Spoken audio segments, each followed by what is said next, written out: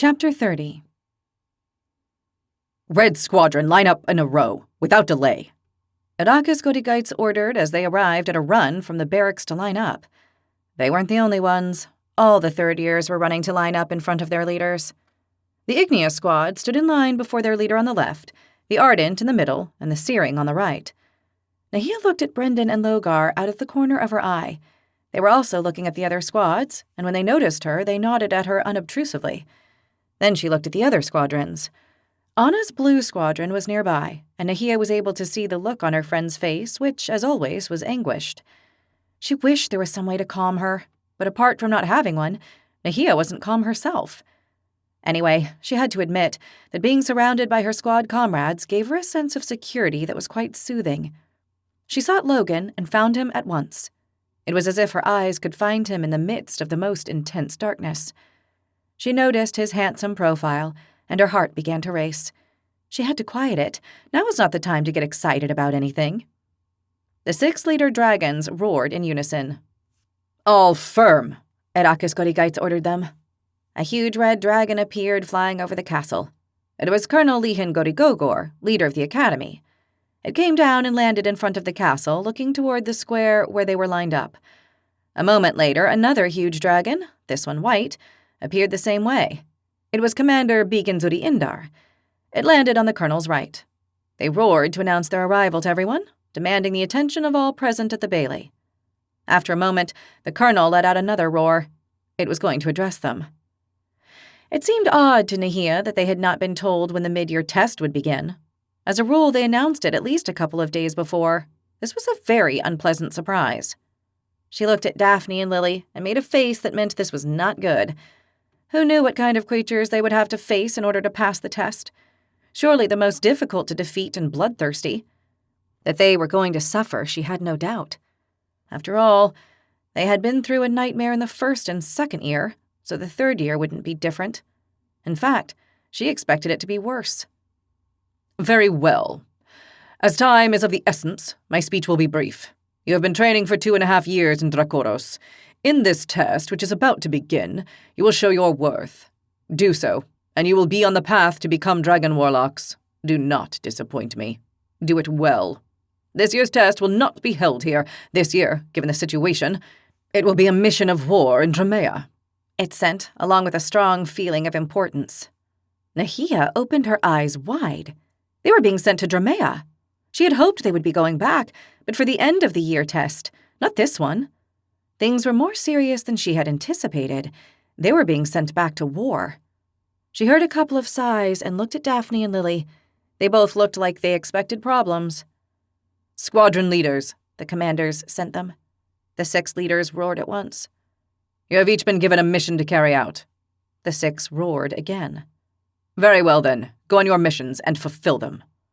They did not even have time to assimilate it. "We leave immediately. We will now be brought to the field gear." A group of Turgnamus appeared from the administration in a single-file line. They were carrying backpacks and weapons. Nahia thought that Hiputs, the supply manager, must have known this was going to happen, since they had to prepare the gear for all the squadrons. She wondered how many other things the bad-tempered supply manager knew about. They were given a longsword, a dagger, a shield, a battle sphere, and the backpack. Nahia was already used to the weight of the weapons, but the backpack added an additional load she would have to get used to. They had already done it the previous year, so she didn't foresee any trouble. Once they all had their equipment, the line of Turgnamus vanished into the long administration building. "Red Squadron, we march," Edakis Godigites ordered. They started out, and with them all the other squadrons. They marched in perfect formation as they had been taught. First went the white squadron, then the blue, brown, crystal, and black, and finally theirs, the red squadron. They left the academy and headed to the arrival gate, where they would take the portal to leave the realm of Kalutrum, where they currently were, and enter the 6th realm of the dragons. It came to Nahia's mind that this was the only neutral realm not ruled by any of the 5 clans. Now they were heading to one that was, that of the Red Dragon King. In its realm, everything belonged to it, including the humans on the surface that were its servants. They reached the arrival gate, and Nahia felt a shiver when she saw the pearl. That was the only way to enter or leave that realm, at least for the slave races. Not for the dragons. They could always fly down to the surface of Craido. In front of the Pearl, surrounded by the 6 lookouts, the guardian of the gate was waiting for them. Sare Urden Olto, the great blue dragon. The leaders conversed with it, and shortly after the great silver sphere that was the portal took shape above the Pearl. They got ready to cross, and they all entered the portal at an order from their leaders. They appeared at a Pearl Nahia recognized. They were in the realm of the Red Dragon King. Several dragons appeared flying over the portal. They were watching them. This was nothing strange. It was due to the great rivalry between the 5 dragon clans. From there, they made another journey, which was already familiar, to the Great Pearl of the Red Dragon King, which allowed travel to distant continent worlds. There, the great portal that would take them to Tremia would open. Nahia was nervous about returning to Egil's world. She wondered if she would have the chance to meet with Lasgol, Camus, and the Rangers. She would have to wait and see, since they didn't know what their mission would be yet. Only that it was in Tremia. The Red King's dragons escorted them, flying above them until they arrived at the Great Pearl. They found it surrounded by a multitude of human soldiers and their carts with supplies. There were dragons flying over and around it, as if watching over it. They had not yet opened the Great Portal. "Stop! Maintain your formation!" Irakis Godigites ordered them once they reached the south side of the Pearl. Suddenly, the colossal portal began to take shape. Above the lookouts that surrounded the Pearl, a dozen silver dragons flashed in their efforts to open the Great Portal. It took them some time. When the great silver sphere finally formed, they all marveled at its colossal size and power. "We have permission to cross. In formation, to the portal," Irakis Godigites ordered. They headed to the ramp that went up from the ground to the top of the Pearl, not without trepidation. They all ascended to the portal, and a moment later they were jumping in. They woke up in camp tents which already looked familiar.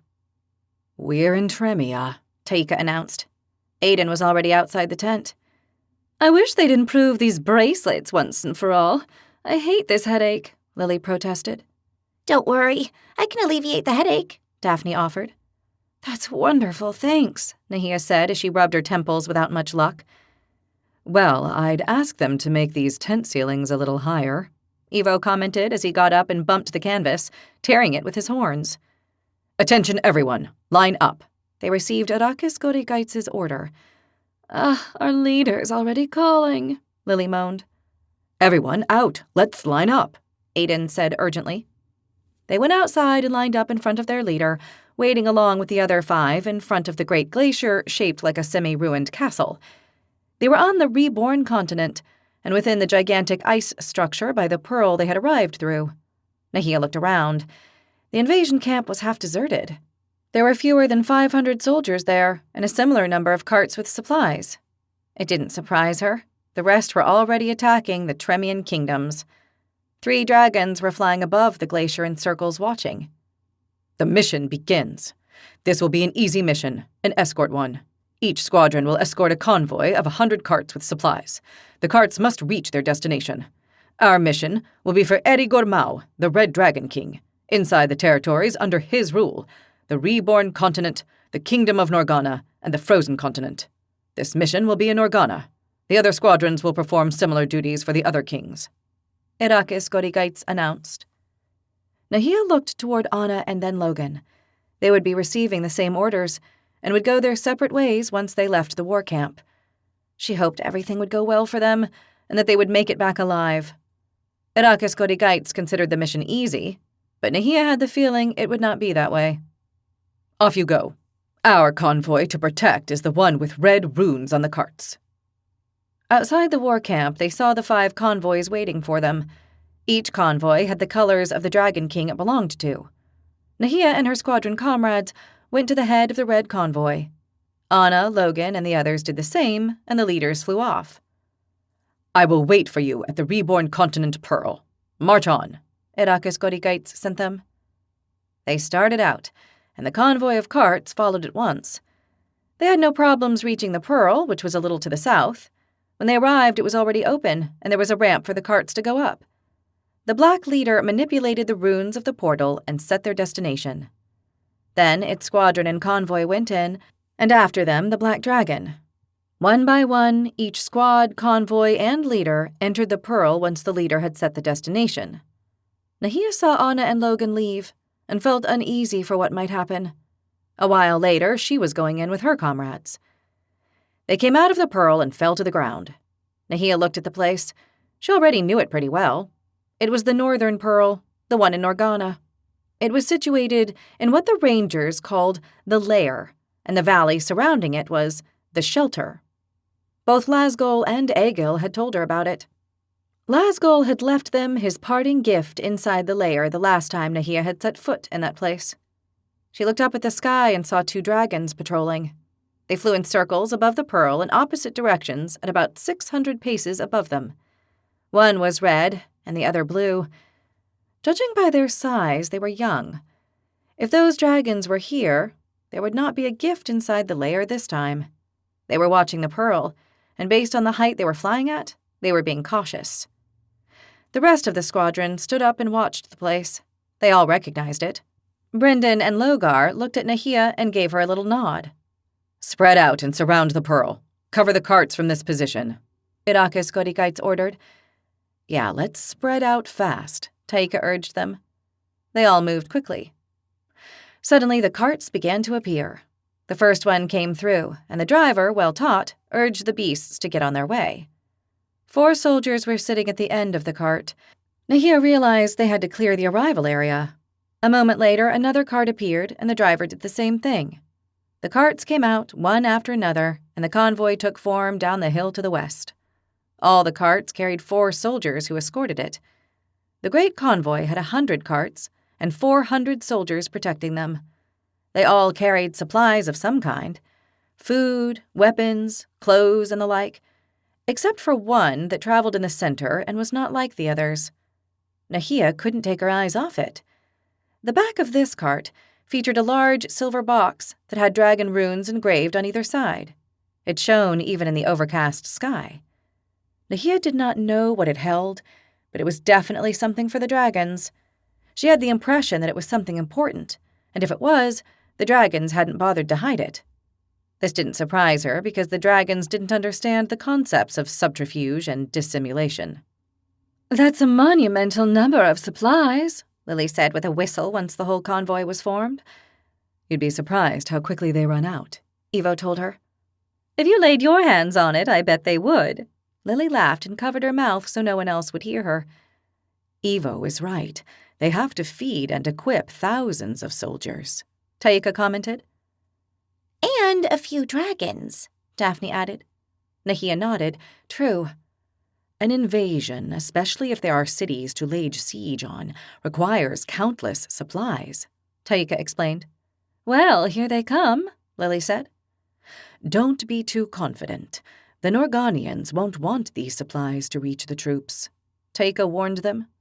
"You think they'll attack the convoy?" Daphne asked him. "They very well could.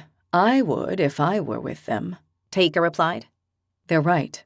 Hungry, weakened soldiers don't fight well. Besides, they lose morale," Evo said. "Will they steal the supplies?" Aiden asked. "They'll destroy them if they can't steal them," Taika guessed. "That's something only cowards without honor would do," Aiden stated. "We're at war. There is no honor in war, only survival," Evo told him. "Well, whatever it is, this isn't going to be an easy escort mission, is it?" Daphne asked. "I doubt it. This has high odds of becoming complicated," Evo replied. "Well, that's nice," Daphne protested, wrinkling her nose. Nahia looked at the wide valley surrounded by tall mountains. Everything looked quiet. A hawk flew out from the trees, flying at top speed and soaring up to the covered sky before disappearing into the clouds. She didn't know exactly why, but Nahia remembered what the Griffin King had told her. There's nothing a dragon fears more than... That hawk was flying so fast and maneuvering with such ease that it would be impossible for a dragon to catch. She felt better. The dragons were formidable, but they could never beat a hawk. "We follow the convoy," Irakis Godigites ordered. They started marching behind the long line of carts and headed west toward the entrance to the valley. Nahia felt confused. The way in and out of the valley was high up, through a cave at the top of one of the peaks. How were the carts going to go that way? Chapter 31. They traveled the valley, which was already covered in snow in several areas. They were at the end of autumn, and in that region of Tremia it was already snowing heavily. The whole mountain range surrounding the valley was painted white. Not just the highest peaks, but the whole mountain almost to its base. The temperature was also cool, but without getting very cold. Their clothes would protect them in any case. They reached the end of the valley, and Nahia still had the same question in her mind. How were the carts going to get out of the valley? What she saw left her with even more questions. All the drivers and soldiers got off the carts when they reached the end, at the foot of the high range. They started climbing to the cave Nahia was already familiar with, which had an exit on the other side. The carts, though, were staying there. It made no sense. Were they going to leave all those supplies there? And what about the strange silver cart? "This is very weird," Lily commented. "They can't just leave the carts with food here," Ivo said, who didn't like the scene at all. "I doubt they'll do that. The soldiers need these supplies to continue the invasion," said Taika. "The Dragon Lords will have a clever strategy," said Aiden. "There goes little Rockhead about his beloved Dragon Lords," Lily snapped at him. "They must have thought of something," commented Ivo. "They're not going to leave the carts grouped here. Maybe they've dug a tunnel for them to go through." "I don't see any tunnel, and the drivers left them behind," said Nahia. "Well, if it's not by land, it'll have to be by air," Taika reasoned. As the Felidae tiger was finishing his sentence, 4 young dragons came down from the sky. With their front and back claws, they each grabbed a cart and lifted it. The draft animals were left hanging, held by their strong harnesses. The dragons rose until they cleared the range and vanished on the other side. Yep, it's by air, Daphne nodded. "How smart is our tiger?" Lily smiled. Taika shrugged. "It's only logical." "Cross to the other side of the range and protect the carts. The Igneous Squad will protect the west, the Ardent the east, and the Searing the north until the carts start moving on." They received Arrakis Godigites' message as it flew above them. Nahia thought that if the Norganians wanted to attack the convoy, this was a good moment. All the carts were at a standstill and disorganized. It would take them a while to organize and form the long line once more. She thought again and realized that despite the slight chaos, there were 4 dragons working and 1 watching over the carts. They would need many archers to attack with any chance of success. There was a thick forest to the north and another one to the east. They could be hiding there, but if there were rangers out there, she would never see them, that was for sure. The 3 squads watched the surroundings with alert eyes, but nothing happened. The convoy reorganized and began its journey anew. Nahia felt disappointed and relieved at the same time. The former because she didn't want the supplies to arrive. No supplies meant the dragon army would not be able to fight and would lose morale. The latter because she didn't want the soldiers accompanying the carts, humans mostly, to die in an ambush. Then she realized they could also die in the ambush, and the idea seemed even less appealing. A few hours later, the convoy was moving along the road heading north. Arrakis Godigites had ordered them to split up. The Ardent squad was in the lead, the Searing squad in the rear, and the Igneous in the middle. Their leader was flying over the column of carts, making sure the way was clear. Nahia could see the silver cart right in front of them, and of course, she couldn't stop wondering what might be inside. "What do you think is inside?" she asked Daphne. No idea, but the engravings are dragon runes, so something bad for sure. "Now we know why they don't teach us to interpret dragon runes at the academy. It's so we won't know what's inside their secret boxes," Lily said. "You're not wrong," said Aiden. "I'm not?" Lily looked at him with interest. "No, indeed you're not. Among my people, it is believed that the dragon runes have a meaning of their own, as if it were a small tome, and its language is secret. Only the dragons know it. Those runes likely indicate the nature of what's in the silver box." "Besides being irresistible and charming, I'm smart. I have everything," Lily said, beaming. "It must be something important," Nahia commented. Whatever was inside of it called to her. She felt the scale at the back of her neck to check whether it was burning, but it wasn't. It was not indicating that it had anything to do with her destiny. Perhaps it was not calling to her, and it was only a feeling brought on by the intrigue she felt. It might only contain gold and precious stones to bribe rulers and buy mercenaries. Aiden looked at her with astonishment. Our dragon lords don't need to bribe rulers, and least of all buy mercenaries without honor. Of course not, Granite Head. Wars are won by themselves. Your beloved dragons arrive at a continent world, everyone surrenders at their feet, and the world is conquered. It's that easy, Daphne said. Exactly what's happening here, Lily added. I didn't say... Well, Aiden did not know what to say and looked ahead with his chin up. Don't worry about that box. What's important is doing our duty and getting out of this mission alive, Taika said. Everything else is secondary. That's a great truth, Evo agreed. Let's focus on surviving.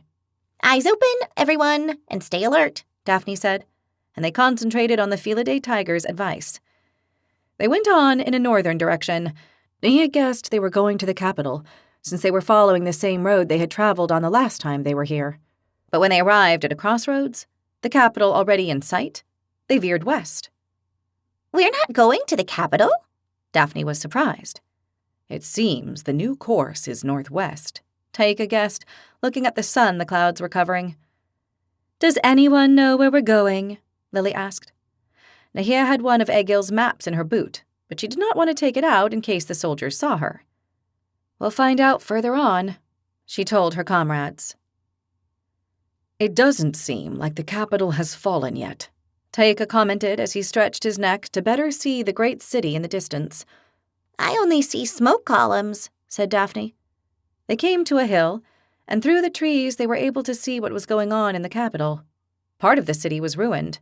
Another part seemed to be on fire, columns of smoke rising into the sky. But the walls seemed to hold, and the doors were walled up with metal and rock. Is it just me, or is the city still standing? Lily asked. It hasn't fallen. They're withstanding the dragons, said Nahia, shocked and thrilled by such an accomplishment. Check the war camp of the Red Dragon King, Evo pointed out. I can also see smoke columns. True, it looks like they've been attacked, Taika said. I count fewer troops than when we were here, Daphne said, who could now see better. There are also fewer dragons. Look, said Nahia. About half a dozen dragons were flying over the city, making attacking passes to rise again to the sky. Above the war camp, another half-dozen dragons flew in circles and seemed to be watching the area. The attack on the camp is recent. They still haven't managed to put out all the fires, Aiden said, shocked. What's burning are the supply carts and the store tents, Evo noticed.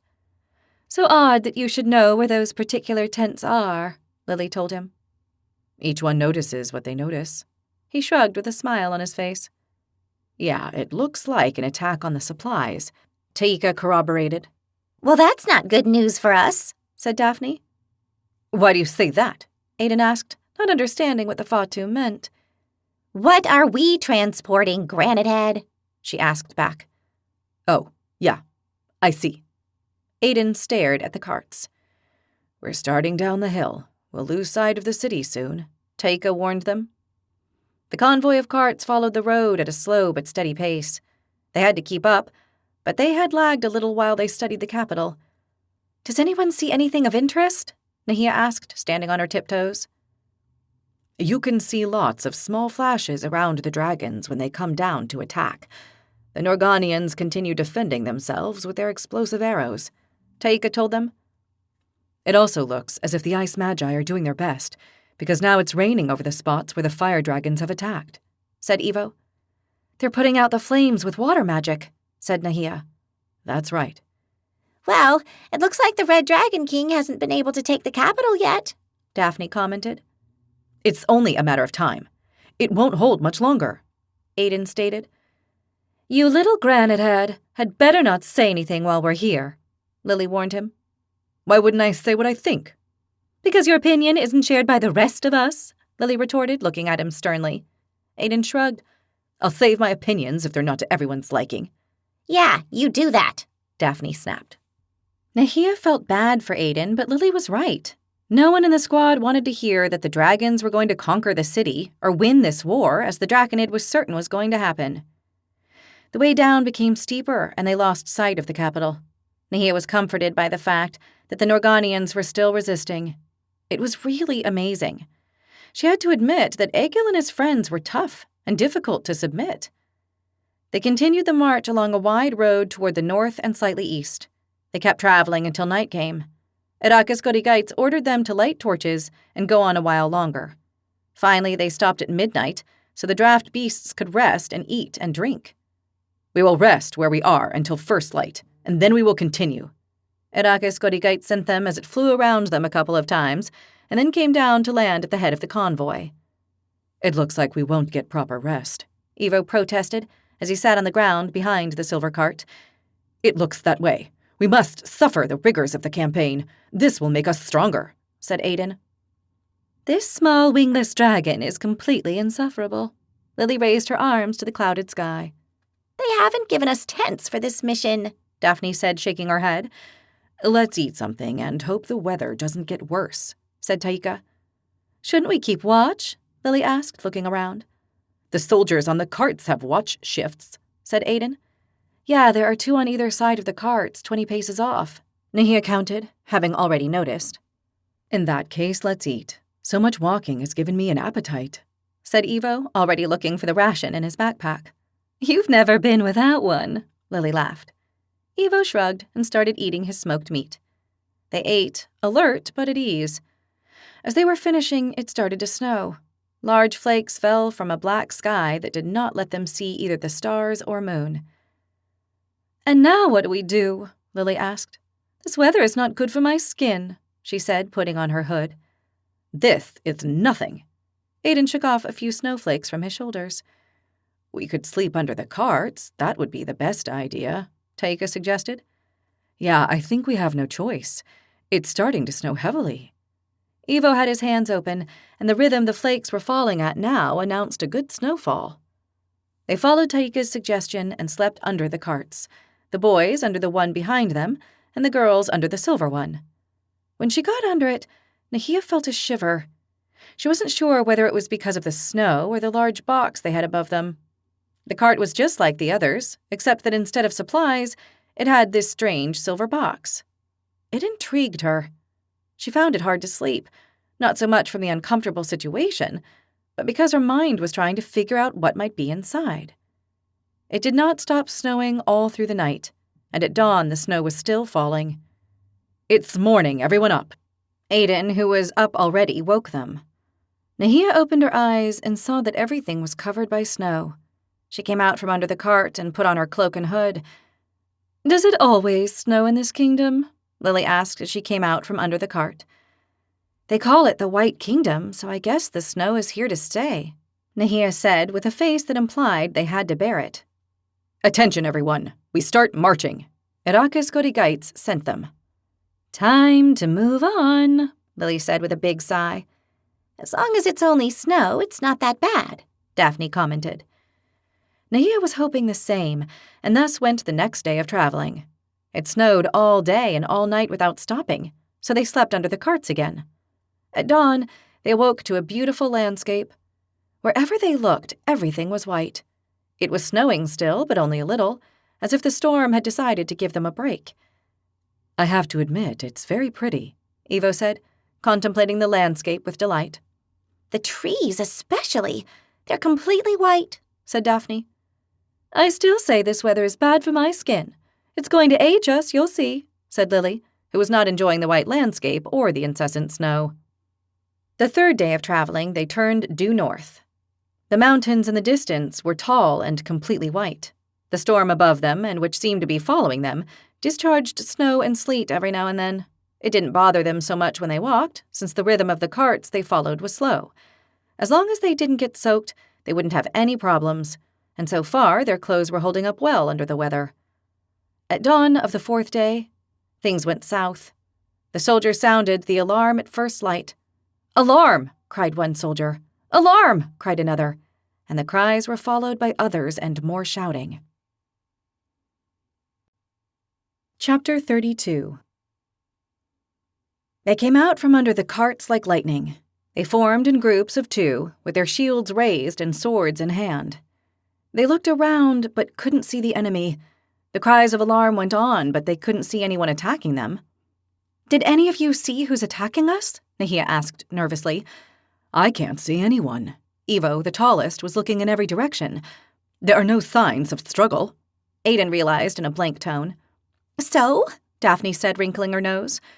"Alert! Sentinels have vanished during the night," Edakis Godigites sent them, along with a feeling that was a mix of rage and frustration. It flew over the column of carts. Its enormous shadow looked like a giant specter out of a nightmare. Nahia looked at the carts in front and behind. There were no soldiers missing on them. Each one had 4. Then she looked left and right and saw that several soldiers a little ways ahead and also further behind were looking in what seemed to be the spots where the sentinels had vanished. "Let's go and see what's going on," she told her comrades. "It's not prudent." Taika stopped her. "We have protection between the carts. Beside the road, we'll be out in the open." Taika's right. Evo nodded hard. "Out there is nothing but snow and more snow on flat land. There's nowhere to hide. Besides, our leader hasn't ordered it," Aiden added. "All right, let's be sensible." Nahia nodded. She wanted to find out what had happened, but she knew her comrades were right, more so in this land where there were plenty of archers. For a long while, the soldiers searched for their missing comrades without success. The snow that had kept falling during the whole night had erased any prints. There was no way to follow a trail. Not far off, on both sides of the road, they could see forests. Nahia guessed the sentinels had been taken there. "Why have they taken the sentinels, and why haven't they attacked us?" Lily asked. "That's a very good question, and I can only think of one answer," Daphne replied. "It might be some kind of mental game," Evo suggested. "Mental game?" Aiden asked blankly. "They want to scare us," Taika explained. "No one scares me. I'm a draconid," Aiden said stiffly. "Yeah, but those poor soldiers might have been frightened, Rockhead," Lily told him. "Oh, I hadn't thought of that." "Yeah, thinking isn't exactly your thing," Daphne replied. "I think it's an intimidating tactic. Besides, this way they take no risks," Evo reasoned. "Well, since you're the expert on all things mental, why don't you start telling us what you think the enemy is doing with us?" Lily said. "I'll try, but interpreting the enemy's actions isn't simple." Evo smiled at her. "Make a move. We keep going." Edakis Godigites sent them after checking the whole area and finding nothing. "Keep going? And what about the poor wretches who have been captured?" Nahia could not believe it. "They must have been taken away. I doubt they're still around," Taika told her. "They'll have killed them. It's the most efficient solution," Aiden said, convinced. "Could you be more of a granite head?" Lily cried, unable to believe he had made such a comment. "Have a little compassion, you heartless draconid," Daphne said reproachfully. Aiden looked at them as calm as could be. "We're at war in enemy territory. It's the most likely thing, and you all know it. If you want to tell each other children's stories to feel better, go ahead." Nahia knew Aiden was right, but she didn't want to admit it. She wanted to think they were still alive. "In any case, we should try and find them." "That's not the mission," Aiden corrected her. "Even so, it's the right thing to do," she replied. "In war, the right thing is rarely done," said Evo. And on that occasion, it was not done. They continued on their route north. They had no idea where they were headed or how long it would take him to get there. Edakis Godigites had not told them. This didn't surprise them, since it only informed them of what needed to be done, nothing else. Not knowing only increased everyone's uncertainty. Nothing strange happened during the next 3 nights. Nahia and most of her comrades barely slept, expecting a new attack that never came. But on the 4th night, more sentinels vanished. With the first light of day, the soldiers sounded the alarm again. "Everyone, be alert! The enemy is near!" Edakis Godigites sent them as it started reconnoitering all the land around the convoy.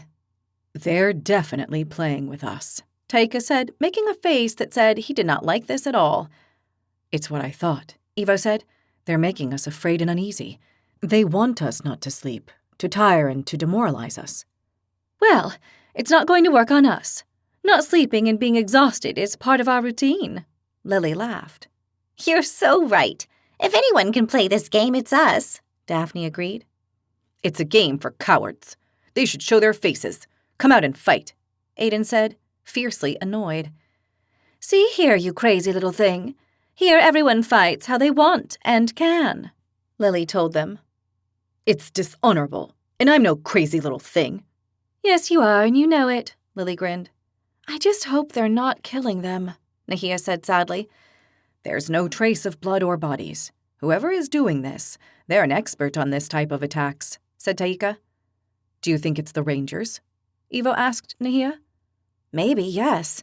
They have specialists who can hide in the mountains and forests and survive for days without anyone finding them, Nahia explained. Yeah, Ego told us they're experts at camouflaging themselves in the forests and mountains, even more so in the winter, Daphne added. If it's them, I don't think they'd kill the Sentinels, said Nahia. Didn't they also have assassins? Lily asked. Nahia nodded. They do, but I hope they haven't sent them. Whether it's them or not, Irakis Godigites hasn't found them, said Ivo, pointing at the great red dragon as it zigzagged in low passes along the column of carts in the surroundings. What I said! They camouflage themselves in the snow-covered environment, and the dragon can't find them, Daphne commented. Move on. Keep marching, it ordered after a while, seeing it could not locate the attackers or the missing sentinels. I hope they don't kill them. Nahia felt awful for not being able to do anything about the missing soldiers. They went on and arrived at a deserted village. If anyone had ever lived there, they had left a long time ago. It was the consequences of war and having a main road nearby. They had gone by 2 other villages, and in one of them they had seen people. The other one was deserted. They seemed to have left the villages near the routes the troops went by, like the one they were on. The following day, Irakis Godigites stopped them. They have blocked the road. Everyone, be alert to a possible attack. It sent them with a feeling of rage and alarm. 6 huge trees had been felled and laid across the road, preventing the carts from going on. This is indeed a textbook ambush, said Taika, looking everywhere. Let's not get nervous. Shields up and alert, Daphne called. For a moment, they all waited to be attacked. The soldiers were frightened and surrounded the carts, betraying the fear they felt. A while went by, but there was no attack. Irakis Godigites came down upon the trees, and with its claws picked them up, freeing the road of obstacles. If they're playing with us, Aiden said angrily, our leader shouldn't be doing this. Let it work a little. It'll be good for our leader. It might bring it down a peg or 2, said Lily. It's the first time I've seen a dragon do something useful, Daphne commented. Aiden cursed in his language and ended with a lack of respect. The others ignored him.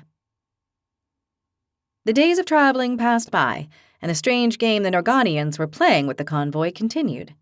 Every 2 or 3 nights, sentinels vanished, or their road was blocked, and Irakis Godigites had to work hard to clear the path more than once. Suddenly, at the head of the column, they heard several explosions. The soldier sounded the alarm, and everyone looked at the origin of the sound. They are attacking the head, Irakis Godigites sent them, as it flew low over them to get to the front of the line. Have they caught the Ardent squad? Nahia asked, very upset. I think so. And the first cart, Aiden said, standing on the side of the road and looking ahead. Oh, no, Lily put her hands to her head. I can help them, Daphne offered as she looked toward the site of the explosions. Perhaps I can too. Ivo joined her. Let's go see what happened and help. Nahia was unable to hold back and started running. We haven't been ordered. Aiden's protest was left behind. They had all run off except for Aiden, who remained at his post. But when he saw the others run off, he cursed under his breath and followed them. They arrived at the head of the convoy and encountered a troubling scene. 3 of the squad lay wounded on the ground. Nahia recognized Cordelius, the Capro, Evelyn, the Fatum, and Elsa, the Scarlatum. Around them were Brendan, Lara, and Drader. The human, panther, and draconid were looking everywhere, hiding behind their shields. Behind them, the draft beasts of the first cart were lying badly wounded on the ground. Cover the wounded, Nahia said as they arrived. Let's form a circle, Taika told them. They stood around the 3 fallen who were hurting on the ground, closing the half-circle formed by their standing comrades. What happened? Nahia asked. We stepped on some kind of traps on the ground, Brendan told her as he looked at both sides of the road. There were elemental explosions of fire and earth, Drader explained. I managed to jump to one side when I felt the trigger go off, but they couldn't, said Lara, looking at their wounded comrades on the ground. I'll see how they're doing, said Daphne, and setting her shield aside, she sheathed her sword and knelt to see to the wounded. Did you see anyone? Taika asked. No one. Brendan shook his head. The traps had been set beforehand and were well hidden. There was no sign of them, Lara said. There's nothing to be seen on the ground. It's covered with snow, Drader said. They have burns and lacerations on their feet and legs from the explosions. I'll cure them as best as I can, Daphne said. Tend to my comrades first, Cordelius asked her. All right. Daphne nodded and started working on Evelyn first, who was writhing with pain. The soldiers behind her checked on the 2 draft animals. They could do nothing. They had already died. The first cart could not go on. There is no one nearby. I will search again, Irakis Godigites informed them, flying low over them. I doubt it'll find anyone, said Taika. I doubt it too. Brendan joined him.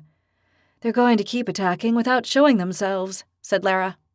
In the defensive circle, they were tense and looking in every direction, but they were aware that they would most likely not be attacked.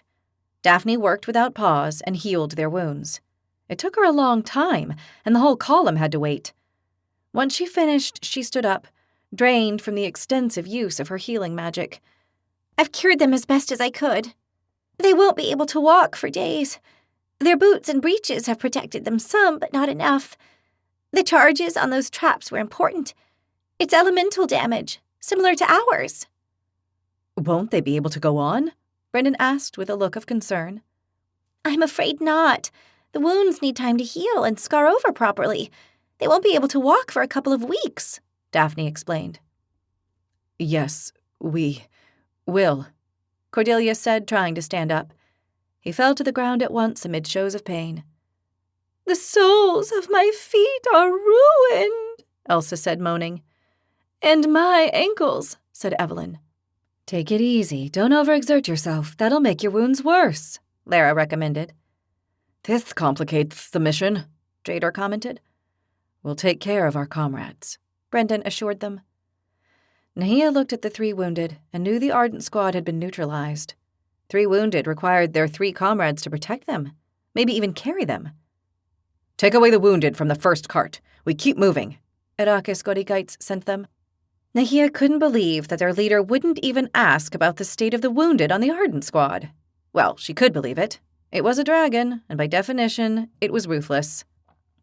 They got Cordelius, Elsa, and Evelyn on the 5th cart where they carried clothes, making them comfortable. The soldiers moved the first cart off the road and shared the contents among the next 3. It seemed to Nahia that this was overloading them, but Irakis Godigites' orders were never contested. Ignia squad, you take the lead now. Make way, move on, it sent them, and flew low over their heads to emphasize the message. How nice. Now we have to go first and step on explosive tramps, Lily commented, filled with irony. No, look. Taika pointed at a group of soldiers with spears who got in front of them, about 100 paces ahead.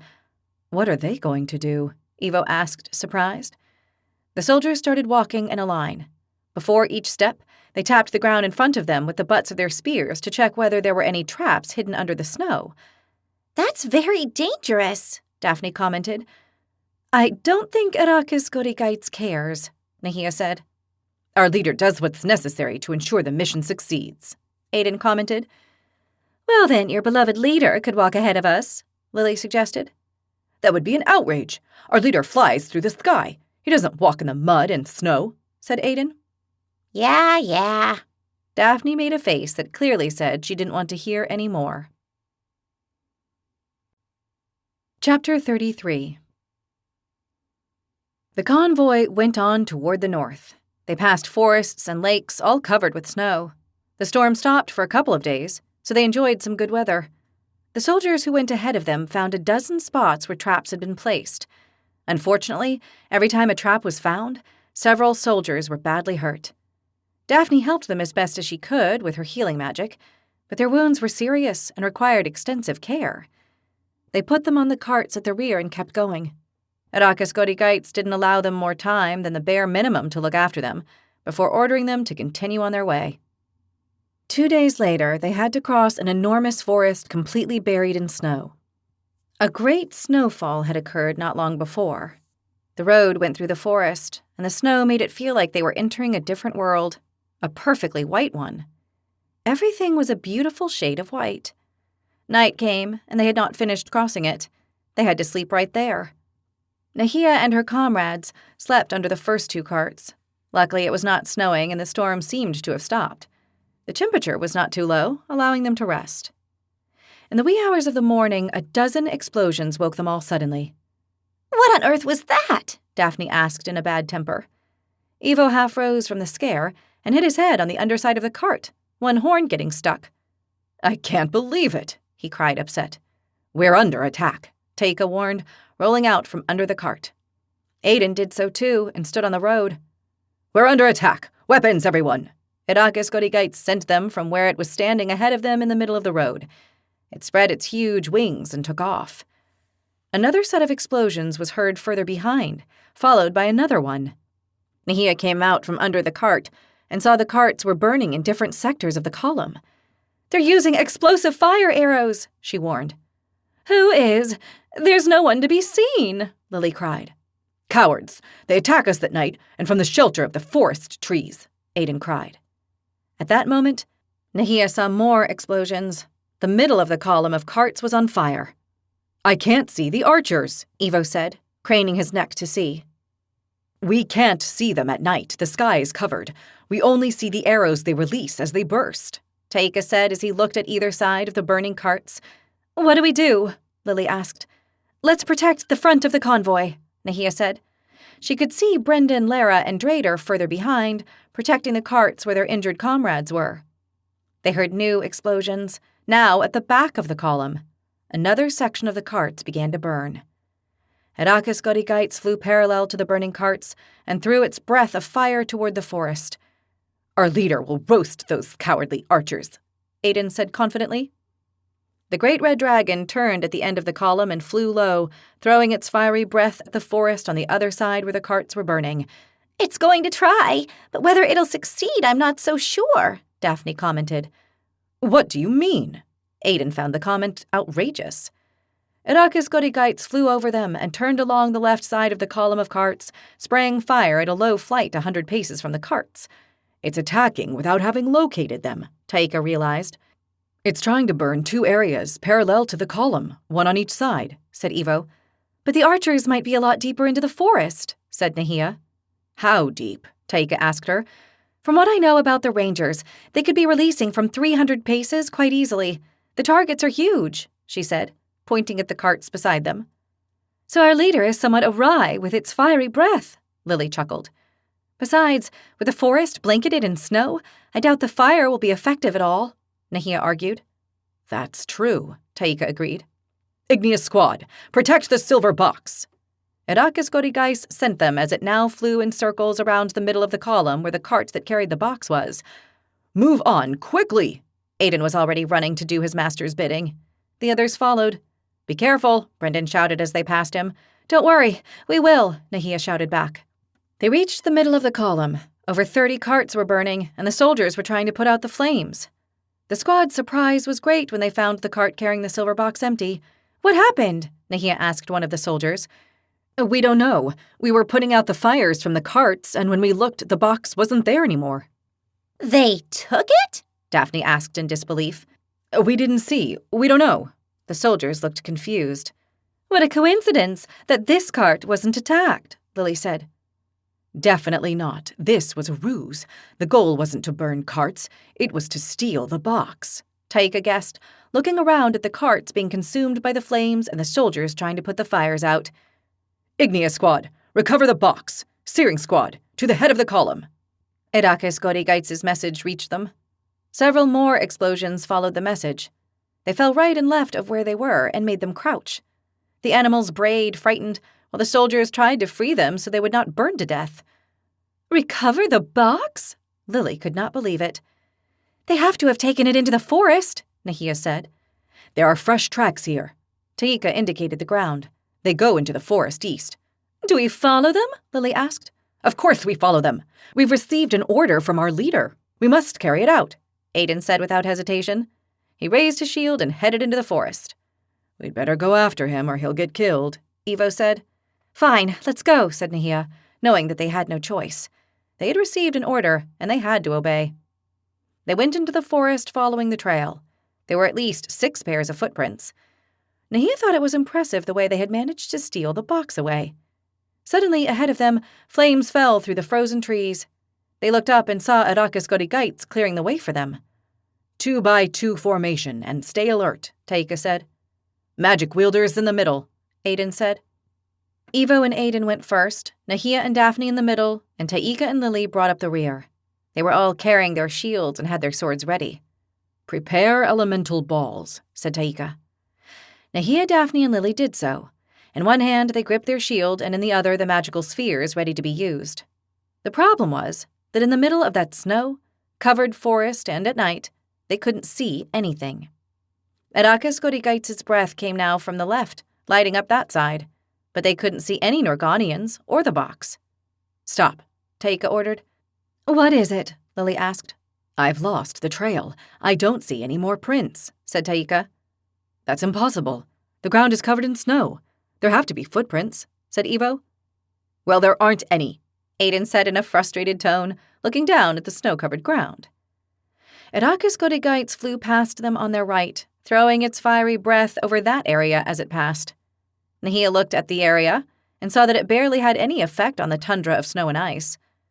As they had traveled north, the temperature had dropped, and there, in the middle of the frozen forest, Nahia felt the cold more than on the road, protected by the carts. The fiery breath of the powerful red dragon was achieving little other than illuminating the areas, but they hadn't seen anyone in the trees either. They've erased them, said Nahia. Is that possible? Lily asked. It's the only possible explanation, Taika agreed. If that's the case, they must be rangers, Daphne guessed. Yeah, and we're in the middle of a snow-covered forest. Nahia looked around. Our odds aren't good, Daphne shook her head. We have to follow orders. Forget about the danger. It's our duty, Aiden reminded them. And where are we going then, Granite Head, with a death wish? Lily asked him. Aiden looked around. I don't know. Go east, I've found the box. They received Arrakis Godigites' message. Let's go, in formation. Taika set the pace. They moved through the snow-covered trees and thicket. Nahia looked up, but now the white trees didn't let them see more than small patches of darkness that came through. They seemed to be in a dreamscape, surrounded by white everywhere with hints of nightmare breaking through. They trod firmly and carefully with every step they took, because under the layer of snow that covered the ground, there might be branches, roots, rocks, and other things that might make them miss a step or stumble. Luckily, the space between the trees let them pass, and they didn't have to maneuver too much. Arrakis Godigites threw its breath on an area and maintained it there. It was where it wanted them to go, so that is where they headed, taking extreme care in case there were enemies nearby. They reached the spot, and indeed the box was there, half buried in the snow. Here it is, said Lily. I don't see anyone around, but be careful, Taika warned them. How did it see the box from above, buried in the snow? Ivo wondered. It didn't see it, Nahia told them. Didn't see it? Then how? It's the runes. They give out power. I can feel it, Nahia said, noticing her skin crawling. Daphne walked up to the box and laid her hand on it. I can feel it too. It radiates dragon magic. Your hair is standing up, Lily said. Daphne stepped back and her hair dropped. Bad news. It's open and there's nothing inside, Taika said as he looked inside the box through one of the opened sides. It can't be. Aiden hastened to check. Empty, he confirmed and looked around. Arrakis Godigites flew over them. It seemed to be about to land, but flew past, seeing there was no room to land between all the trees everywhere. It was too large a creature to be able to land in the middle of the forest. Aiden and Taika took the box and lifted it to show that it was empty. The contents have been stolen. We must find it. Taika and Aiden lowered the box. Do you see any tracks to follow? Aiden asked Taika. The Felidae tiger bent down and checked the surroundings. He shook his head. They buried the box and erased their footprints. Keep to the north. I can feel the power of the stolen object. They received the dragon's message. They moved on in formation, slowly but steadily, alert to every tree and bush covered with snow. In that mix of darkness and white, it seemed that at any moment an enemy would appear from behind a tree. They proceeded nervously. They arrived at a ravine that went north. Edakasgodigites flew over, also north. Suddenly, the ravine became deeper, and stretches began to appear that were filled with earth and brush. They reached a point where the ravine was completely covered with earth. There were even trees on top. "Do we continue this way?" Lily asked in a tone that indicated danger. "The trail says they went through there," said Taika. "It makes sense. They went under the surface so the dragon couldn't find them," said Evo. If we go in there, it'll be very dangerous. Daphne also recognized how risky the situation was. "There's no choice. We must recover what they've stolen," Aiden said. As if enforcing what the Draconid was saying, they received the message of their leader from the air. "Do not stop. Keep going. Recover what has been stolen. It is of great value." "We go on," Aiden said. "Very carefully," Nahia warned them. They entered the covered area of the ravine. A moment later, they realized they were now traveling along an underground passage. Over their heads were earth and tree roots. "We need light. I can't see a thing," Taika said. Aiden, take my place, Daphne said as she stepped beside Taika. The ball of light she had ready in her hand began to give off light and lit up their surroundings. "Great," Taika said gratefully. "Shields up. Keep quiet now. Sound can travel quite far through enclosed spaces," Taika told them. The others nodded. They went on along the ravine, which was now a wide tunnel of earth. They saw footprints on the damp floor. They were not hard to follow. Nahia thought they hadn't hidden them in their haste, or perhaps because they did not think they would follow them this far. They came to a wider area that opened up in 3 directions, one north, another east, and the third one west. One tunnel followed each direction. Taika studied the tracks on the floor and saw that they went on to the north. He motioned for the group to take that passage, and the others nodded. They went into the tunnel that led north. Nahia thought they couldn't be too far. At the other end of the tunnel, wherever it went, it had to be a way back to the surface. Under Taika's and Daphne's feet, there was a click. "Oh, no," muttered Taika. 2 earth traps exploded with great thunder and strength. They filled the tunnel with earth and dust, stunning and blinding substances shooting out. Being inside the tunnel, the explosion was intensified, since it bounced off the walls of the passage. They received impacts from every direction, as if they had been hit with a tremendous ball of earth that had burst into 1,000 pieces. They were half deaf, completely stunned and blinded. Daphne fell. Taika felt the Fatum fall and tried to help her but lost his balance. His ears were ringing and his head was reeling. Nahia tried to keep her balance, but she bumped into Aiden. "Retreat!" cried Taika as he fought to get back on his feet and grab Daphne's hand. Evo and Lily retreated, stumbling to the fork, unable to see anything. They were the ones who had suffered less from the impact of the traps. Nahia and Aiden, half deaf and blind, tried to retreat, but they were dizzy and fell. They began to crawl. Taika managed to grab Daphne and drag her back. Evo managed to see something out of one eye. "Enemies!" he cried. An instant later, an air arrow hit him in the chest. It burst, and Evo received a discharge like a lightning bolt that knocked him down and left him shaking on the floor. Lily was able to clear her head a little. "Evo!" she cried when she saw him on the floor, and then she was hit by another arrow in the chest, this one of earth. When the tip burst, it stunned and deafened her, incapacitating her. Nia couldn't see anything between the smoke and the earth that surrounded them and the little vision left in her eyes. She tried to gather energy to use her magic, but she found it impossible. Her head and ears were hammering with such force that she could not concentrate enough to use her magic. Taika and Aiden managed to stand and sought to confront their enemies, but they could see nothing in the midst of the cloud of stunning substances that surrounded them.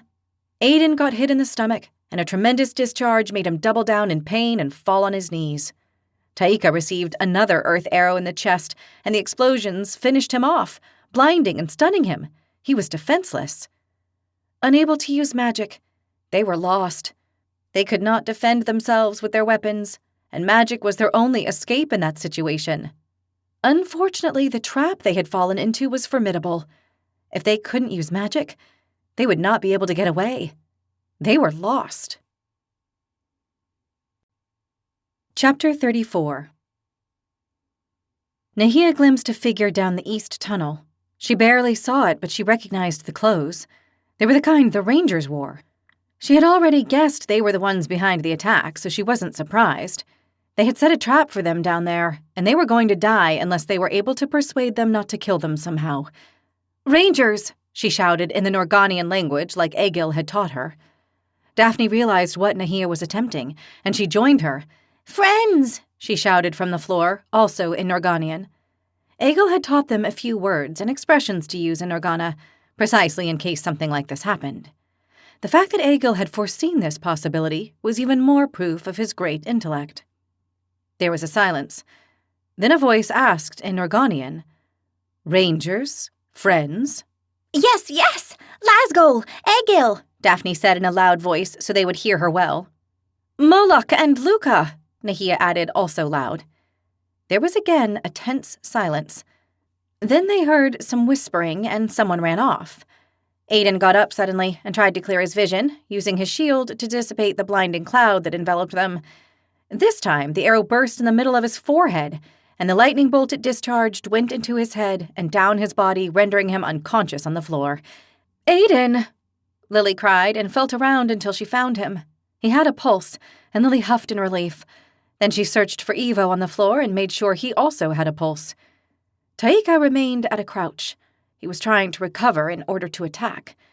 The cloud of blinding and stunning dust, earth, and other substances faded gradually. They began to be able to see. Nahia could glimpse out of one eye. The other one was useless for now. Her head was beginning to clear as the hammering subsided. She looked right and left. 3 archers, dressed entirely in white, with hooded cloaks and scarves covering their faces, were aiming their bows at them. There were 2 women and 1 man. She could only make out their eyes. Everything else was the color of snow. They looked like beings out of the forest itself, as if they were its defendants, and her friends mere intruders to be hunted.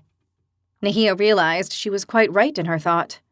After a moment, a 4th archer appeared, the one who had run off. He arrived, whispered something to his partner, and aimed his bow at them. "Everyone stay put," the other archer said. This she understood. Nahia translated, and no one moved. They didn't know what they were waiting for, but it was good for them. Once the dizziness and stunning passed, they would be able to use their magic. The problem was, if the Rangers realized they were using it, they would release at them. Nahia thought about using fire hands. It was almost instantaneous, but that wouldn't help them with the archers entering the other tunnels at over 5 paces each. Her fire hands would not reach them. Besides, there were 2 archers in each tunnel. If they attacked one way, the others would shoot at them. They were in a very unfavorable position. The traps and archers had left them hurt. "No magic," one of the women said. Nahia and Daphne understood. They told Lily and Taika not to use it for the time being until they saw where it all led to. They didn't know what was going on or why they kept them like that, but they simply had to wait. They did so for a long while, so long that Evo and Aiden recovered. They stayed on the floor, following the indications of the archers with their bows. They motioned for the others to mimic them, and they all sat on the floor and waited. Finally, they heard running footsteps, and 2 more Rangers, also in white, appeared from the southern tunnel, the one they had come in through. These 2 greeted the others with a brief nod and came to where the Igneous squad was sitting. They carried bows on their backs, but they did not reach for them. The 2 Rangers took off their hoods and scarves. "Moloch, Luca!" Nahia recognized them. "Hello there, Nahia," Moloch greeted her. Luca smiled at her and gave her a nod. Moloch motioned her to get up. "Friends," Nahia told Moloch, and then pointed at the 4 archers still aiming at them. Moloch looked to where Nahia indicated and nodded. He told the archers something, and they lowered their weapons but remained with their bows armed and staring at them. "Friends," Moloch told Nahia, indicating the squad. "Yes, friends," Nahia nodded. Moloch made a gesture of understanding. Nahia turned to the others. "They're friends. Don't attack. I know them." "They're the enemy," Aiden told her in a low voice. They're friends, accept it. Don't do anything stupid, Daphne told Aiden in a serious tone. "I'll watch him," said Evo. Moloch indicated for them to stand up, and they did so. Lasgol? Camu? Gerd? Nahia asked. Moloch pointed at the floor and shook his head. Then he pointed north and nodded. I see. They're in the north. Nahia pointed in that direction. Moloch nodded. Luca pointed at the group. Squad? Yes, Igneous Squad. Nahia remembered she had told them about her comrades. Daphne, Fatum, Lily, Scarlatum, Taika, Philaday, Evo, Capro, Aiden, Draconid. She introduced them with a wave of her hand, and as she named them, each one gave a nod. Aiden merely made a face. Luca introduced his people. White Foxes, Frida, Alina, Sujison, Gonnas. The four uncovered their heads and took off their scarves at a gesture from Moloch so they could see their faces. Nahia nodded. White foxes, she repeated, doing her best to mimic what Luca had said. Yes, white foxes. Like snow panthers? Yes. Luca nodded.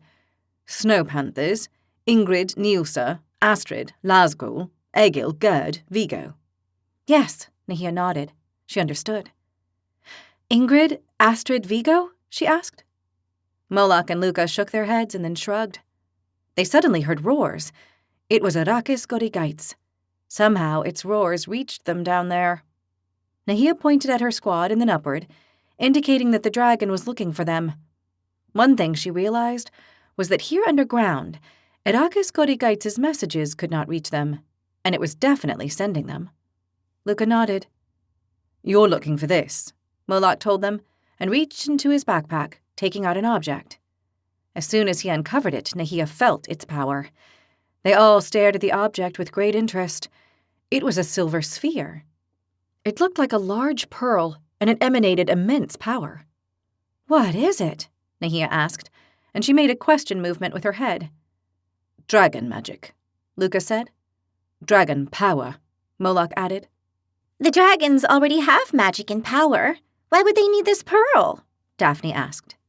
Luca and Moloch looked at her blankly. Daphne pointed at the pearl and then shrugged. Luca nodded. He took his knife from his ranger belt. Aiden tensed at once, and Evo noticed and put his large claw on his shoulder. Easy now, he whispered in his ear.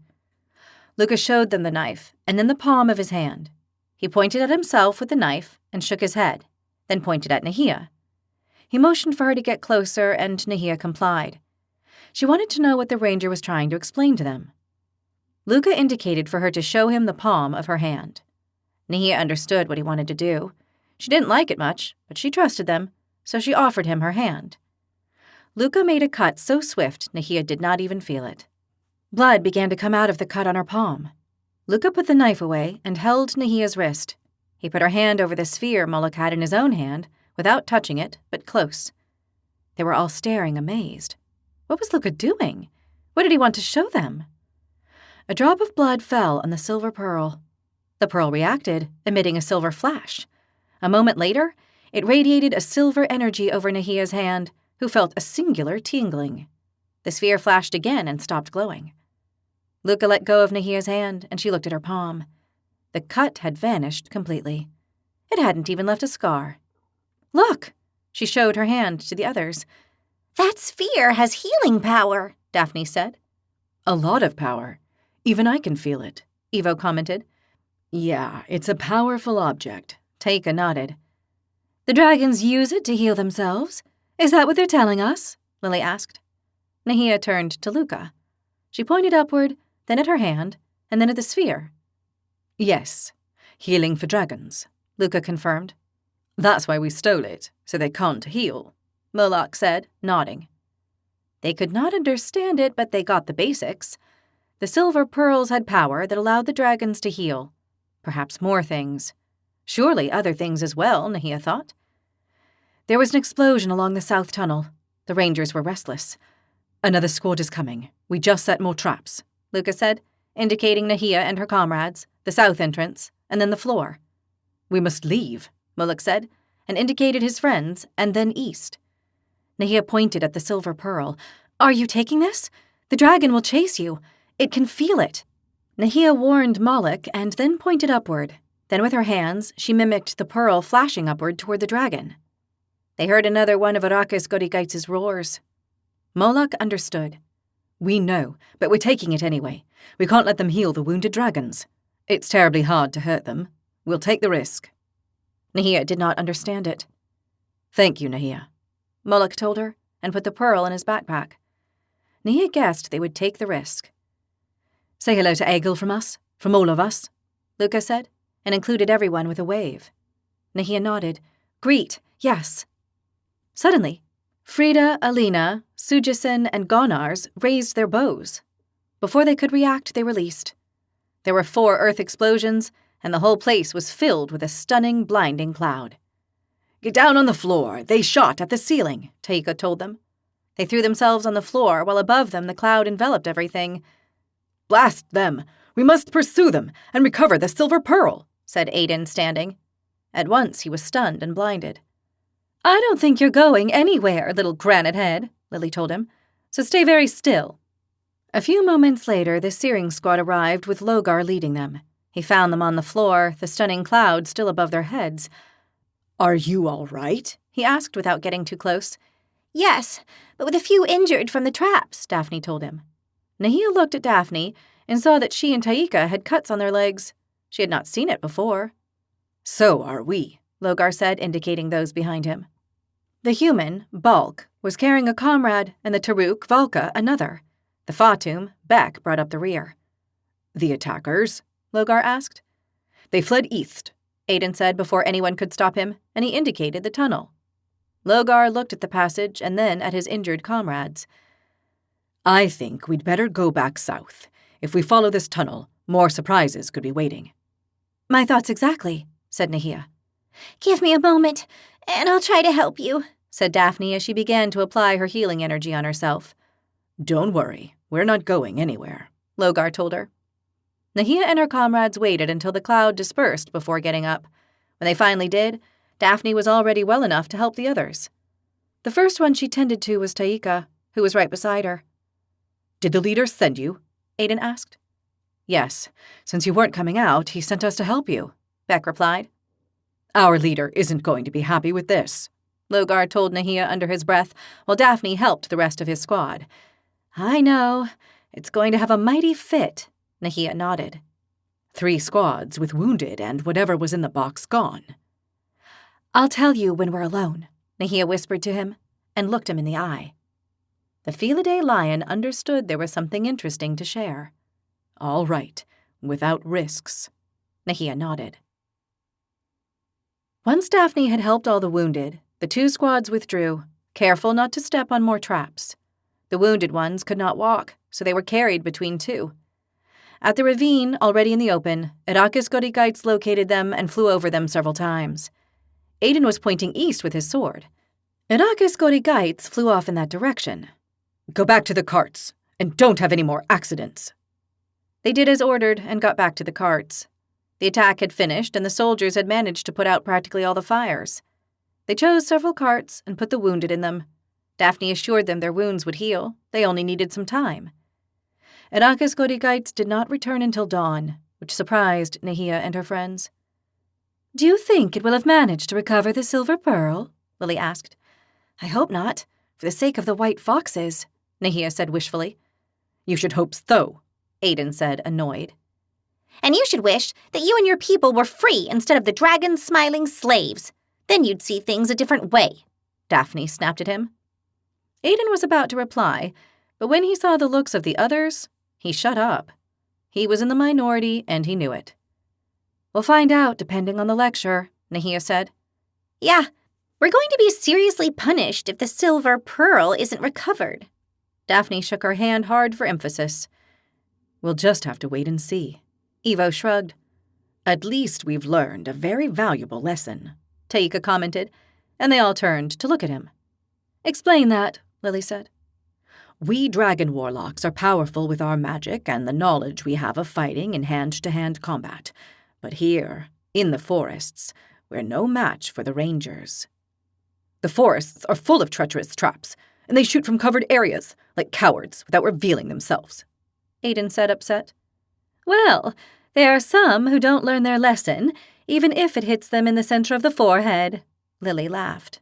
Yeah, it's a lesson the dragons are also learning the hard way, Nahia commented. Yeah, but even though they're like this rockhead, in the end, they'll wake up, said Daphne. Yeah, I'm afraid of that, Nahia nodded. We leave at once. They received the order. Several days went by without attacks or mishaps, and Nahia, who had checked her map, thought she knew where they were headed. She told her comrades. We're going to the walled city of Ulstrin. Where is that? Daphne asked from the cart. It's a point of resistance north of the capital. Egil told me that part of the Nerganian royal army is likely taking shelter there. It's a very difficult city to lay siege to. It's withstood several in the past. Then the dragon army will need supplies, said Taika. And silver pearls for the dragons, Daphne added. We'll soon find out, Taika said, and pointed to the horizon. The road was beginning to slope down, and they clearly saw a walled city on a high plain. It was large, not as grand as the capital, but still a great metropolis. As Egil had foreseen, it was being besieged, and it was withstanding the assault. They could see several dragons flying over the city, and columns of smoke coming from inside it. A part of the Red Dragon's army was camped to the north of the city. They headed there. For a week, they rested in the war camp in Ulstron. During this time, they heard nothing about Akasgodigites, which they were all grateful for. They didn't know what was going on, but this siege was going worse than the one at the capital. On the one hand, there were fewer soldiers and dragons attacking the city, and on the other, the defenders seemed to have reinforcements. The soldiers at the camp told them that shamans from the frozen continent had come down with enormous warriors with skin of ice. They were helping the Nerganian soldiers. Hence, the war camp was north of the city. They could not allow more reinforcements to enter it. They must be the wild people of the ice we encountered before, Daphne commented. They were tremendously strong and ugly, said Lily. I didn't like the gangly ones with the javelins. They looked like they were covered with frost, said Evo. Our armies will defeat them, Aiden said confidently. The shamans must have a powerful magic from what I heard. They make you see and do things, the soldiers say, Nahia explained. That's enchanter magic, Lily recognized. I'd like to see them in action. Unfortunately, they couldn't see anything else. The next morning, Akasgodigites ordered them to form into 3 squads and march on. They were going back to the academy. The mission was over. The return journey was a long one, but luckily quiet. They returned with the empty carts, those that had survived the attacks, led by the drivers. The soldiers who had not disappeared stayed for the siege. They had no other encounters with rangers or any other Nerganians. Since they had all recovered from their injuries, they traveled relatively fast. The only setback was the constant presence of Akasgodigites, since it didn't leave them at any moment. They arrived at the academy and realized they were exhausted. They had traveled an enormous distance, and on foot. Luckily, they did not have to deal with any serious injuries or casualties. What none of them understood was why they had not received any scolding from Akasgodigites, neither on the way nor when they returned. Nahia concluded that it had to be because it had recovered the silver pearl. This made her fear for Moloch, Luca, and the White Fox's fate. Chapter 35. They still had not recovered from the mid-year test when they had to return to one of the hardest classes, one none of them liked. Not only that, but winter had already arrived, and with it the cold and stormy skies. Nahia liked winter less and less. She found it icy, and up here in this floating realm among the clouds, even more so. She found it hard, both physically and emotionally, and her body turned off just like her spirit. For some reason, the snow and the frozen landscapes of Norgana seemed much nicer to her than those of the academy. She blamed the academy itself. It had to be that. She looked up, saw the black clouds that threatened them with storm, and the freezing wind blew in her face. It smelled and felt like damp cold, the kind that got into a person's bones. She definitely did not like winter up here. Ugh, mental magic training again, Daphne moaned with a snort, disgusted. Not one of my favorites. Lily shut her eyes tight and shook her head as if foreseeing what was about to come. And you complain. Evo sighed deep and made a resigned face. I'd rather be in Tremia making rangers' elemental traps explode than go to training now. Lily burst out laughing, and the others joined her. I could say the same thing, Nahia said, patting the Taruk for courage. Although they were all capable now of seeing mental auras and identifying when they were being attacked with a mental attack, not all of them could attack with their minds. Evo couldn't manage it, and that was why he walked to class with his shoulders down, dragging his feet. It's a very tough, frustrating class, but we have to pass it. We must make the effort, Teika said, not walking as nimbly or lightly as he was used to. It was not because of the wounds from the mid-year mission, which had healed well.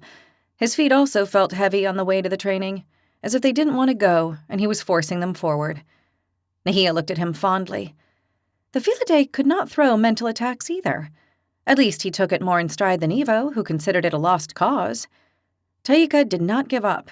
He had a fighter's heart.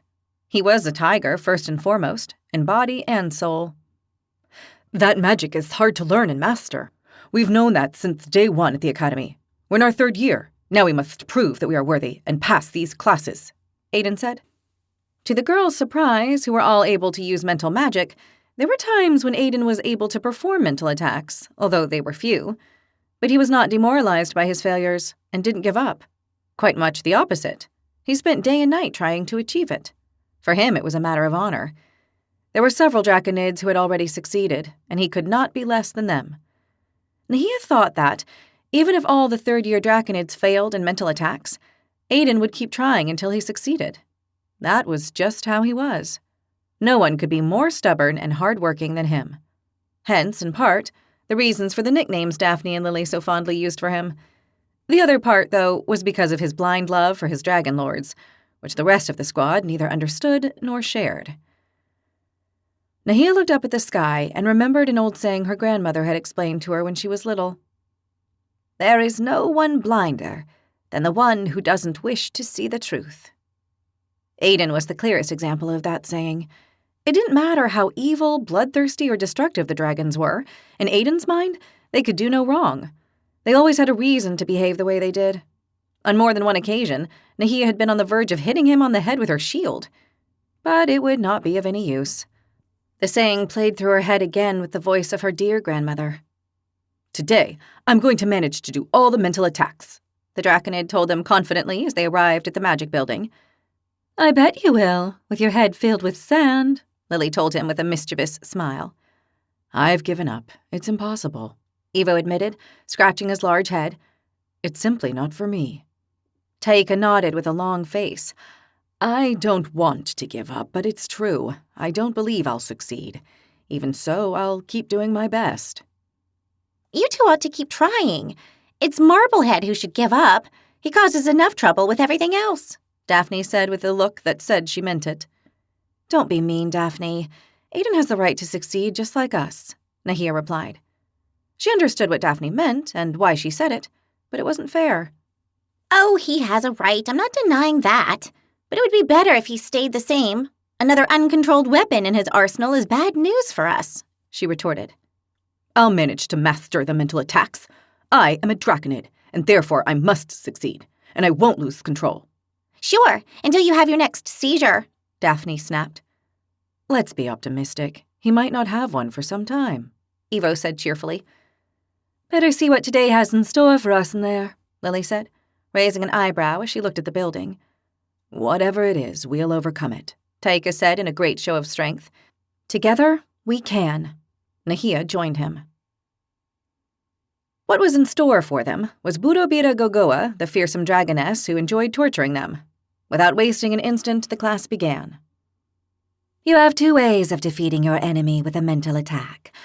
One is with a direct attack of great intensity, which is what we have been using until now. The ball of elemental energy is the most efficient way to attack, since its explosion produces an important harmful effect and is easy to execute.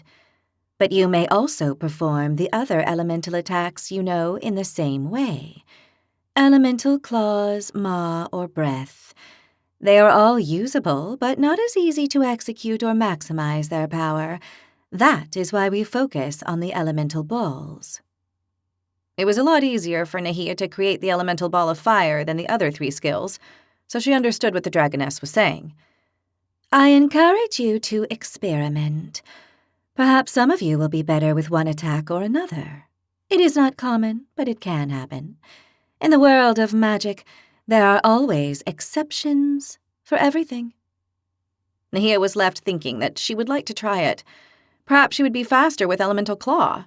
Surely not with Elemental Maw or Elemental Breath. She wondered whether any of her comrades would be more lethal with those attacks. Perhaps Lily.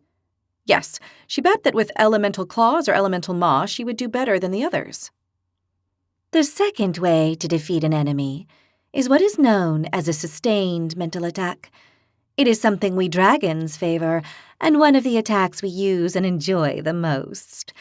What you have to do is attack with your elemental energy, but instead of making the elemental ball burst, you must envelop the enemy's mental aura with it without it exploding. It must swallow the rival's mind so they suffer the elemental effects for an extended period of time. If it is fire, you'll make the mind of your rival burn. If it is water, you can freeze it, and so on and so forth. You will send more and more energy without destabilizing and bursting the ball. That will make the mind of the enemy suffer exponentially until it yields completely. It is similar to strangling someone until they are rendered unconscious or die. With this attack, that is what you are after, rendering someone unconscious or killing them. Nahia was already nervous just from listening that she could kill someone with this attack. An accident might happen. The Dragoness didn't care if anyone died in class. In fact, it would celebrate it if it happened. It would surely interpret it as an achievement of the difficulty of her classes and her method of teaching. It was crazy that they had to go through all this dangerous training. We are going to begin practicing. For this exercise, you will work on Membor, my assistant Exarbor. You will attack his mind and bend him in the two ways I have just explained. Nahia's head was thrown back from the unpleasant surprise. The Dragoness couldn't be serious. How are they going to attack the poor Membor? That was the most inhumane thing she had ever heard of. That Exarbor looked about 200 years old, and his wooden body seemed to decompose a little with every move he made. I see your looks of concern about harming Membor. The inferior races are nothing more than that. One of the main reasons for that is your pathetic sense of empathy. You must not worry about the Exarbor. Membor is prepared for this function. He is not just any Exarbor. He is an Exarbor with power, like any of you. Dragon blood also runs through his veins. This revelation left Nahia dumbstruck. And not only her, Daphne and Lily were looking at one another in shock. An Exarbor with magic? That meant that among the two non-combatant races, there were others with magic. Nahia had sometimes wondered, but since she'd never seen an Exarbor or Turgnamus using magic, she'd assumed they didn't have it. Assuming things was a bad trait, and empathy was a very good one, whatever the dragons had to say about the matter. Flameborn, step forward. I want to see how you do it. Nahia took a deep breath, and although she hated to be singled out for what she was, she hid it. She didn't want any more trouble, least of all with this Dragoness. She stepped forward. Membor moved with his usual parsimony until he was in front of her. First attack, go ahead. Punish the mind of the Exarbor with a direct attack. Nahia didn't want to do that. She felt awful for poor Membor. It was like hurting an old man. Before you say or do anything you might regret, you should know that the Exarbor is capable of defending himself. Not only that, he can also counterattack, so do not take pity on him, because he might defeat you. Once again, Nahia was shocked. That didn't make her feel any better, but at least she wouldn't be attacking a defenseless being. If the Dragoness was telling the truth, that is, because, knowing dragons, it might be lying. Bend your rival now, the Dragoness ordered, together with a feeling of victory. Nahia didn't want to do it, but if she refused, she was as good as dead. The Dragoness would kill her right there and then. It wouldn't allow such a lack of respect to its honor. She sought Membor's mental aura and found it at once. It did not surprise her that it was a combination of intertwined greens and browns. She called on her inner dragon, gathered a good amount of energy, and created a ball of fire in her mind. She didn't maximize it in any way, neither in power or range. She didn't want an accident to happen. She threw the ball with her mind. She saw it heading for the Exarbor's mind. It would impact, and the exercise would be over. But that was not the case. The Exarbor's mind flashed, and a barrier of energy surrounded it, forming a ring. The ball reached it, and was unable to pass through. Nahia was surprised. That ring-shaped barrier that enveloped his mental aura and protected his mind was definitely magical. She was watching the Exarber use his dragon blood to create magic and defend himself. She was able to detect how he sent more energy to defend his aura.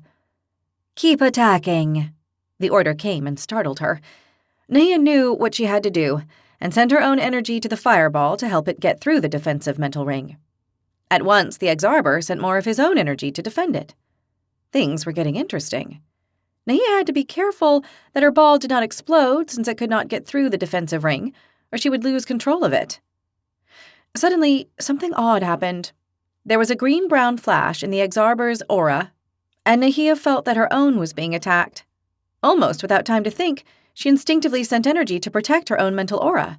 She created a ring of energy, an intense red, and defended herself from the Exarber's mental attack. "Well done. Defend yourself from the counterattack."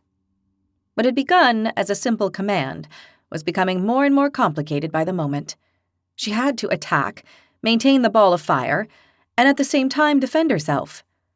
She focused on the latter and discovered that Membor was attacking her with an elemental earth claw. If the claw got through her defensive ring, it would seriously harm her. She detected the claw as if it were a real physical one. It was frightening. It had 3 rocky fingers with sharp edges and ended in a tip that was stuck in her defensive ring. Nahia sent more energy to strengthen it. The elemental earth claw tried to penetrate her mind and break through her defensive barrier.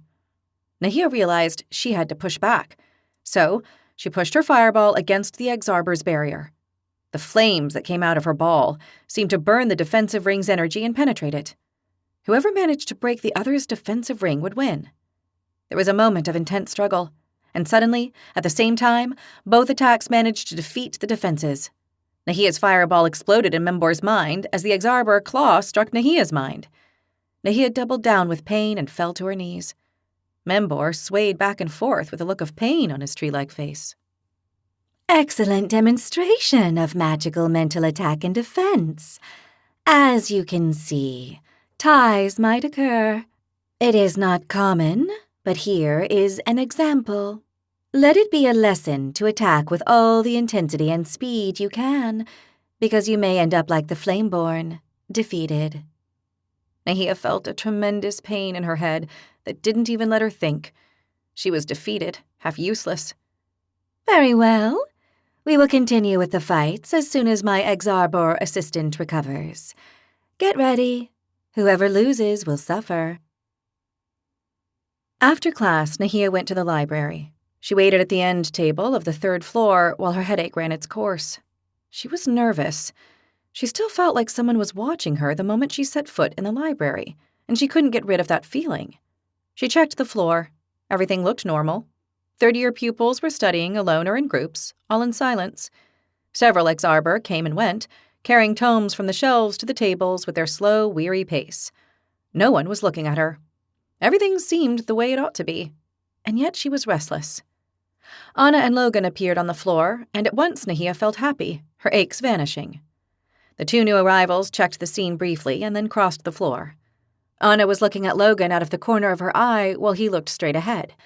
They reached her but did not sit at her table. They chose one beside it to pretend. They sat together and pretended to study the tome they had brought. "We have to talk about what happened during the mid-year test," Nahia whispered. "Yeah, but you have a meeting. Afterward," Logan said. Anna gave her a nod. 2 third-year pupils were approaching them. "All right," Nahia whispered back. The 2 figures crossed the floor and came to stand in front of Nahia. Before they could say anything, she spoke. "Go and ask for a tome of 3rd-year magic and come back with it to study here." The 2 nodded and turned to where the nearest Exarber stood. They spoke to him, and once they had the tome, they came back to Nahia's table. They sat in front of her and opened the tome as if they were studying. Nahia waited a moment to make sure no Exarbers were watching them. "I think it's now safe to talk." "Thank you for seeing us, Nahia," said Niels, the Fatum from the Rock Squad. He had been a comrade of poor Maika, and Nahia had seen him at the dungeons serving punishment. "Hi, Niels. I'm glad to see you again. How's your Serpetus repulsion going?" Niels made a face of horror. "Badly, but lately I haven't been sent to the dungeons, so I'm doing better." Nahia smiled and nodded. "It's better that way. Is the prisoner still doing well? Niels asked with interest, referring to Egil but without naming him just in case. Still is, yeah. He's a great collaborator to the cause. We must make sure nothing happens to him. I understand. Niels nodded. And you don't need to thank me. It's me who should thank you for coming to see me. It's an honor that you're taking the time to see us, said Mark, the human from the Stone Squad who had shown interest in the cause. Nahia was very surprised they felt so honored to talk to her.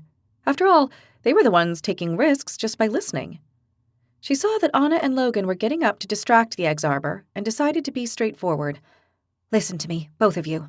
I'm going to tell you what I know, what I've seen, and what I've lived. I want you to pay close attention, because it's very important and I can't afford to repeat it. The risk is great, as you can imagine. They both nodded. Go ahead. That's what we've come for, Niels told her.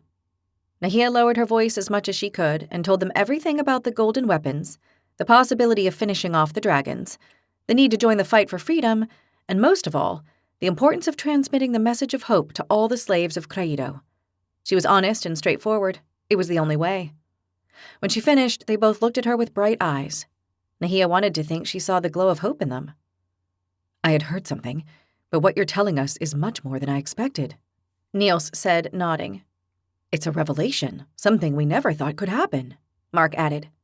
I swear it can. They can be killed, and therefore we can defeat them.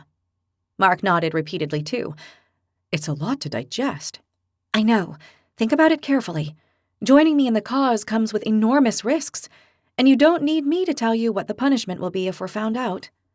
It won't be the dungeons. We'll be killed on the spot, said Niels. That's right, Nahia said honestly. The risk is great, and the punishment terrible, Mark said thoughtfully. Yeah, but the reward is greater if we achieve freedom for everyone, Nahia said. You're absolutely right, Nahia. Count me in. I saw what happened to Maika, and the same will happen to me. I have no doubt about that. It's only a matter of time. I'd rather die trying to reach freedom than serving them without hope, Niels said. Well said, Mark joined him. We're going to die on some faraway battlefield, or at the whim of some dragon any day, so I'd rather die trying to reach freedom. At least I'll die for something worthy. You fill my heart with joy. I wish everyone was like you, Nahia said gratefully. I believe that when the message reaches more ears, they'll be more like us, said Niels. A lot more, Mark nodded. I hope so. For now, this is what I need you to do. The message has to keep spreading. The more people it reaches, the better, Nahia told them. Absolutely. We'll do that, Niels said. Between Niels and me, the Brown Squadron is covered, Mark said. Great. I also need you to carry the message to the second and first years of the Brown Squadron. We'll do it, don't worry, Niels promised. Don't take any risks. If you don't see a clear way, don't pass on the message, Nahia warned them, not wanting to take any more risks than necessary. The danger was too high. They both nodded. Thank you for trusting us, Mark said. Nahia felt happy to have comrades like them. They thanked her when she was asking them to risk their lives. It was impressive, and it filled her with pride. With them, the cause for freedom would move forward. Sooner or later, but in the end, they would triumph. She was going to fight for people like them. The two boys said goodbye and left. Nahia remained thoughtful. They needed to find someone in the light and dark squadrons. They had both suffered terrible casualties. Perhaps that would help. Yeah, it would, most likely. Something good to hold on to after seeing so much death. She thought about telling Anna and Logan. She raised her gaze looking for them and realized that an Exarber was heading directly to her table. She froze. Had she been found out? What did that Exarber want? Why was he coming toward her? She looked for her friends and saw them entertaining two other Exarbers. The one coming toward her did so at a slow, deliberate pace. Nahia thought she would have a heart attack while she watched the Exarber approach her so slowly. With every step he took, her heart beat faster. Chapter 36. The librarian Exarber walked up to Nahia and looked at her. He took a moment to speak. Nahia could not contain her nerves. The chief librarian wants to see you. I haven't done anything, Nahia frowned. I didn't say you had done. Oh, yeah. Go up to see the chief librarian. To the 5th floor? Yes, to his office. Nahia thought for a moment. She had no idea what was up, or what the chief librarian wanted, but she couldn't refuse, or she'd end up in the claws of the dragons. Fine, I'll go. The Exarber nodded, and then turning very slowly, he pointed at the stairs with his arm. Right away? It's very bad manners to make someone wait. That was weird. The Exarber was making sure she went at once. True, okay, I'm coming. Nahia got up and headed to the stairs. The Exarber followed her. As she walked, she looked at Anna and Logan out of the corner of her eye. The two were looking at her unobtrusively. The looks on both of their faces were troubled. Nahia went up the stairs to the 4th floor. She noticed that the Exarber was following behind her. She had thought of slipping into one of the magical training halls to think about what to do beforehand, but she wasn't going to be able to with the Exarber following her. She had to resign herself and continue to the 5th floor. When she arrived, she found it empty, although she knew there were several Exarbers around. She'd been caught before when she tried to steal a dictionary for Egil. She headed to one of the 3 doors in front of her, the one to the north, and went down a corridor that had about 20 more doors on the sides. The chief librarian's office was at the end of the corridor. She looked back and saw that the Exarber was watching her from the top of the stairs. He had apparently been told to make sure she did as requested.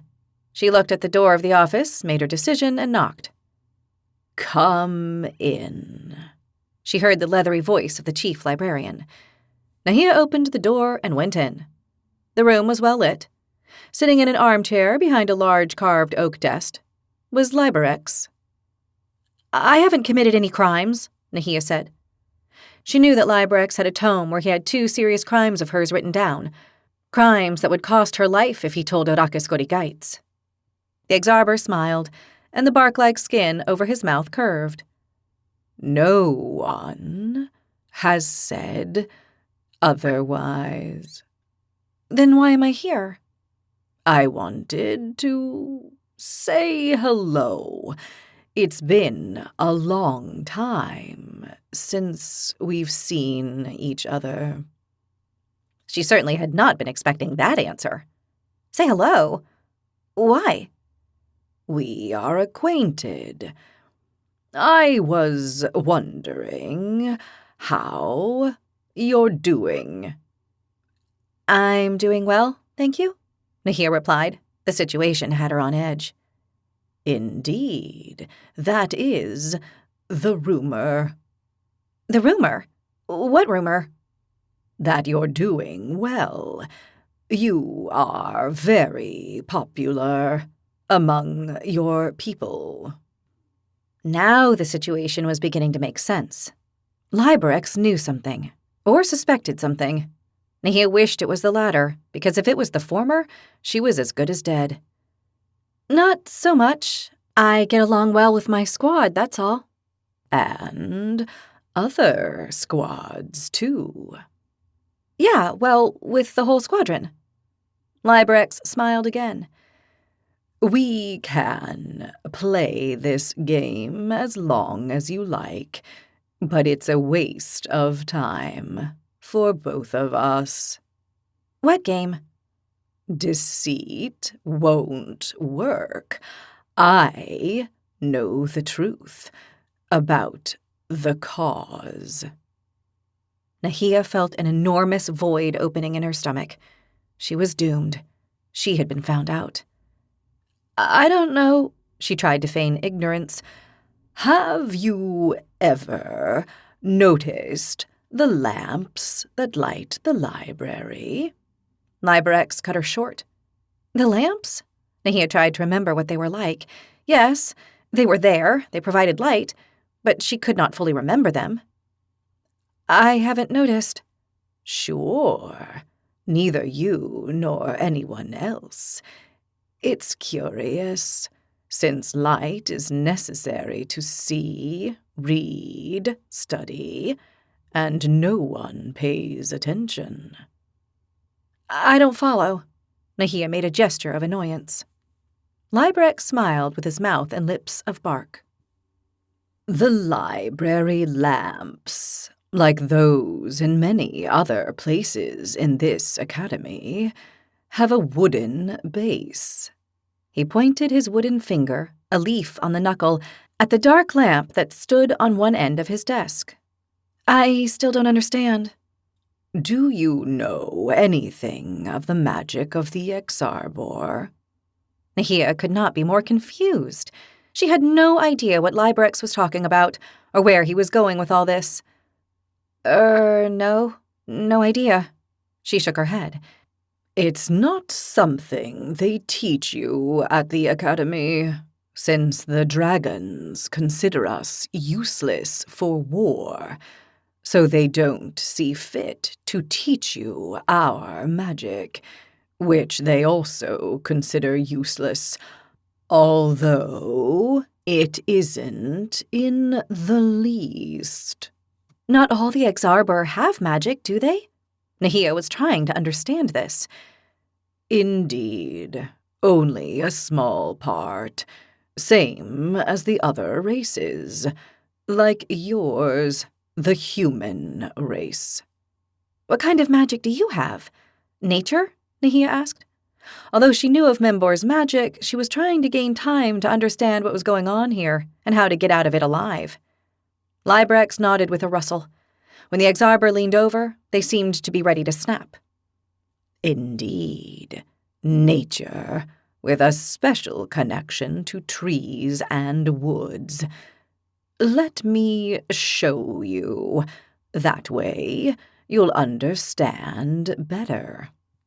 Librex pointed at the lamp again, and this time he shut his eyes. Suddenly, his body gave off a green glow. Nahia could sense his magic. An intense green aura surrounded the Exarbor's whole body. A moment later, a thread of green energy came out of his finger and headed to the lamp. Nahia watched with great interest. She was intrigued. For some reason, she didn't have the feeling that the chief librarian's magic was dangerous. The thread of energy coming out of Librex's finger reached the lamp. It went to the wooden base and enveloped it. Suddenly, and to Nahia's great surprise, the lamp turned on. Somehow, Librex's magic interacted with the wooden base, which turned on the lamp. A moment later, the lamp went out. The thread of green energy unraveled from the base and returned to Librex's finger and aura. The chief librarian opened his eyes, and the magic faded, as well as his aura. Did you like the demonstration? Yeah, it's amazing. The magic interacts with the wood. That's right. The same way I turned the light on, I can interact with the lamp for other interesting things. When she heard that, Nahia finally understood what had happened. Other interesting things, like listening, she said. Librex nodded, smiling. I knew you'd understand. With a simple, practical demonstration. You are intelligent. Nahia swallowed. You've been listening to our conversations. That's right. They are most interesting. That's terrible. They're private conversations. Nahia felt a mixture of rage and frustration. About very serious matters, about which I have permission from our dragon lords to listen to and report on. You're an informant for the dragons, Nahia accused him, feeling the flame light up in her stomach. I am. Otherwise, I couldn't be the chief librarian.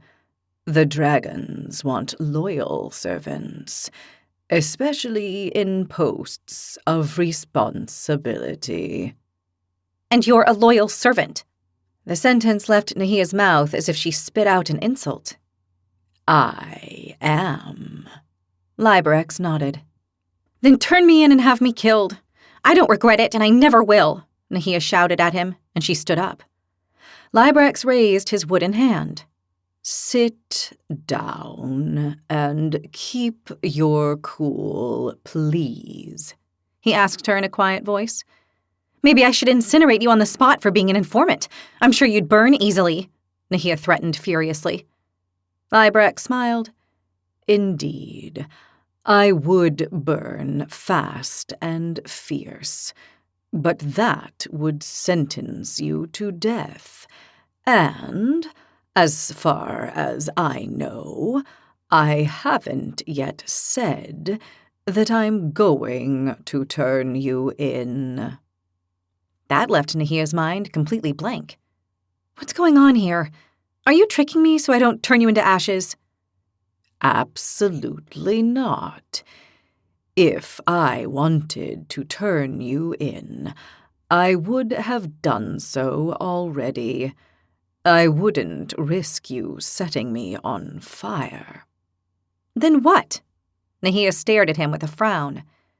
Sit down and I'll explain. And extinguish your fury, Flameborn. I don't want an accident to happen, and flames to consume me. Nahia thought of running away. But if he had heard their conversations, he knew their plans and everyone involved in them. Logan and Anna, she couldn't risk their lives. She would listen to what the chief librarian had to say, but if it did not convince her, she would incinerate him. She would fall, but not her friends. This is what she would do. She sat down but kept her flame burning in her stomach. If she needed it, she would use it with all her power, and there would be nothing left of that Exarber informant, not even embers. "Explain yourself," she said, glaring at him. As a chief librarian, I must inform the dragons of any word or action against them. Like, for instance, starting and organizing a rebellion, which is what you've been doing. But you haven't. No, I haven't. Why not?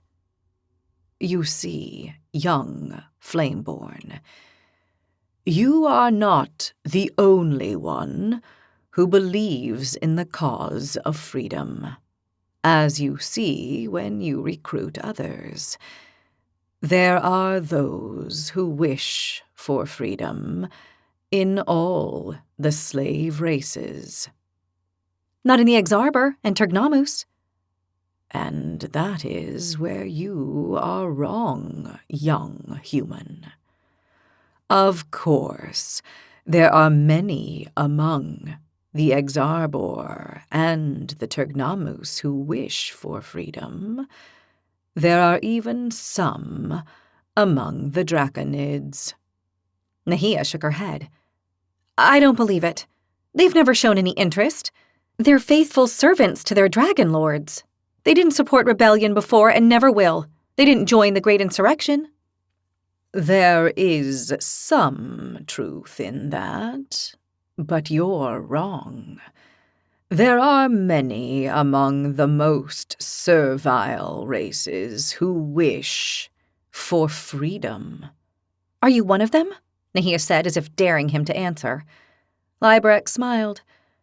Let's say that I'm interested in the best future for my people. That's not a direct answer. I'm not a direct Exarbor. I can see that. Are you going to turn me into the dragons? Me and my friends? Nahia felt the flame growing inside her. If he answered wrong, she was going to burn him and half the office. That is not my intention. I'm not going to end the rebellion. Nahia looked him in the eyes to guess whether he was telling the truth.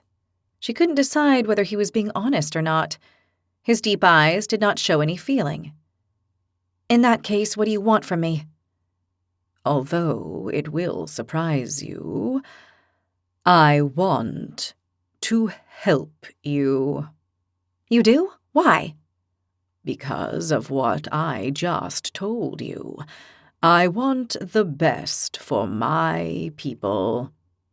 Your rebellion, if successful, might bring about exactly that. Although, I have to admit that the odds of your being successful are practically nil. That's why I'll lend you my assistance, but from a distance. Nahia's mouth twisted. I see.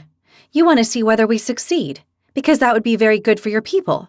But since you don't believe we will succeed, you don't want to take the risk and have the dragons kill you. That's a simple way of putting it. But yes, you are not wrong. And you're not very brave.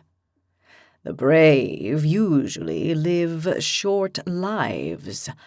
I help my people, and they need me alive. Dead, I can do little for them. But I can die. I like your spirit. You are achieving something very few might. Organizing a rebellion against the dragons is an impressive feat, and I'd rather you did not die. That's why we're having this conversation. Nahia was thoughtful. How can you help me with the cause? In the first place, by telling you that not all the Exarber Tergnamus, not even all draconids, are faithful to the dragons. You can find allies among them, allies who might be of great use. Maybe. How do I know you're not going to betray me and my friends? That's a good question. You can't know. You can only hope. And if I don't want to take the risk? If I incinerate you right here? Then you'll die, and with you the rebellion you're trying to raise. I'll save my friends. From a danger that might not exist, because I haven't betrayed you yet, and I've known your intentions for a long time. I don't like risks, least of all when there are innocent people involved. Innocent or not, they have all joined the cause of their own free will. They all know the risk they are taking. You yourself told them all, each and every one of them. If they're with you, it's because they have made their choice, despite the risks. As for betraying you, any of them might do that before I did. They would never do that, Nahia replied, offended. You're wrong. People are not as strong and brave as you believe. Those who join me are. You are making a mistake by thinking that. There's weakness in everyone. In some more than in others, even if you don't see it. Nahia was left thinking. If she killed Liberex, it would be her end, and perhaps the end of the rebellion. The cause was not secure enough yet. They needed a little more time for the message to reach everyone, and not only at the academy, but below on land. She also needed some more time to organize the structure of the rebels. Right now, it was only her, helped by Anna and Logan. Many things to do that needed time, since they had to be done carefully. You put me in a difficult situation. Whoever plays very dangerous games must accept the risks they bring. The thing was, he was not that wrong. From the first moment, Nahia had understood the risks implied in attempting a rebellion to win freedom. But she'd always focused the risk on herself and her own life. If she had to die, she accepted it. But now she realized that Anna's and Logan's and all the others' lives were also at stake. She hadn't given enough thought to this fact, and now, before the decision she had to make, they weighed as much as a mountain. Trusting Liberex was risky. She knew that. She remembered Gadan Zilar Denbo's words in the past. not to trust anyone, and least of all the Exarber and the Tugnamus. She had to make a decision, a risky one. It might be the end of everything if she was wrong. She hoped not. All right, I won't kill you. I expect the same courtesy on your part. Librex smiled. As I said, I want to help you. Killing you doesn't interest me. It would bring nothing to me or my people. All right, I accept your help. I understand that you don't want to take an active part in my plans. Librex shook his head, which rustled. I'll be a passive observer. I understand. One question. Do you listen throughout the academy? We do indeed. And if I don't want you to listen to me?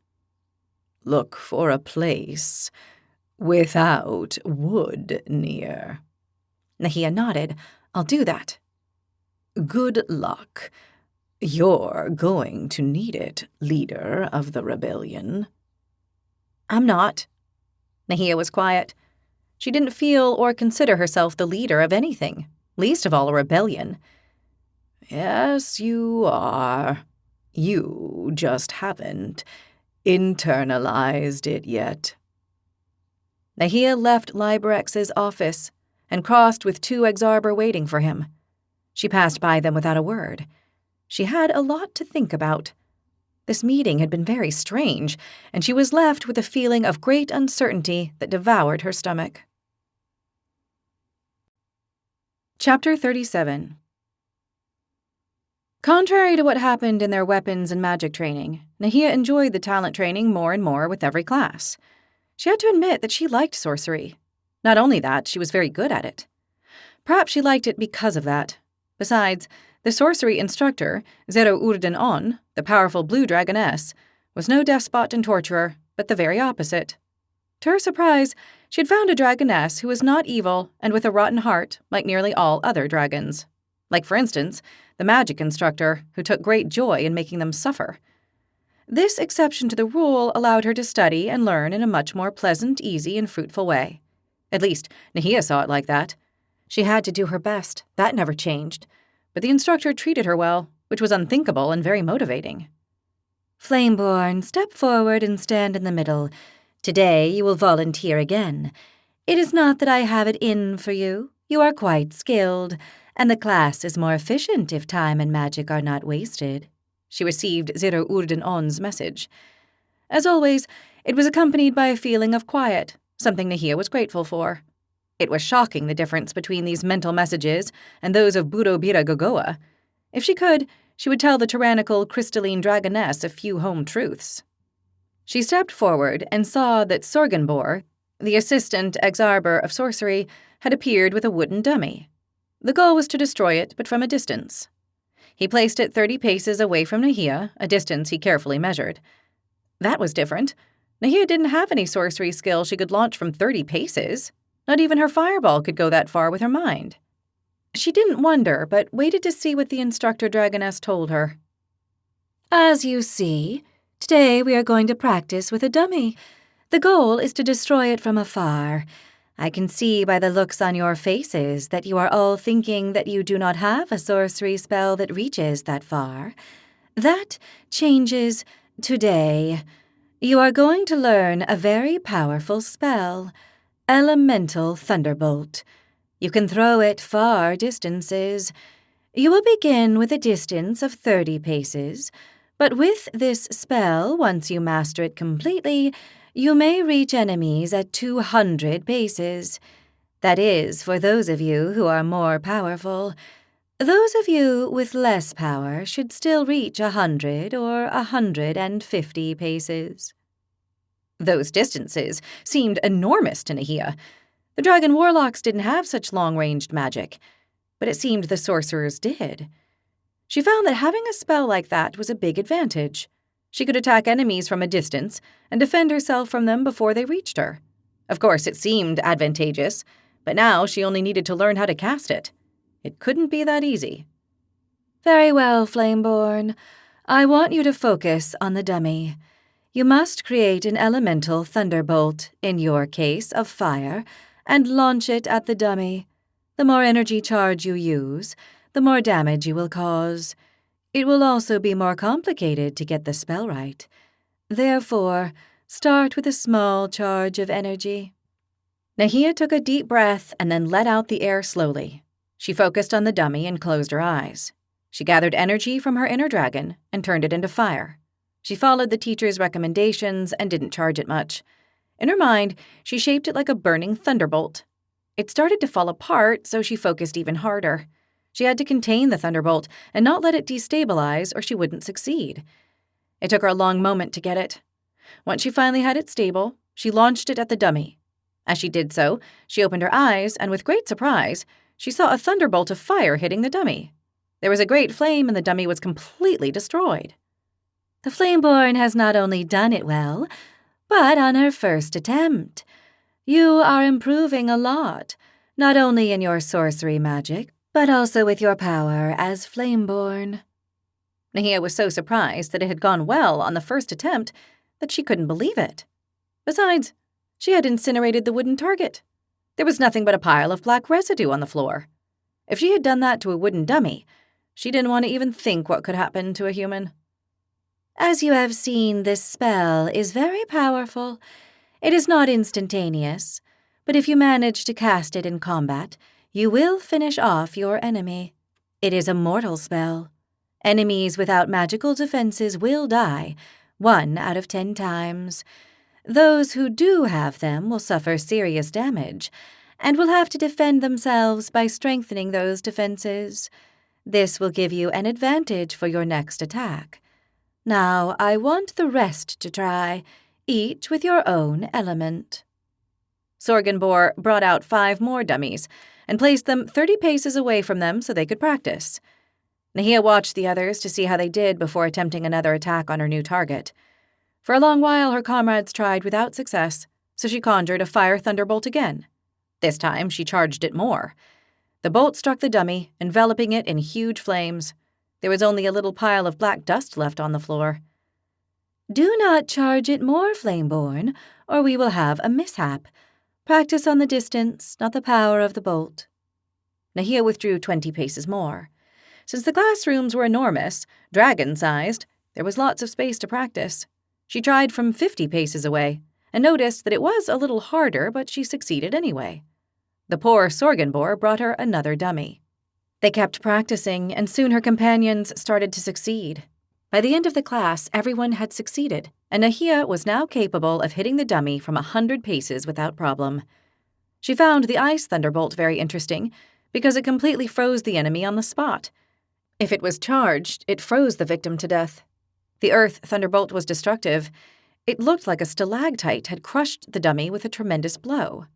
The light thunderbolt was interesting because it was the first time Nahia saw that light could kill. The bolt's discharge was so intense that the light power would kill the being, even if it didn't destroy the dummy, which appeared to be left intact. Although the one she found most terrible was without a doubt the air thunderbolt. Aiden would love to have access to it. A powerful bolt, like something out of a frightful storm, discharged on the enemy and fulminated them. It was impressive. At the end of the class, Nahia felt good. This was definitely her favorite class. Unfortunately, she would have weapons training the following day and would suffer again. But at least she was happy today. She was leaving class with a tremendously powerful, useful spell. That evening in the dorm, they were getting ready to sleep. Nahia was so pleased with the new skill she had learned that she decided to tell her comrades about it. "I have to tell you about sorcery practice today. It left me dumbstruck, and I think you'd be interested to hear about it." Daphne, who was lying down, already in her bed, half rose and looked at her with interest. "If it impressed you so much, you'd better tell us all about it." "Yeah, and besides, Stonehead might stop doing push-ups and crunches for a while. He's making me nervous," said Lily. "You can't see me from behind the screen," Aiden replied, who was exercising in front of his bed by the door like he did every evening. "But I hear you, and you're making me anxious," the Scarlatum said. "That's because you know you should be doing physical exercises yourself instead of lying in bed." "Of course I know, and I've already done them at the gym." "Don't argue with Granite Head. It's in vain," Daphne advised her. And I'm not lying in bed. I'm taking care of my skin before going to sleep. I don't know how someone can waste so much time on completely unnecessary things, Aiden replied, and he went on with his series of push-ups. What did I say? Daphne said to Lily. Come over, all of you, and I'll tell you, Nahia said. Taika, Aiden, and Evo came over to listen. They stayed standing and alert beside the screen. We've started learning the elemental thunderbolt skill. Well, a fire thunderbolt in my case because of my element. The others each cast with their own element, and it's really awesome, Nahia commented. Do tell, Taika encouraged her. Nahia explained what it consisted of and what had happened in class. When she finished telling them, Lily whistled. Well, isn't this elemental thunderbolt powerful? Apart from being powerful, it has a very important aspect which is almost more important than its destructive power, Taika commented. Evo turned to him. What do you mean? Yeah, I don't know what you mean either, said Daphne. Taika nodded and explained. What makes this skill so powerful is its reach. All our magical skills, the elemental ones, are very short-ranged. This one is the first to reach a range of 200 paces. Ooh, yeah, that's true, Daphne agreed. My elemental magic is all about proximity. Healing, now that I think about it, requires physical touch too. I have to be touching or almost touching the person in order to heal them. All my elemental magic is short-ranged, and my druid skills are, at the most, able to reach 50 paces, said Evo, although it could also be that I'm limited because of my poor mastery of magic. I don't think it's that, Aiden told him. All magic skills have an intrinsic maximum reach. My barbarian skills are all limited to the distance of one-on-one combat. Of the elemental ones, only the elemental ball has some reach, but it doesn't get to 50 paces, and I always throw it with my hand. Elemental ball doesn't reach beyond 20 paces if you throw it with your mind, that's for sure, Lily told them. But the skills I'm learning now as a charmer do have a range of over 100 paces, although not as far as the 200 Nahia skill can reach. I hadn't thought about that, Taika, but you're right. The range of this skill makes it even more powerful, said Nahia. Since we're on the subject, how are we all doing in talent class? Lily asked with interest. I'm improving a lot, Evo commented, and a smile appeared on his beastly face. I'm still finding magic difficult, but I have made great progress, at least for how clumsy I am with magic. I like my nature studies even more than I did before. It's a world filled with so many wonderful things to learn that I'll need 3 lifetimes to learn it all. And we hope you to live at least 5, Lily told him, smiling. What skill are you learning now? Taika asked, curious. My new skill involves creating a circular area. Strong creepers that emerge not only trap the victim, but also poison them. It can be deadly, depending on the poison applied, Evo explained. It's a combination of several skills I already have, but enhanced. That's what I was thinking, Taika commented, because you can already trap with creepers and throw poison. That's right, Evo nodded. It sounds like a great skill which will help us, Nahia commented. Try to make it big enough to trap a dragon, she joked, although it was not entirely a joke. Ha, I'll try. Evo smiled. You shouldn't, Aiden began to say. Don't even start, Stonehead, Daphne told him. You'll regret it, Aiden went on. Shh, Rockhead, shut up, Lily told him. In any case, it'll take me a long time to master this skill. It's very difficult, and it requires being good at magic, which, as you all know, I'm not. You'll get there, I'm sure, Nahia said cheerfully. Without a doubt, Lily cheered too. The others nodded in support of the great Taruk. We're improving our barbarian skills in order to be even more ferocious and unstoppable in combat.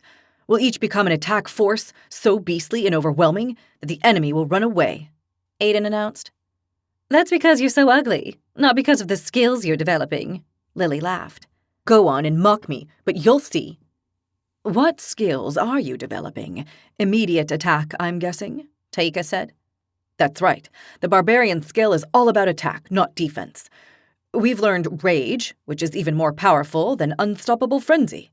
It gives us more strength, velocity, and envelops us in a state of fury. The combination of both is unstoppable. So, in battle, you're going to be like a furious rabid bear, Lily commented. Blinded with rage and fury, Aiden specified. You'd better develop your healing skill with this one nearby, Lily said to Daphne, shaking her head.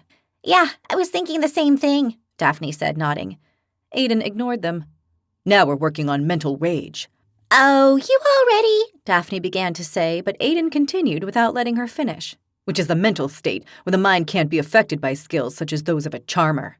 He looked at Lily with narrowed eyes. Don't be annoying. You'll take away the main incentive I had to improve, Lily huffed, upset.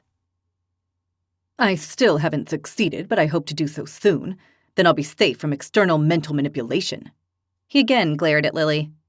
We might get lucky, and you won't succeed, Lily smiled. Aiden glared at her again. I will. I always do what I set off to do. But in this case, I'll also do it to prove it to you, and because I don't want you to be able to affect me. I'll always affect you. I'm irresistible, and you know it. Lily winked at him and posed coquettishly for him. Aiden made a horrified face. Taika, tell us about your talent, please. Nahia intervened to end the spat between Lily and Aiden, who were getting increasingly riled.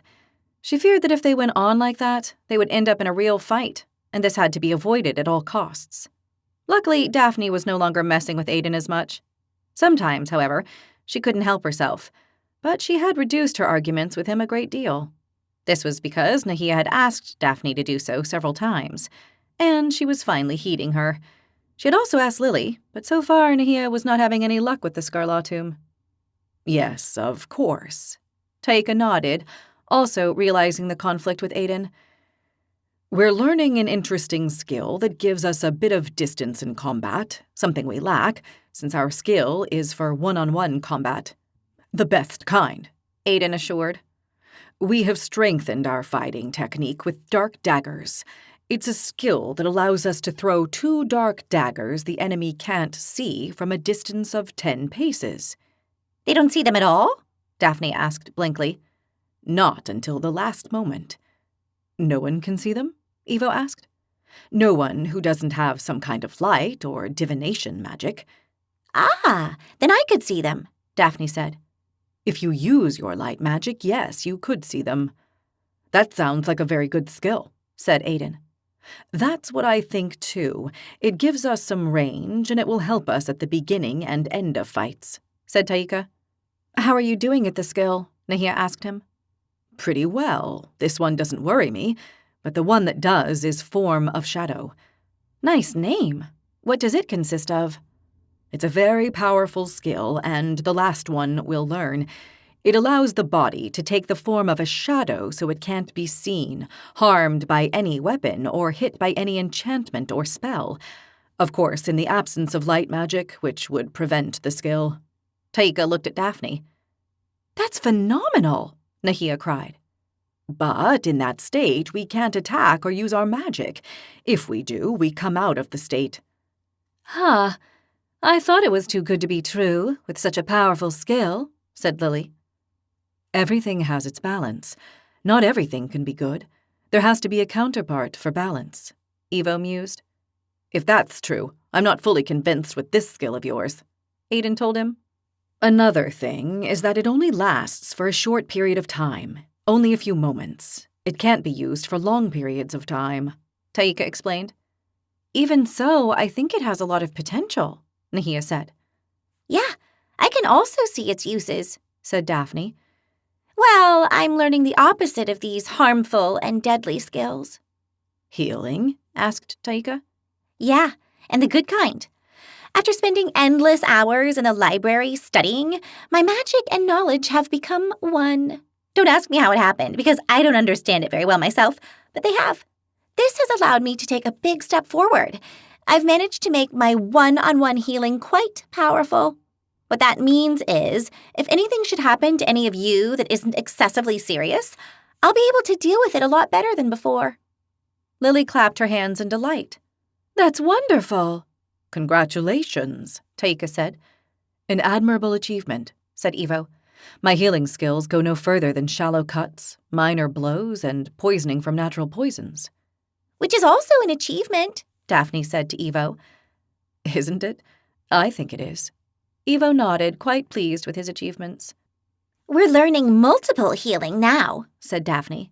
It's very complicated, but I see amazing potential.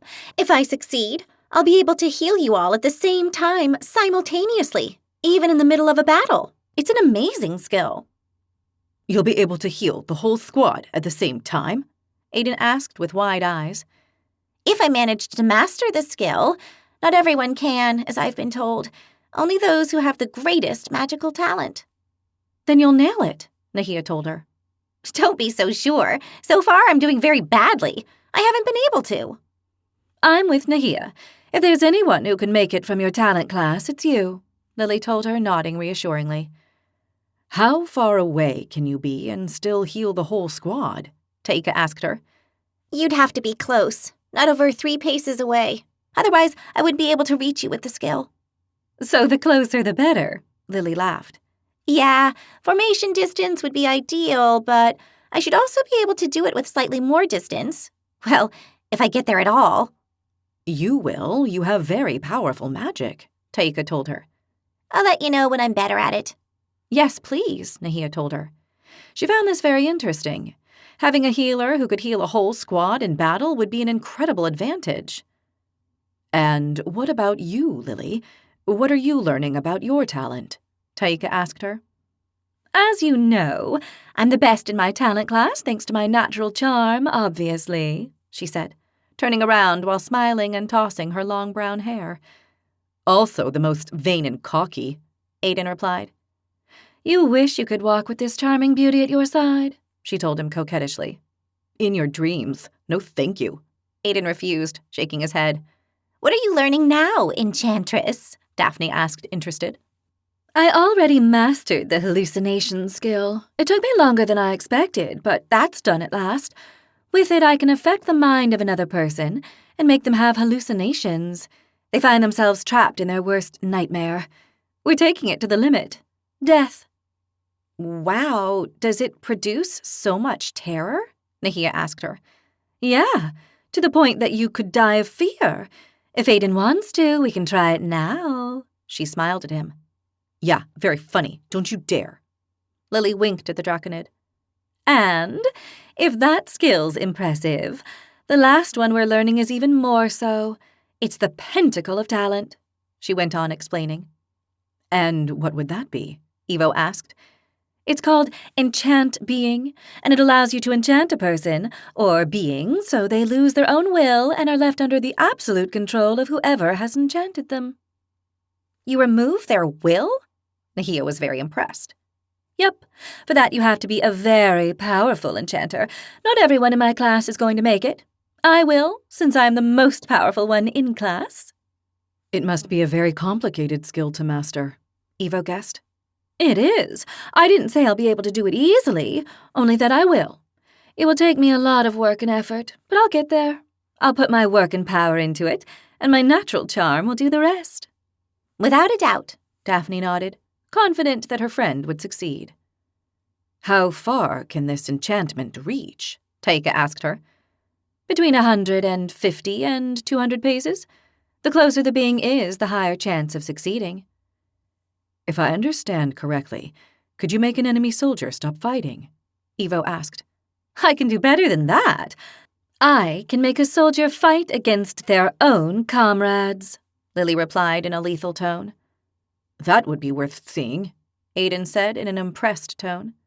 Very useful, no doubt, Taika nodded. A little evil if you think about it, Nahia commented. It's more evil for the soldier to kill you, Lily argued. Yeah, you're right there, Nahia agreed. Chapter 38. Nahia went to the library, hoping to see Anna and Logan. She needed to know how they had fared during the mid-year test, since they hadn't been able to tell her yet. She sat at the far-end table they always used, waiting. She saw the lamp with the wooden base on a ledge, and realized it was through this that the chief librarian listened to them. Unobtrusively, she went to the lamp and pretended to fetch a book from the shelf beside it. She checked that no exarbers were watching her, none were, and she quickly loosened the base of the lamp and took off the wooden ring. She put this in her pocket, tightened the base, and left the lamp as it was before, but without the wood. Then she got rid of the wooden ring, leaving it on a shelf between books. "Let's see how you listen to us now, Librax," she muttered under her breath. A while later, Logan appeared. Just seeing the handsome, dark-haired, light-eyed boy filled her with great joy, and butterflies fluttered in her stomach. "Hi, I guessed you'd be here," he said. "It's either here or at the gym," she replied, smiling. "And that's where I was." He smiled back at her. For a moment they were both quiet, gazing into one another's eyes, enjoying the moment and their joint company. When their eyes met, Nahia felt as if the whole world vanished, and only the two of them existed. She wondered whether Logan felt the same way. She wanted to think so. That would be wonderful. It might mean there was something between them. But as soon as the thought formed in her mind, she had doubts. Surely Logan didn't feel the same way she did. Surely nothing was fluttering in his stomach, and his heart did not fill with joy at seeing her. No, of course not. "Hi, you two," Anna greeted them. "Hello, Anna." Logan greeted her, and the moment between them was gone. "Hello," Nahia also replied. Anna sat with them, and Nahia couldn't help but feel that she would have liked to have a little more time alone with Logan. An Exarber passed by their table, and Nahia returned to reality. The cause was the important issue, and that was what they were there to discuss. "We have to talk about what happened in Tremia during the mid-year mission," Nahia said, voice low. "Absolutely." Logan nodded. "You go first." "Good." Nahia thought for a moment, organizing her ideas, and then she told them what had gone on in Organa during their mission and their new encounter with their allies in the Snow Kingdom. "White foxes?" Logan asked. "Yeah, it's another group of rangers, like Egil's and Lasgole's snow panthers." "And they let you leave?" Anna asked. "Yes, they showed us what the dragons were searching for, a silver pearl, and afterwards they let us leave." "I see that the bonds of trust are strengthening between the rangers and us," Logan told her. "Yes, they are completely trustworthy, great fighters, and honorable. Their allies were grateful to have," Nahia said reassuringly. Logan nodded. "We're going to need all the allies we can find." "Allies sometimes end up betraying you," said Anna. "I can promise that you can trust them fully. They seek the same thing we do, to free themselves from the dragons." "Fine," Anna said, who still seemed to harbor some doubts. "The matter of the silver pearl is interesting," Logan commented. "It must be very valuable to the dragons for your leader to protect it so fiercely." "That's what I think, too. It must have great power for the dragons to use," Nahia said. "I wonder if we could use them." Logan was thoughtful. "I doubt it. They're made especially for dragons. We're not at their magical level." Anna shook her head. "There's only one way to find out. We have to find one and see what we can do with it," said Nahia. "Yeah, but that's only if we find one in the first place," Logan said. "It won't be easy." "That's for sure," Anna added. "Your turn, Logan. How's the center of Tremia doing? Are they holding up?" Nahia asked, very interested. Logan became serious and shook his head. "I'm afraid not. This time, we went first to Zangria, escorting a convoy with over 1,000 carts full of food and other supplies for the dragon army. We were also carrying a silver box, but we didn't have trouble like you. When we arrived at the capital, we found it razed to the ground. The dragons had defeated the defending forces. Zangria had fallen."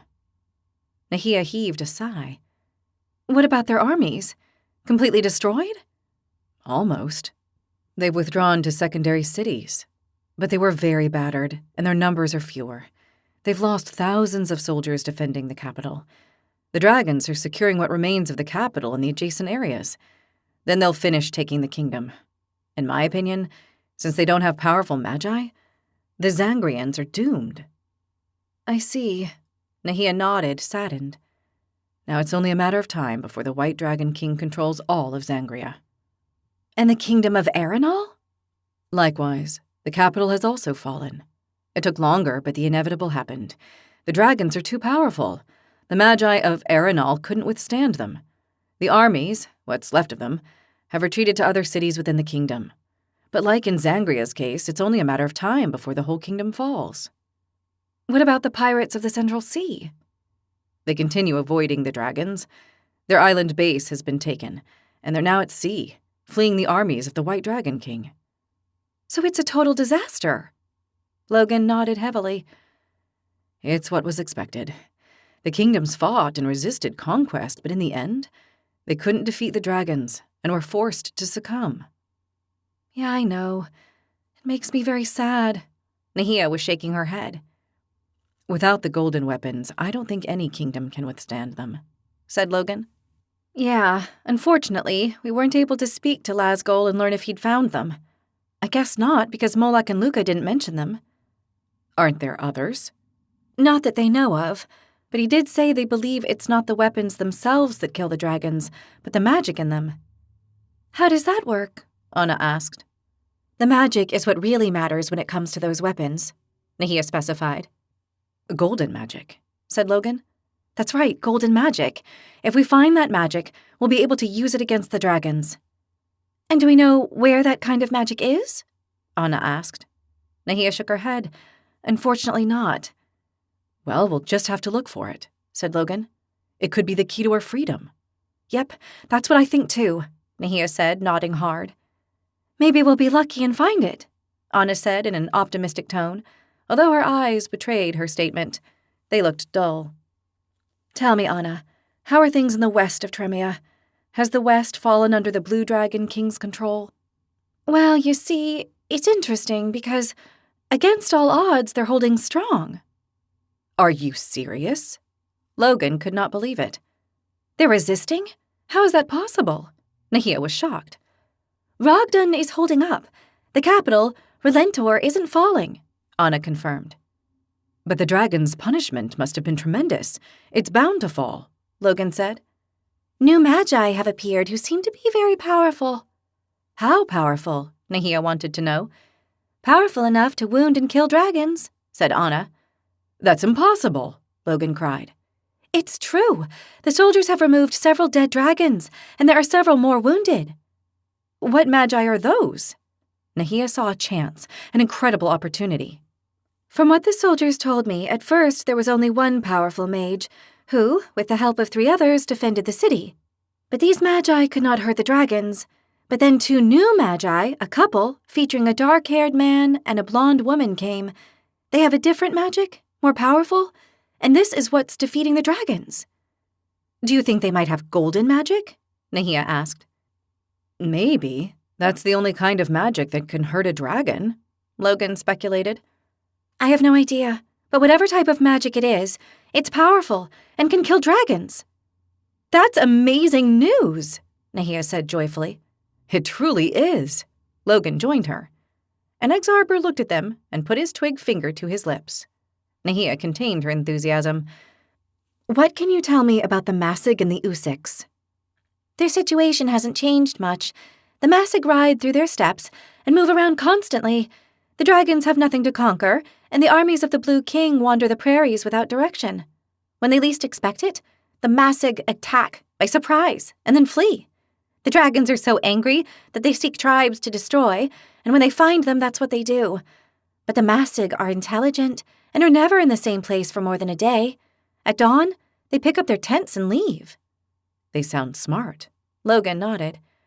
And the Usiks? Nahia asked.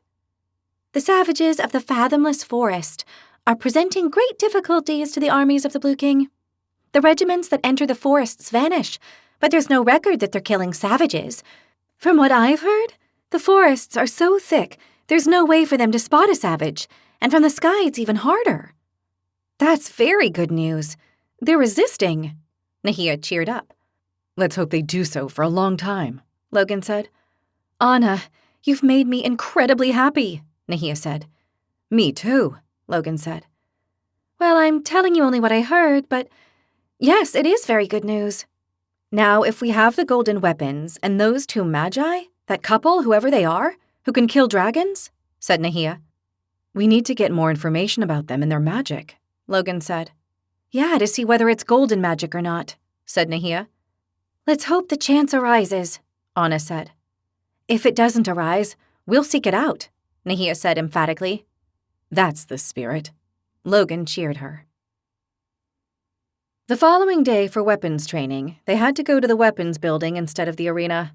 They weren't happy, since they would have to report to the dragon Belder Gorihandi and see what it wanted from them, which was not usually a good thing. They walked into the class together with the other 2 squads they met in the corridor. They greeted each other and exchanged smiles, not for their impending class, but for seeing the others alive and without serious injuries. I see that none of you have died during the mid-year test in Dramea. That pleases me. I am sure the teachings received here have much to do with the fact that you have all survived. You will continue under my tutelage until the end of the year. I am sure you all appreciate it and are proud and extremely grateful for it. Belder Gorihandi sent them in greeting. Nahia couldn't believe how vain the dragons could be. Well, she could believe it, because she witnessed it over and over again. Each of their dragon instructors believed that the pupils of the academy were alive thanks to the teachings of their own class. That the pupils were intelligent and skilled had nothing to do with their survival, at least according to the dragons. Today we begin training with the most noble and deadly of the dragon warlock weapons, the spear. This weapon is superior to all others, and you must learn to wield it like a true master. There is no adversary more fearsome than a dragon warlock wielding a combat spear. You will learn its use, and it will become your greatest ally, even over the sword. That is mainly due to its reach being greater, as well as its sturdiness. All Nahia heard when the dragon mentioned greater reach and sturdiness was how heavy it would be. It was as if her mind now had a 6th sense dedicated to identifying this aspect. From behind the dragon came the 3 weapons masters, each carrying a spear. Just by seeing it, Nahia knew it weighed a ton, at least compared to what she could bear. It was metal with a wide double-edged tip, and it had to be about 6 feet long. In order to accelerate and facilitate your learning, each squad will continue with the same weapons master. The training will take place in the arena. It is a teaching system which is most productive. I expect you to soon wield this noble weapon as well as the dagger and sword. I expect nothing less. Lily and Daphne were exchanging worried looks. They were both thinking the same thing as Nahia. How were they going to wield such a weapon? This was not for them. It was a weapon for Evo or Aiden. But, like everything else in the academy, they had no choice. They would simply have to adapt and make it work. There was no other option. Weapons masters, gear up your squads and begin practicing. I will enjoy watching the first efforts of the pupils with the spear. Udus came up to them. Taruk, follow me, he told Evo, pointing at him. Evo went with Udus to the back of the classroom, where there were 6 training spears in the armory. They were dull, with snubbed tips to avoid hurting or killing one another by accident during training. Take half. Evo picked up half and Udus the other half. They came back and handed them to the rest of the squad. As soon as Nahia had the spear in her hand and felt its sturdiness and weight, she felt like running away and never coming back. That spear weighed as much as the dagger and sword combined. Not that this surprised her, she'd been expecting it, but confirming her suspicions depressed her. Beside her, Daphne and Lily were weighing their spears with the same miserable look Nahia had on her face. The weapons class had been a nightmare from the first day at the academy, and had only gotten worse with the passing of time and additional courses. The spear was the final torture that finished off the 3 of them. Aiden was weighing his own with a triumphant look, as if they had handed him a spear of pure gold for being a loyal servant to the dragons. He was thrilled with his new weapon. Taika was weighing the weapon and studying it with eyes filled with curiosity. Evo didn't seem to care too much about the spear. In his hands, it looked like a toy, and he was using it as a support while he was standing. Start the practice. First basic moves, the dragon ordered, and they received a feeling of impatience. Udus addressed them. We'll begin the instruction. I will teach you how to hold the weapon with 1 or 2 hands. Then we'll practice the basic movements using both grips. The main difference between this weapon and the dagger or sword is that it's used for piercing attacks. You can also cut and skewer with this weapon, but it's a little more complicated than using the dagger or sword. In any case, you'll all learn its use and the different attacks and defenses you can carry out. The spear is the most honorable weapon, and those who master it will gain special respect. Nahia knew she was never going to master such a heavy weapon, so she wouldn't earn anything special, not that she wanted to. She contemplated the weapon and felt increasingly desperate. They were really going to suffer. The first 3 weeks of training with the spear at the arena was torment for Nahia, Daphne, and Lily, although the Scarlatum bore it better. There was no way of getting away from it. The spear was heavy, and there was nothing she could do about it other than hold up and suffer. The offensive and defensive movements Udus was teaching them were not very complicated. In fact, they were easier with the spear than with the sword. This was a relief, albeit a small one. By the 4th week, Nahia waited with horror for the day when the duels began at the end of each class, and Udos punished them with his skill and physical power. But these didn't come, at least for the time being. They did the training in pairs, shifting partners after a certain number of offensive and defensive repetitions, but they did not fight Urus, for which they were all grateful. After the weapons, talent, and magic classes, if they didn't need to go to the library to study, Nahia, together with Daphne and Lily, went to the gym to keep working on their strength. This left them exhausted at the end of the day, but they had no other option.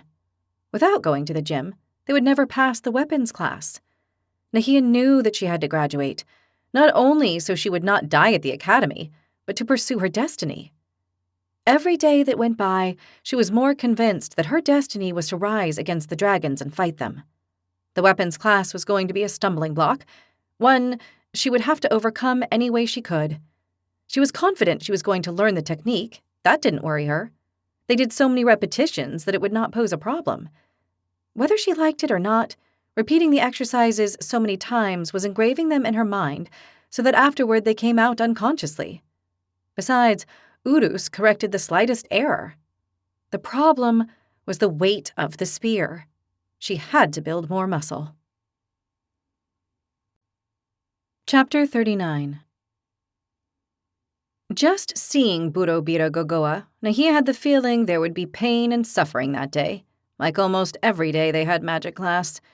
She hoped she would be wrong, and things would take a turn for the better, but she doubted it. Her classmates, just like her, had the same fear and low spirits. The arrival of winter was always hard at that height, and the one they were having now was the worst they had experienced since coming to the academy. Today, you will split into 2 groups. Those who haven't been able to master the mental attacks on one side, and those who have on the other. Those who have not will work with Membor, and perhaps the unimaginable will happen, and one of you will succeed, although I doubt it at this time of the year. Go now. You are not worthy of being in my presence. Evo and Taika left with their heads down and heavy steps. The other unlucky students followed behind them. Membor took them to an adjacent classroom so they wouldn't upset the crystalline dragoness. Today you will learn how to get rid of your enemies, and at the same time stop them from getting rid of you. Get ready. It will be a painful experience, for it cannot be any other way. But the power you will possess once you master my teachings will be inviolable. Many would kill to have it. Luckily, you will be able to prevent that with your minds. Nahia swallowed and looked at Lily and Daphne. They both looked stressed. They were expecting another horrible class of suffering. It had said get rid of. Did that mean kill or just knock out their enemies? She hoped it meant the latter. The idea greatly upset her, and her stomach turned. The mental attacks you've been using cause intense pain in the mind of your enemy. The more energy you add to the attack, the more powerful this will be. The attack's ultimate power depends on how powerful you are. The more energy you can use in an attack, the greater the effect on the enemy, leaving them aching and stunned. But this is not enough. You must be able to completely disable them and then kill them. There it was, just what Nahia had feared. She did not want to learn how to kill others with a mental attack. She thought it was an aberration. It was one thing to throw a ball of fire at someone who could see it coming and avoid it, and a very different thing to directly attack the mind without possible defenses. Only the most powerful dragons can kill with a mental attack. You inferior beings cannot. If it crossed your mind that you could, keep dreaming. Of course you cannot. You do not have enough power inside of you to accomplish such a feat, and are not intelligent enough to achieve something like that.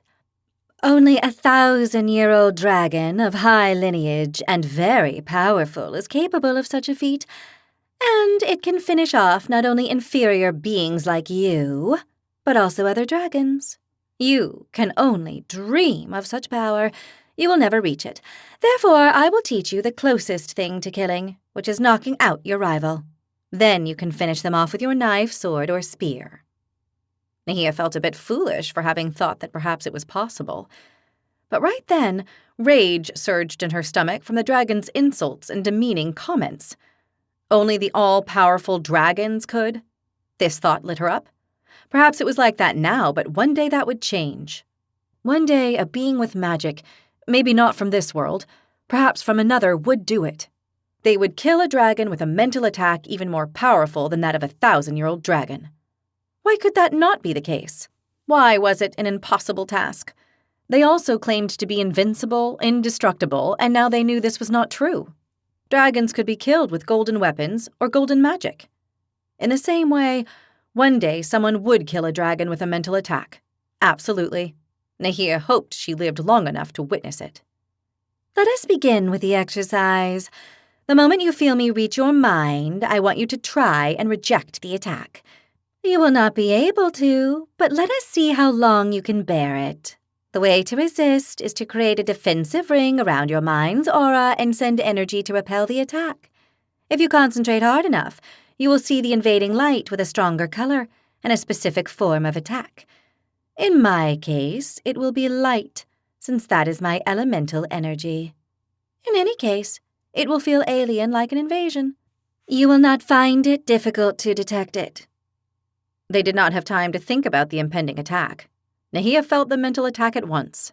A force was trying to enter her mind, and was doing it with overwhelming power. She had to resist it. The problem was, the force it was using to enter her mind was tremendous. Nahia shut her eyes and focused on the light energy surrounding her mental aura, which was red and orange with multiple shades of both colors. The invader was light, bright, and very powerful. She saw it surrounding her aura and trying to enter. Almost instinctively, she raised a barrier shaped like a ring that enveloped her mental aura and sheltered her mind. The dragon's light energy attacked her defensive ring. Nahia saw it like a great dragon maw trying to devour her mind. She felt an acute pain. She frowned and fought back. She sent more inner energy to fight against the dragon's maw of light. She could feel how the energy of her ring fought against the maw of light.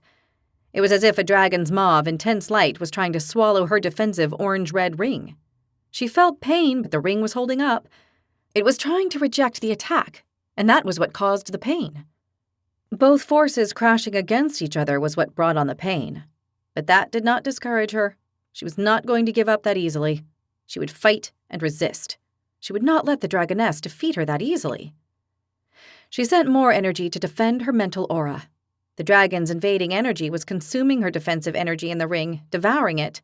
If she didn't send more, a lot more, it would destroy her completely and the pain would come, and with it the suffering.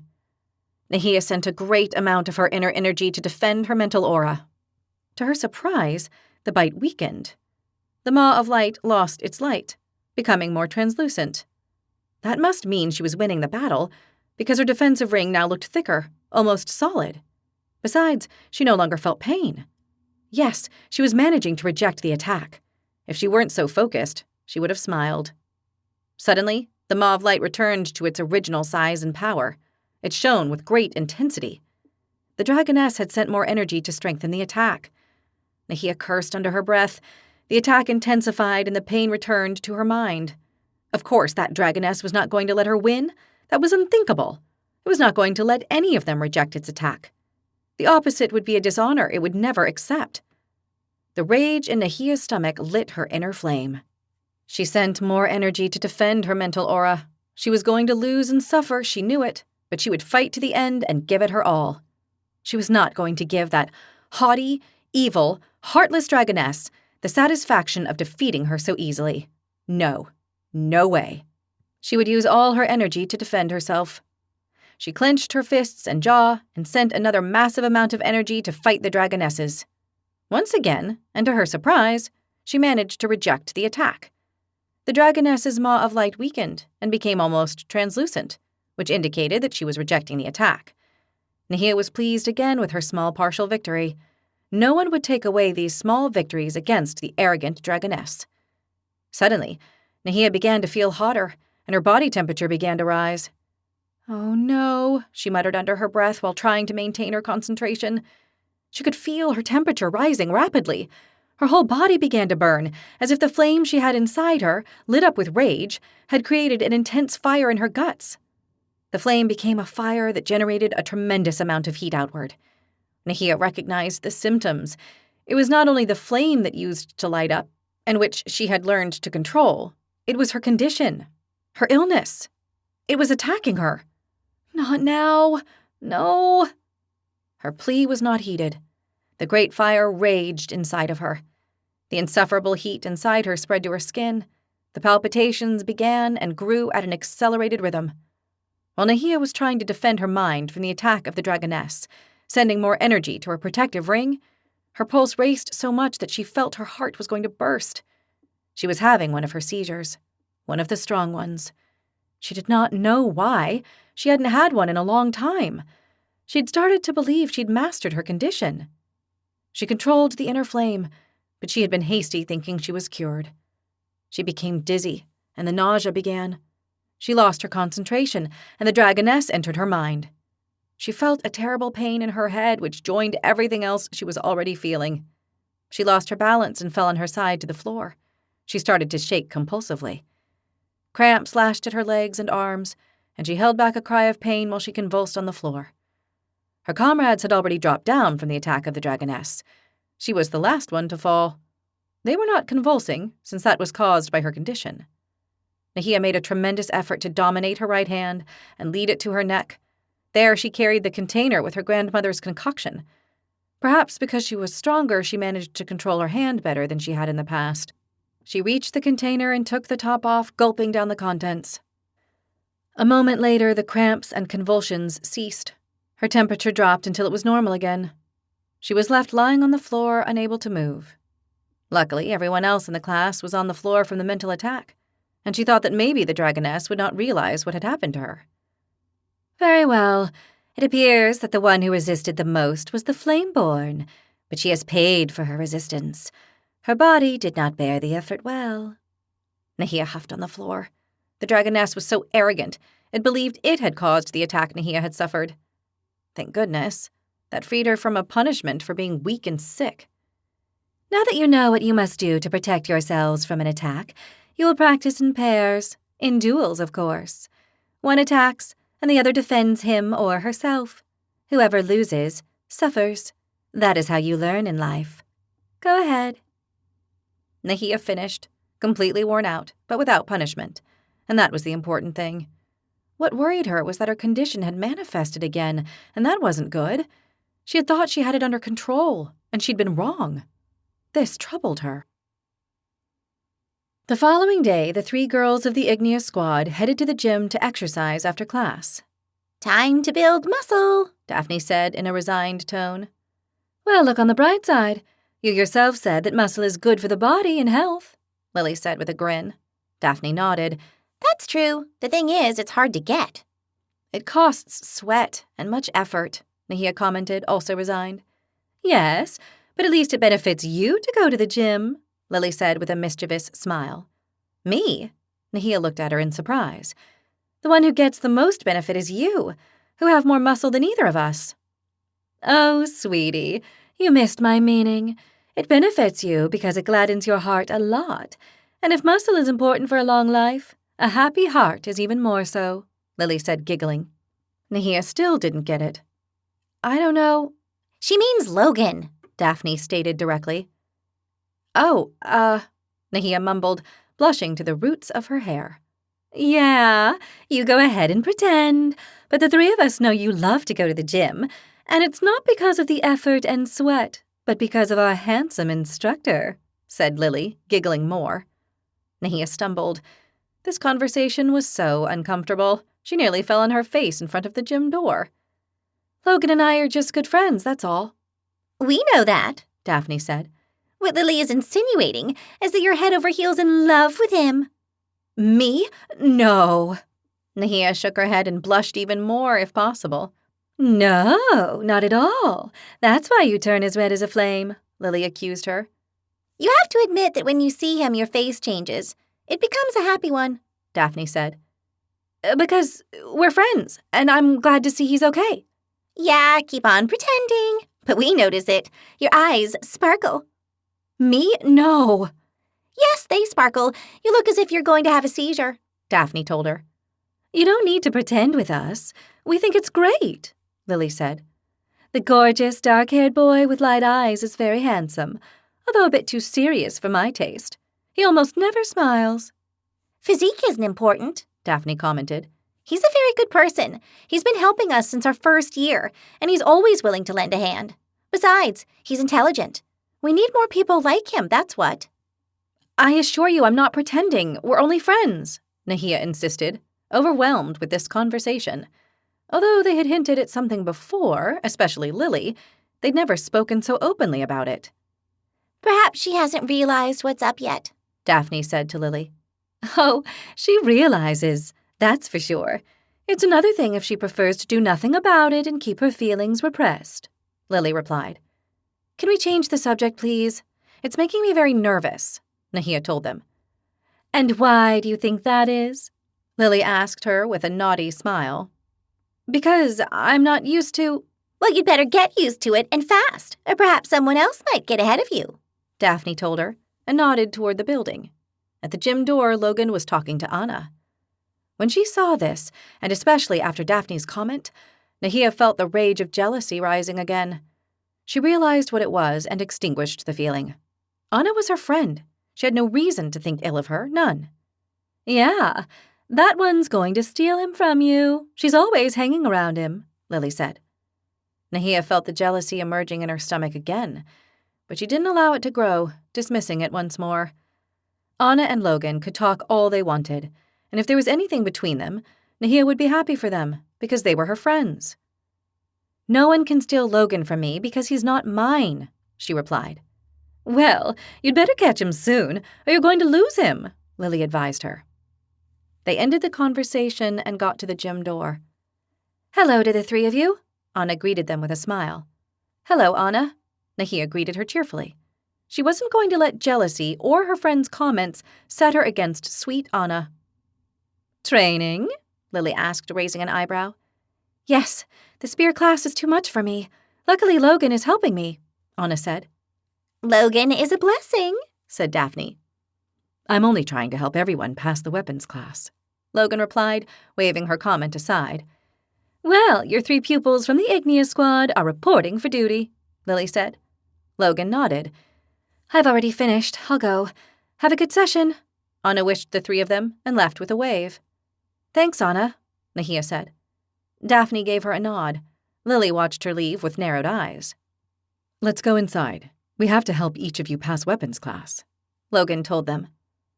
Nahia threw one last look over her shoulder and saw Anna watching them for an instant before she turned and left. She thought that if Anna and Logan ended up together, it was only natural. Then she looked at Logan, who was waiting for her at the door, and hoped that wouldn't happen. Chapter 40. In class that morning, Beldu Gorihandi announced the next stage of weapons training. Udus had told them to go to the weapons building. They guessed it wouldn't be anything good, especially for the girls. The boys weren't having as hard a time in class as the girls were. It had been like that since the first year, and the suffering continued. On the other hand, the boys suffered a lot in magic classes, and the girls did not. The suffering equaled out. It was a fool's consolation because in the end they all suffered in one class or another. No one was free, and suffering and pain reigned. Winter is coming to an end and spring is arriving. That is something many of you are grateful for. It should be the same for you, except that it marks the end of one season and the beginning of another. We come to the final part of weapons class of the 3rd year. I am sure you will want to know the last thing you will learn this year. I will reveal it to you. Combat with both the spear and shield. The announcement felt like an iceberg falling on top of Nahia, Daphne, and Lily. If they couldn't handle just the spear, how were they going to manage both at the same time? It was crazy. They couldn't do it. It was too much. They could already guess what was coming. It was logical. It had already happened with the dagger and the sword. First, they had learned to use the weapons, and then how to use them in combination with the shield. But the 3, even knowing this was coming, they had refused to believe it, or at least had fooled themselves into thinking it wouldn't happen. The reason was obvious. The spear and shield weighed too much for them to fight with both at the same time. The boys could handle it, but not the three of them.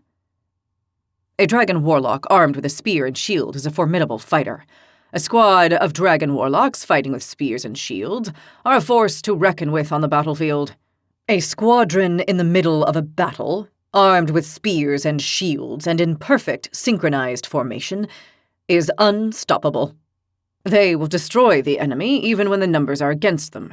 There's nothing more fearsome than a squadron of dragon warlocks in formation, armed with spears and shields. They are unbeatable, unstoppable. That is what you must become before the end of the year. They all listened to Beldur Gorihandi's message very attentively. It reached them with a feeling of great honor and truth. That dragon had seen formations like it was speaking of it in action, and what it was transmitting to them was true. Nahia didn't doubt it for a moment, and neither did the rest of her comrades. What she was wondering was whether they would not be equally unbeatable and unstoppable using magic instead of weaponry that weighed as much as a mountain. She knew the answer the dragon would give her, since this was weapons class. But if they asked Bura Bira Gogoa, who taught their magic class, perhaps it would give them a different answer. In any case, they had to pass both classes. There was no escaping. They would not be allowed to take any shortcuts. Luckily, they had Urus again as their weapons instructor. He had turned out to be better than they had initially thought, seeing as he was a beastly Taruk. An exception to the rule in the world of dragons, where beastly was usually bad for everyone. Urus had proven to be valid and decent. The first week they practiced in the classroom in front of Beldur Gorihandi. It was horrible. Not only did they fail to finish the classes from how tired they were, but they also had to endure the threats and humiliation from the enormous red dragon. It messaged them what it thought of them. All niceties. Nahia, Lily, and Daphne could only bow their heads and endure the insults. As of tomorrow, you will go to the arena to practice. I see there are some of you who cannot even manage to finish one class. That only shows how weak you are, the pathetic physical strength and will that inferior races like you have. You are a disgrace to your races. You better practice with everything you have in the arena, or you will not pass this class. Whoever does not manage to pass the class, much to my chagrin, will be expelled. Let me tell you that being expelled at the last moment of the third year is something you will not enjoy. With that cheerful message, Beldur Gorihandi sent them to the arena. Things didn't improve once they got there. Udis made them repeat the basic exercises over and over. The problem was not the complexity, but the weight of the weapons. Nahia, Daphne, and Lily started the class in good spirits, but after half the class they began to lose energy, and by the third quarter they were completely shattered. They tried, but their bodies could not cope. They were not going to give up, so they kept trying during each class. Weeks went by, and although the weather was great in the arena because it was already spring, Nahia began to feel mopish. She found it very difficult to pass that class, not to say impossible. Keep practicing. Attack, 20 repetitions. Defense, 10 more, Urus told them. Nahia was partnered with Taika.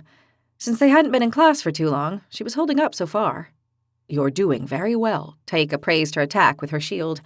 Thanks, but soon I'll be doing so, and then awful, she replied, launching another spear attack. Her right arm already felt very heavy, although lighter than her left one, which was holding the shield. Don't get discouraged. It's only a matter of time before you gain the strength to finish the class. I'm seriously beginning to doubt I'll be able to make it, she said, and attacked again. Taika defended himself from the attack with agility. You'll make it, I'm positive. Nahia made a grimace that she was not, and they went on practicing. Good technique, Urus told Nahia. Keep it up until the end of class. As Urus went to see how Daphne and Eva were doing, Nahia sighed deeply. By the end of class, I won't even be able to keep my head up. The gym is the solution to that problem, Taika told her. You're doing well. You just need a bit more muscle. I'm already going to the gym, but my muscles aren't growing. Don't misunderstand me, but go more. Every day until the end of the year, Taika advised her. Nahia nodded. I understand. Thank you for the advice. That's what I'll do. And push your body while you're there. That way you won't have any doubts that you've done everything a person can do. All right, she nodded. They kept practicing without pause, repeating the exercises over and over. As usual, the last part of class was too much, and Nahia, Daphne, and Lily did not manage to finish. They ended up sitting on the sand exhausted. I've decided, after seeing how you're doing and the improvements you've achieved, that it's time to change the end of each class, Udus announced. They all looked at him, surprised and fearful. What's going to change? Nahia muttered. We're going back to having duels at the end of class. I believe this will help you improve even more. We did so with the sword and shield, and now it's time to do so with the spear and shield. I wish you good luck, everyone. Nahia's eyes opened wide. Oh, no, was all she was able to say. The following day, Nahia left the gym by the north door. She'd been working hard to gain muscle. She went to the fountain and freshened up her face. She was dead tired with exhaustion. It was already night, and she had not noticed. Are you all right, Nahia? Logan asked her, coming out after her. There was honest concern in his voice. Yeah, I'm fine. I just needed to stop for a moment. I understand. You've been working very hard today, he said, coming to the fountain to freshen up too. I have no choice. I'm doing very badly in weapons training. You're making a great effort. Nahia nodded. Yeah, but it doesn't seem to be enough. I'm never going to pass that class. I'm a witness to how much you work and the effort you're making. Don't get downhearted. You'll get the reward you deserve for all you're doing. I'm not so sure. Right now, I don't see how I'm going to make it. Logan looked at her with his light blue eyes, and Nahia could see fear in them. You'll do it, I'm sure. Nahia smiled. Your eyes don't say the same thing. Logan looked surprised.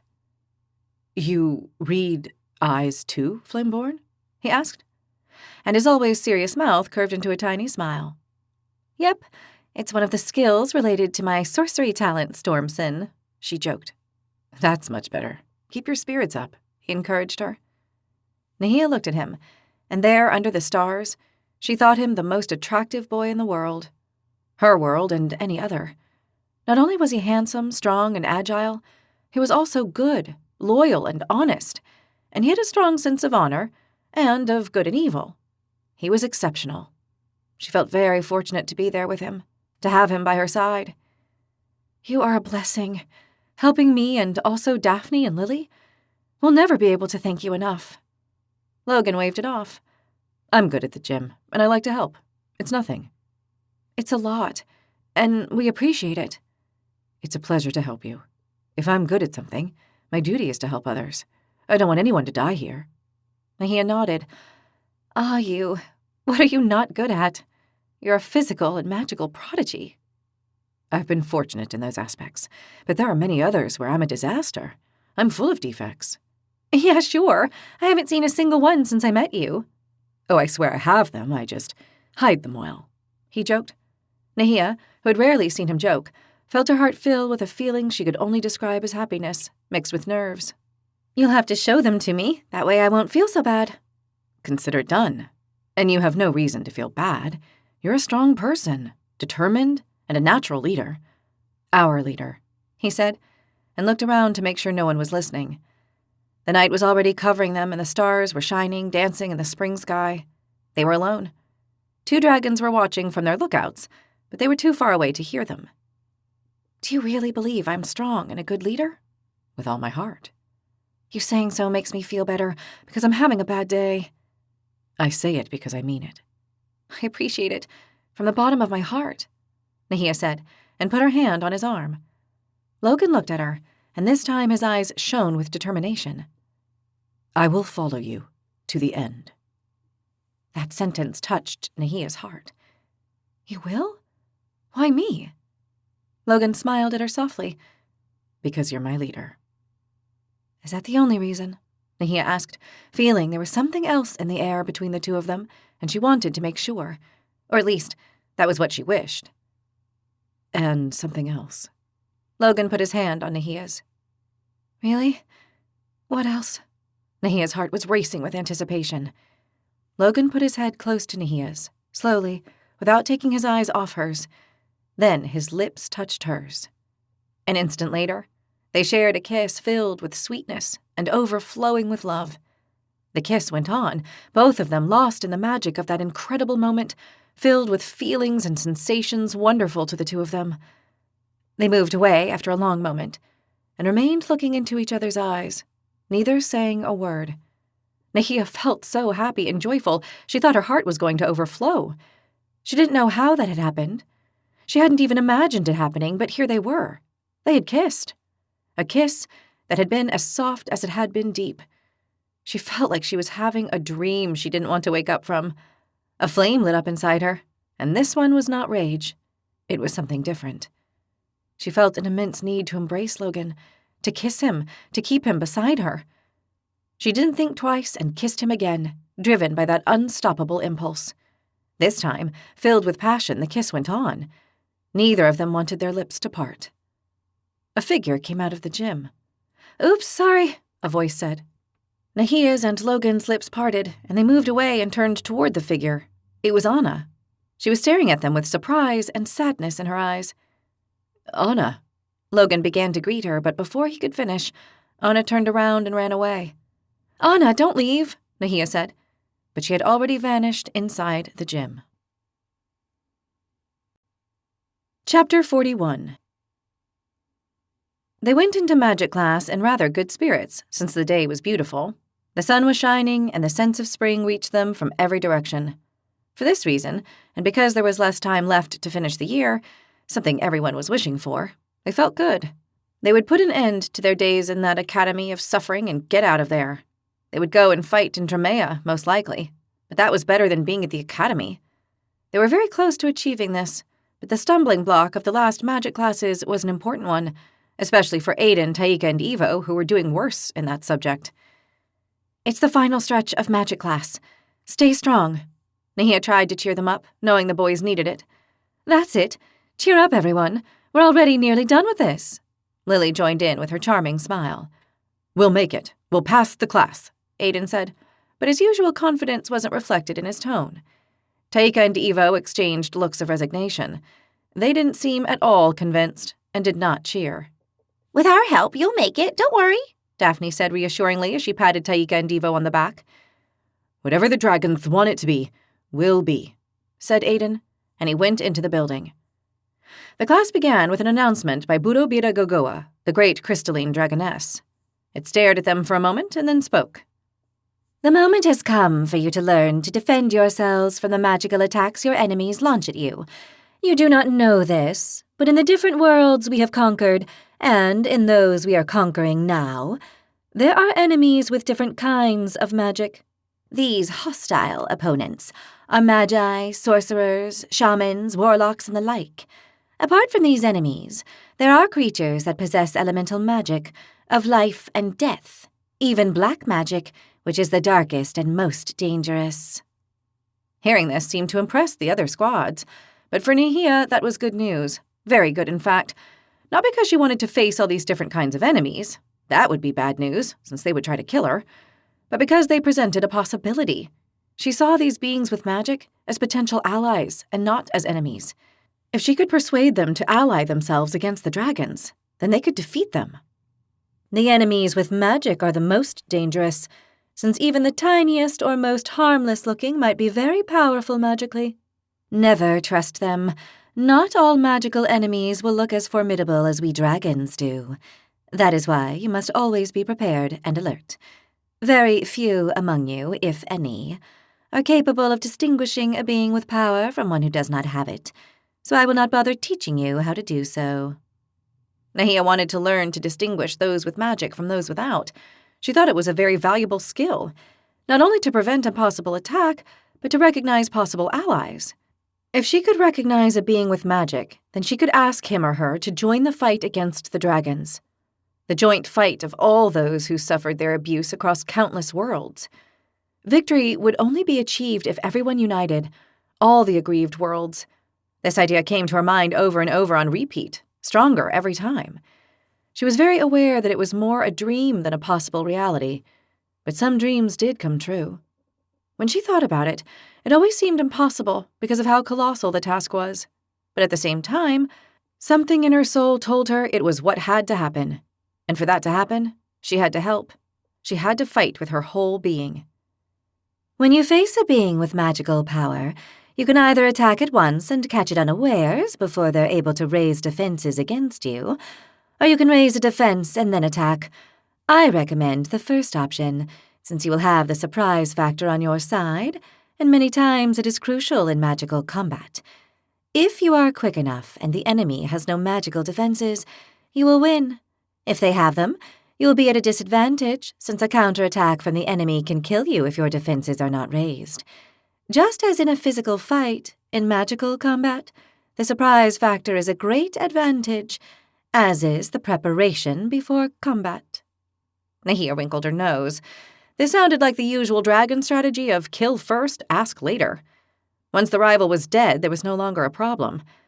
Since the dragons had innate magical defenses, they didn't care about the preparation for combat and raising defenses. They always attacked first. It was their advantage. She thought of Camus and wondered whether he too would have natural magical defenses. She hoped so he could defend himself from the dragons. Thinking about Camus led her to think about Lasgol, and she realized that without meaning to, she had already started making alliances with beings of power from other worlds to fight the dragons. This cheered her up a lot, and she had to hide a smile. She only needed more allies in Tremia, and then she could find the other worlds and create new alliances with them. She found this a lot more complicated, but she refused to think it was impossible. The first thing you will learn is the anti-magic defense. According to how powerful you are and how good you are at magic, your defense will be stronger or weaker. You will be more or less capable of withstanding your enemy's attacks, but you must all be capable of raising a basic defense. You are going to create what is known as a field of magic scales. Its function is to repel the magical attacks that try to reach your body or mind. This cloak of defensive energy rejects any magical energy that is not yours. That is why it serves against all kinds of attacks, from any type of magical creature. This interested Nahia greatly. She wondered whether this would let them defend themselves from the elemental attacks and even the mental attacks of the dragons. She guessed so, since it served to defend oneself from any kind of magic. This idea made her smile inwardly, a big smile from ear to ear, which her face did not show. They were not only learning to fight, but to defend themselves from any creature, and this included the dragons. But the dragons were so vain and trusting in their absolute dominion and supposed invulnerability that they did not realize the creatures they were teaching to fight for them might one day turn against them. Nahia would be present that day, leading the revolt against those evil creatures. Concentrate and seek your dragon energy, then turn it into pure elemental energy. This is what you will find more difficult. You must send it over every scale on your uniform. Cover each scale of your cloak, hood, shirt, and breeches with energy. Do it one by one, beginning with the breeches and going upwards. Turn the hooded cloak around and put it on hanging in front and do the same scale by scale. They must all be covered by energy. Nahia saw Daphne's and Lily's faces, and they had the same look as hers. This was going to be a tedious nightmare. She had thought they would be raising a barrier. That would be best. A barrier around her, surrounding her like the sphere of the portals, or a square box that acted as a shelter would be ideal. Or a wall with a roof, which was a simpler structure. Anything but this concept with the scales. Begin, and let me remind you that you must all succeed, or you will not be able to take the end-of-term test or graduate, which is the same thing. And since it is the end of the 3rd year, it would be a real waste. But do not be mistaken.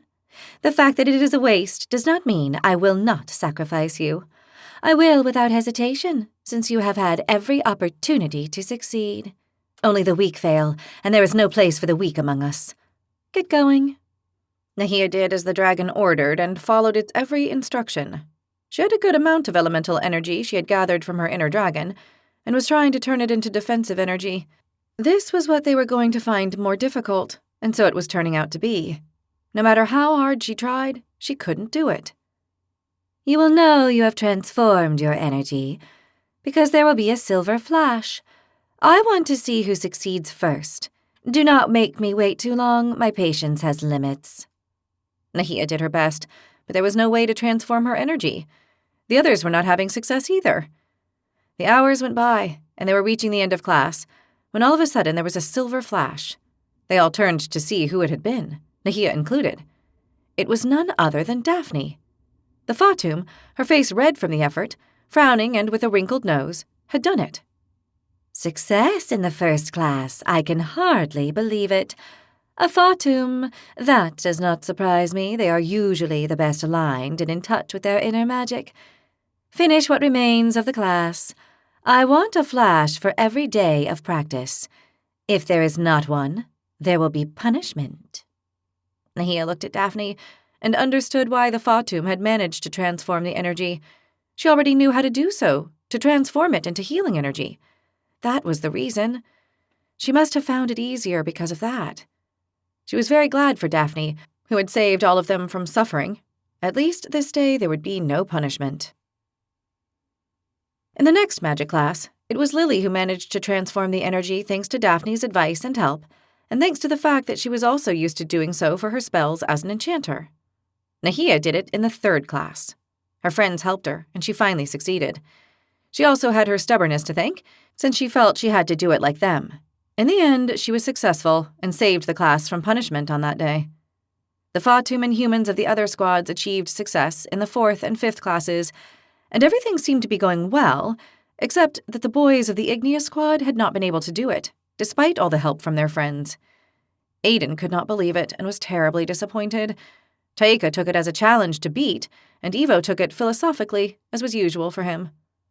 The classes of magic went by, and the day came when there was no silver flash, and the punishments began to fall. This was going too well. I was wondering, but here we are, and you must pay for your failure. In case you do not know, you must all pay, not only those who have not made it. The class is won, and the punishment is for the whole class.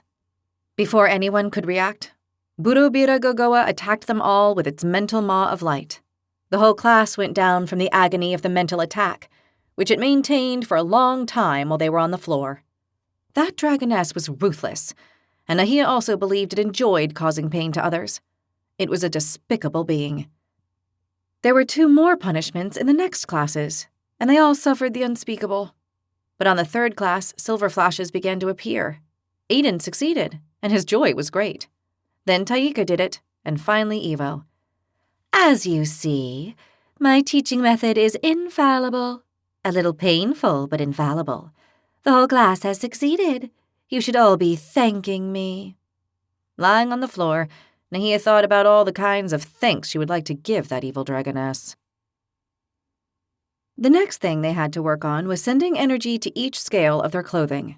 Nahia was better at this, except that when she got to the cloak, she made a bit of a mess, especially with the hood. She found the way the energy stuck to each scale curious.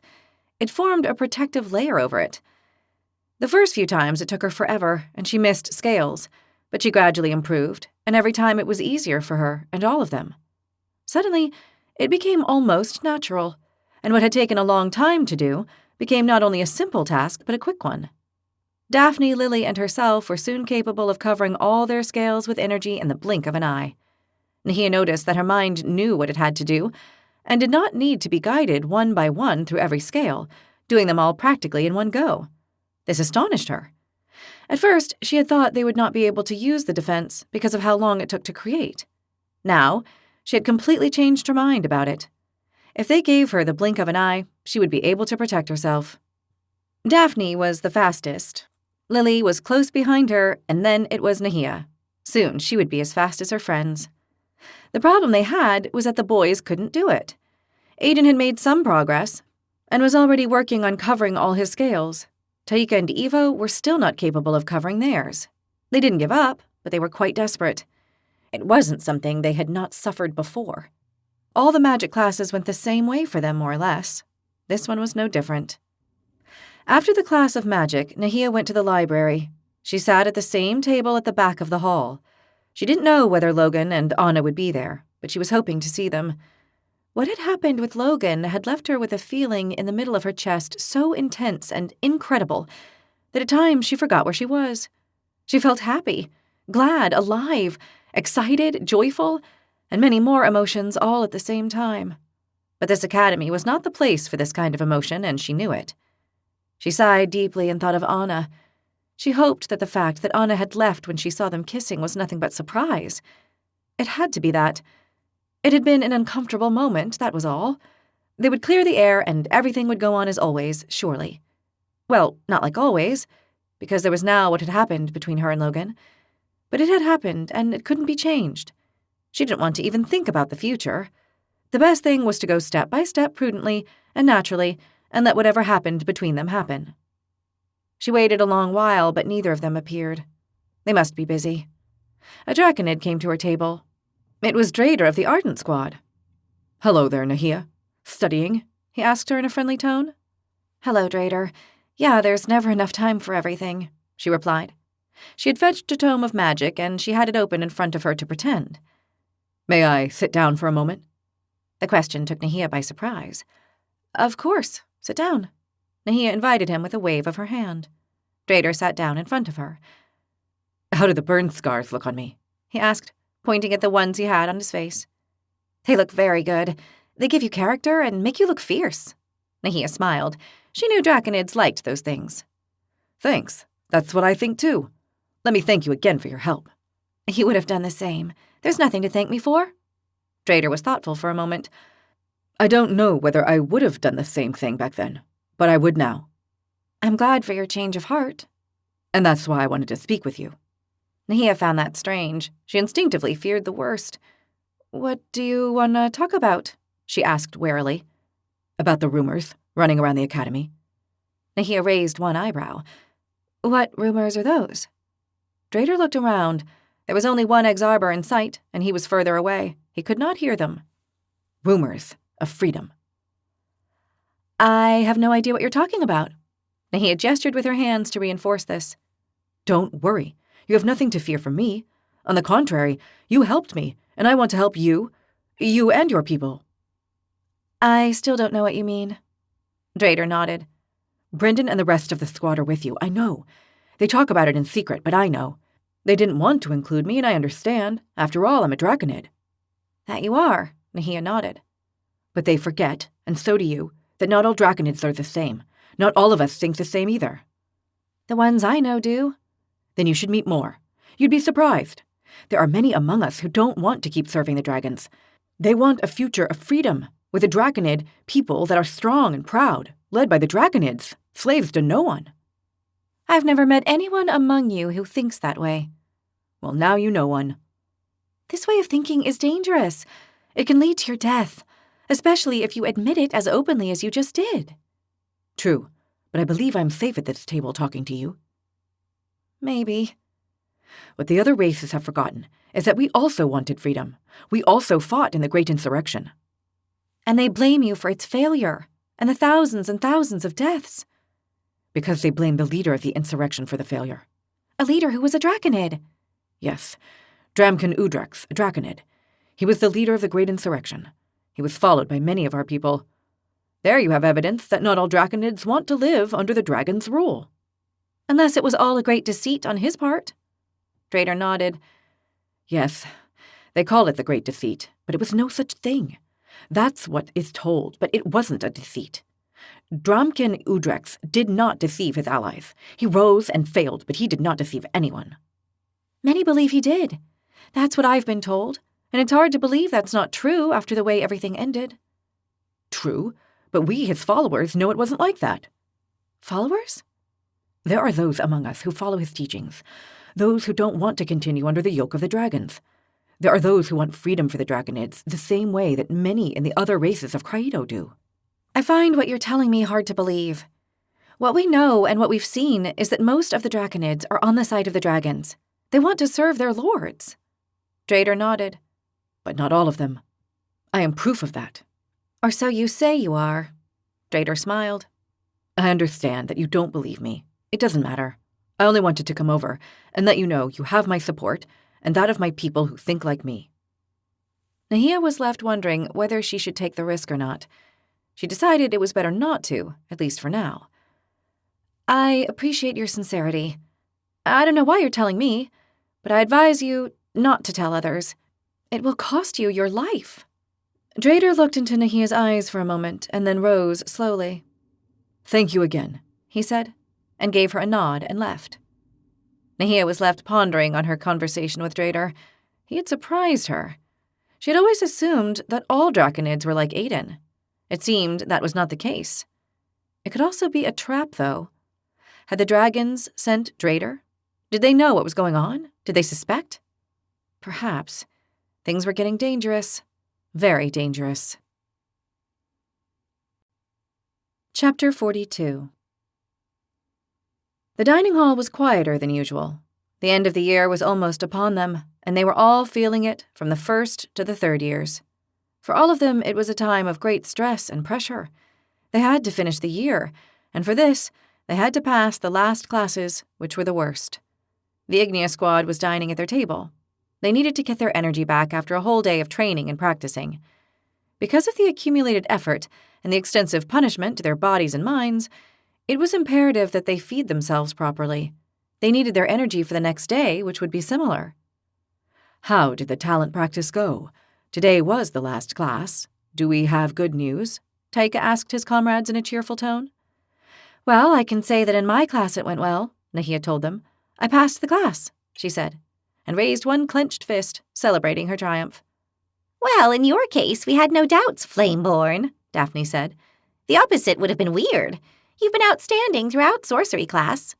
Our little explosive walking flame is a jewel of sorcery, said Lily in a joking tone with a big smile. I'm glad you made it. It's a great honor, Aiden told her very seriously. What did you have to do to pass the class? Taika asked her. Nahia nodded and began to explain. After mastering Elemental Thunderbolt, the last skill we learned, and which I had to demonstrate today, was the elite skill Multiple Thunderbolt. How many? Daphne wanted to know. I can attack 3 enemies at once with Fire Thunderbolt. From 200 paces? Taika asked. Yes, all 3. I did it today in class, finally. I'd been trying for weeks without success. Moments of crisis make us perform better, Evo told her. Although they take a toll on us, they are moments of great unbalance. Congratulations. That's a deadly spell. My sincere congratulations, Aiden said, bowing his head to Nahia as a show of respect. Thank you. It wasn't easy, but it's done. I passed the class. Nahia huffed loudly and felt great relief running throughout her body. The others smiled, seeing how she felt. And you, Aiden, how did you do? Taika asked. I passed talent training, of course, Aiden proclaimed, as if the opposite were inconceivable. Of course, Lily said, mimicking the Draconid. No one should have had any doubts that I would make it. I always managed to pass all the classes. I'm a Draconid, born to be the pride of our lords. You mean our masters, Daphne corrected him. Slave drivers, Lily added. Aiden ignored them. I managed to finish the class with the elite skill of the barbarian. And what is that skill? Taika asked, interested. The elite skill is wrath. First, we develop unstoppable frenzy, then rage, and finally wrath. It multiplies our aggressiveness, strength, speed, and attacks by 10. We're unstoppable. We destroy everything in our way.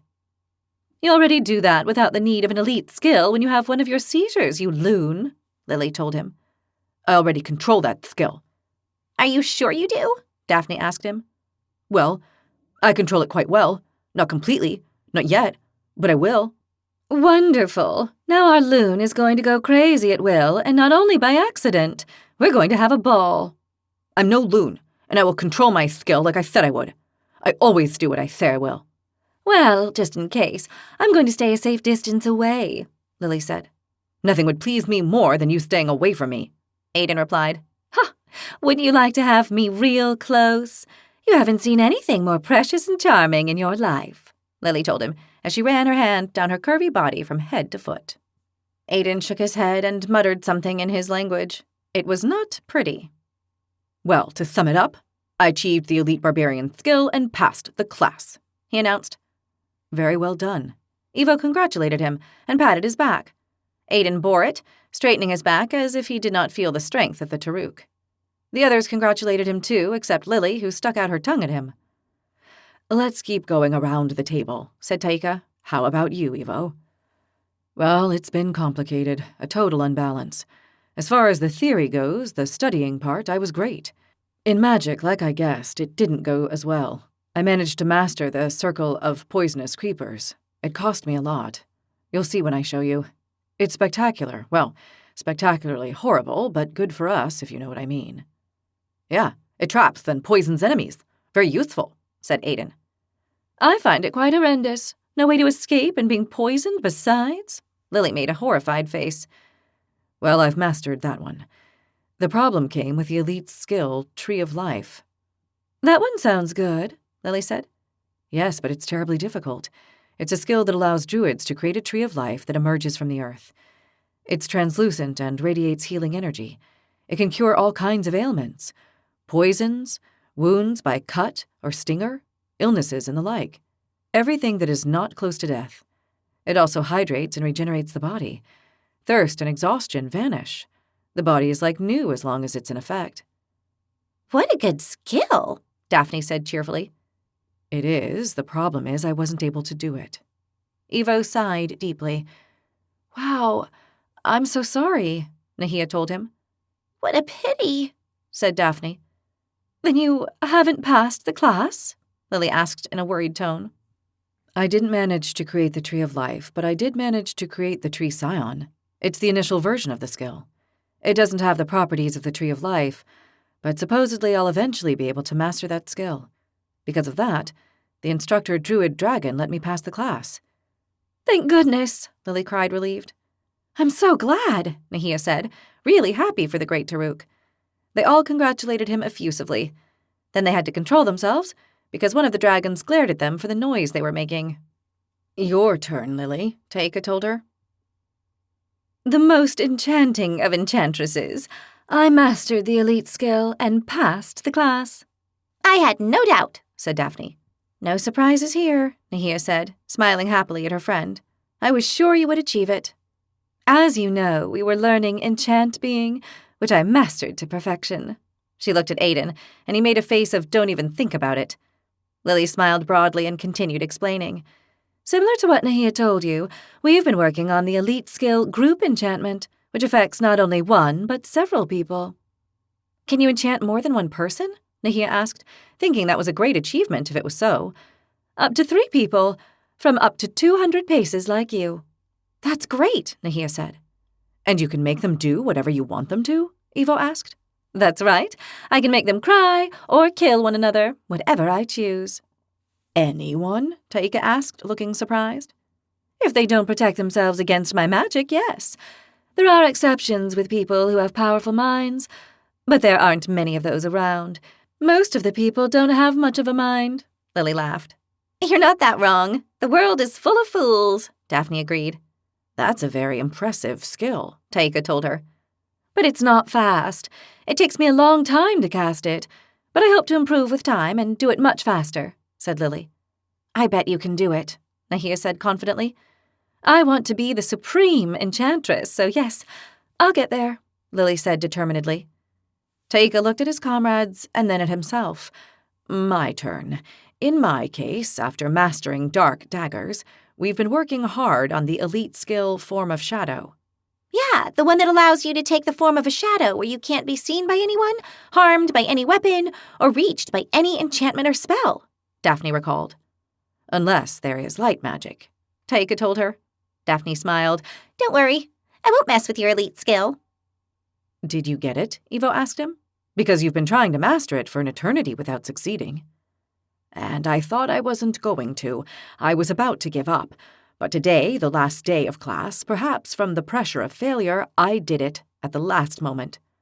That's wonderful! Good for you, Nahia cried. You're a prodigy, Evo told him. I'm very happy for you, Lily congratulated him. I want you to show me. It must be impressive, Aiden said. We'll see when I manage to do it again. I don't know if I'll be able to produce it without the pressure from trying to pass the class. Don't worry, you'll surely have a chance to use it when some huge beast wants to eat you, Evo said, chuckling. Taika laughed.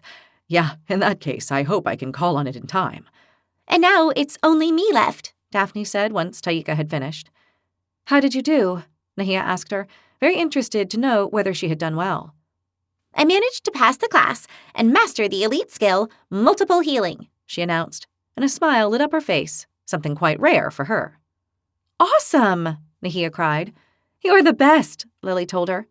Again, one of the 2 dragons glared at them, and they had to leave aside cries and hugs of joy for their achievements. It wasn't easy, as you can imagine, but in the end I managed to cast multiple healing, Daphne told them.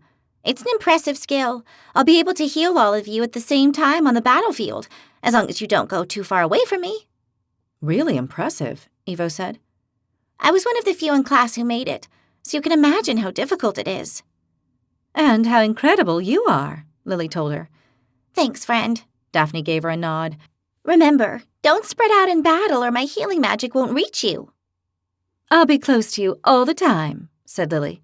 Well, as we're always in formation, she laughed. I'll also try to stay close, Nahia said. Then it seems we've all passed talent training, Taika concluded. Yes, indeed. Some of us by the skin of our teeth, but all of us, Evo said with a look of relief. One class passed. We're that much closer to graduation, Nahia said, clenching her fist and making an encouraging sign to her comrades. Now we have magic and weapons, Lily commented with a heavy sigh. The three of you will pass magic without problem, I'm sure, Evo said. Yeah, but weapons. Daphne looked at Nahia and Lily. The three of them knew they were doing very badly in this discipline. Don't lose courage. An achievement like this must push us to achieve the other two that are left, Taika told them. Yes, it gives us courage, but one of the remaining goals is like a mountain, and I feel like a tiny ant, said Lily. Well, I'm big, and I feel just like you when I'm in magic class. The mountain seems unreachable and immovable, said Evo. Take it easy, all of you. We're going to make it. We're the Igneous Squad, and we're going to succeed because we're the best squad of the whole academy, Aiden said, fully convinced. They all looked at him, surprised by his eloquence and power of persuasion. Well, if you say it's so convinced, Lily said, looking at him in surprise. Of course I'm convinced, and you know I'm never wrong. If I say I'll do something, I will. If I say we are the best squad and will overcome the other two classes, we will. We will achieve the 3 goals, without a doubt. They all stared at Aiden, not knowing what to say. They'd never seen him like that. They did not even know he could think like this. But Aiden's message sank in. They were the best squad, and they would achieve the 3 goals. Chapter 43. The end of spring was near. The days went by so fast they couldn't even count them. Every day was getting up in the morning at first light, working hard and suffering a lot in classes and at the gym or library, then dropping exhausted in bed at night to repeat the same nightmare the following day. They were so focused on their efforts to conquer the classes that the days slipped through their fingers. None of them wanted to fail the last stage of the year. They were so close to passing they could almost touch it with their fingertips. And they were not the only ones. All the squads worked hard every day, beyond their own possibilities, with the sole goal of reaching the end of the year. That morning, they were heading to magic class, feeling a little more cheerful than usual, especially the boys. Today the boys are going to class in a better mood, huh? Lily commented with a knowing smile. Evo didn't bother pretending. He let out a snort that came from deep inside his chest. We finally managed to create the field of magic scales. I can't believe it, honestly. It was killing me. Effort and perseverance usually lead to obtaining your aim, Taika said, also smiling. Although this time I had my doubts, too. When I saw I was getting there, I had to rub my eyes. I had no doubts. I knew you'd make it. It was only a matter of time, said Aiden. And effort, Nahia added. But you finally did it, and it does each of you great credit. Daphne congratulated them. Since it's us, I think it does, Taika said with a smile. It was easier for us, but only because we're spectacular, especially me, Lily laughed, making a charming pose. The light joy they felt going into magic class vanished rapidly with Budobira Gogoa's first announcement. Today you will start the study of the second magical defense a dragon warlock has, elemental scales. This defense, although of magical origin, actually has a physical purpose. It will cover the scales of your clothing with physical scales of the element you are aligned with.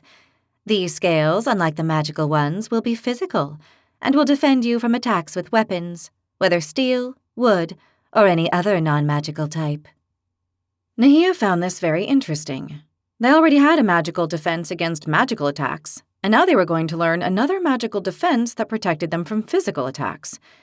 She not only liked the idea that they would be able to defend themselves, but this would make them even harder adversaries to defeat. Once again, she had doubts about whether this new defense could be used against the dragons.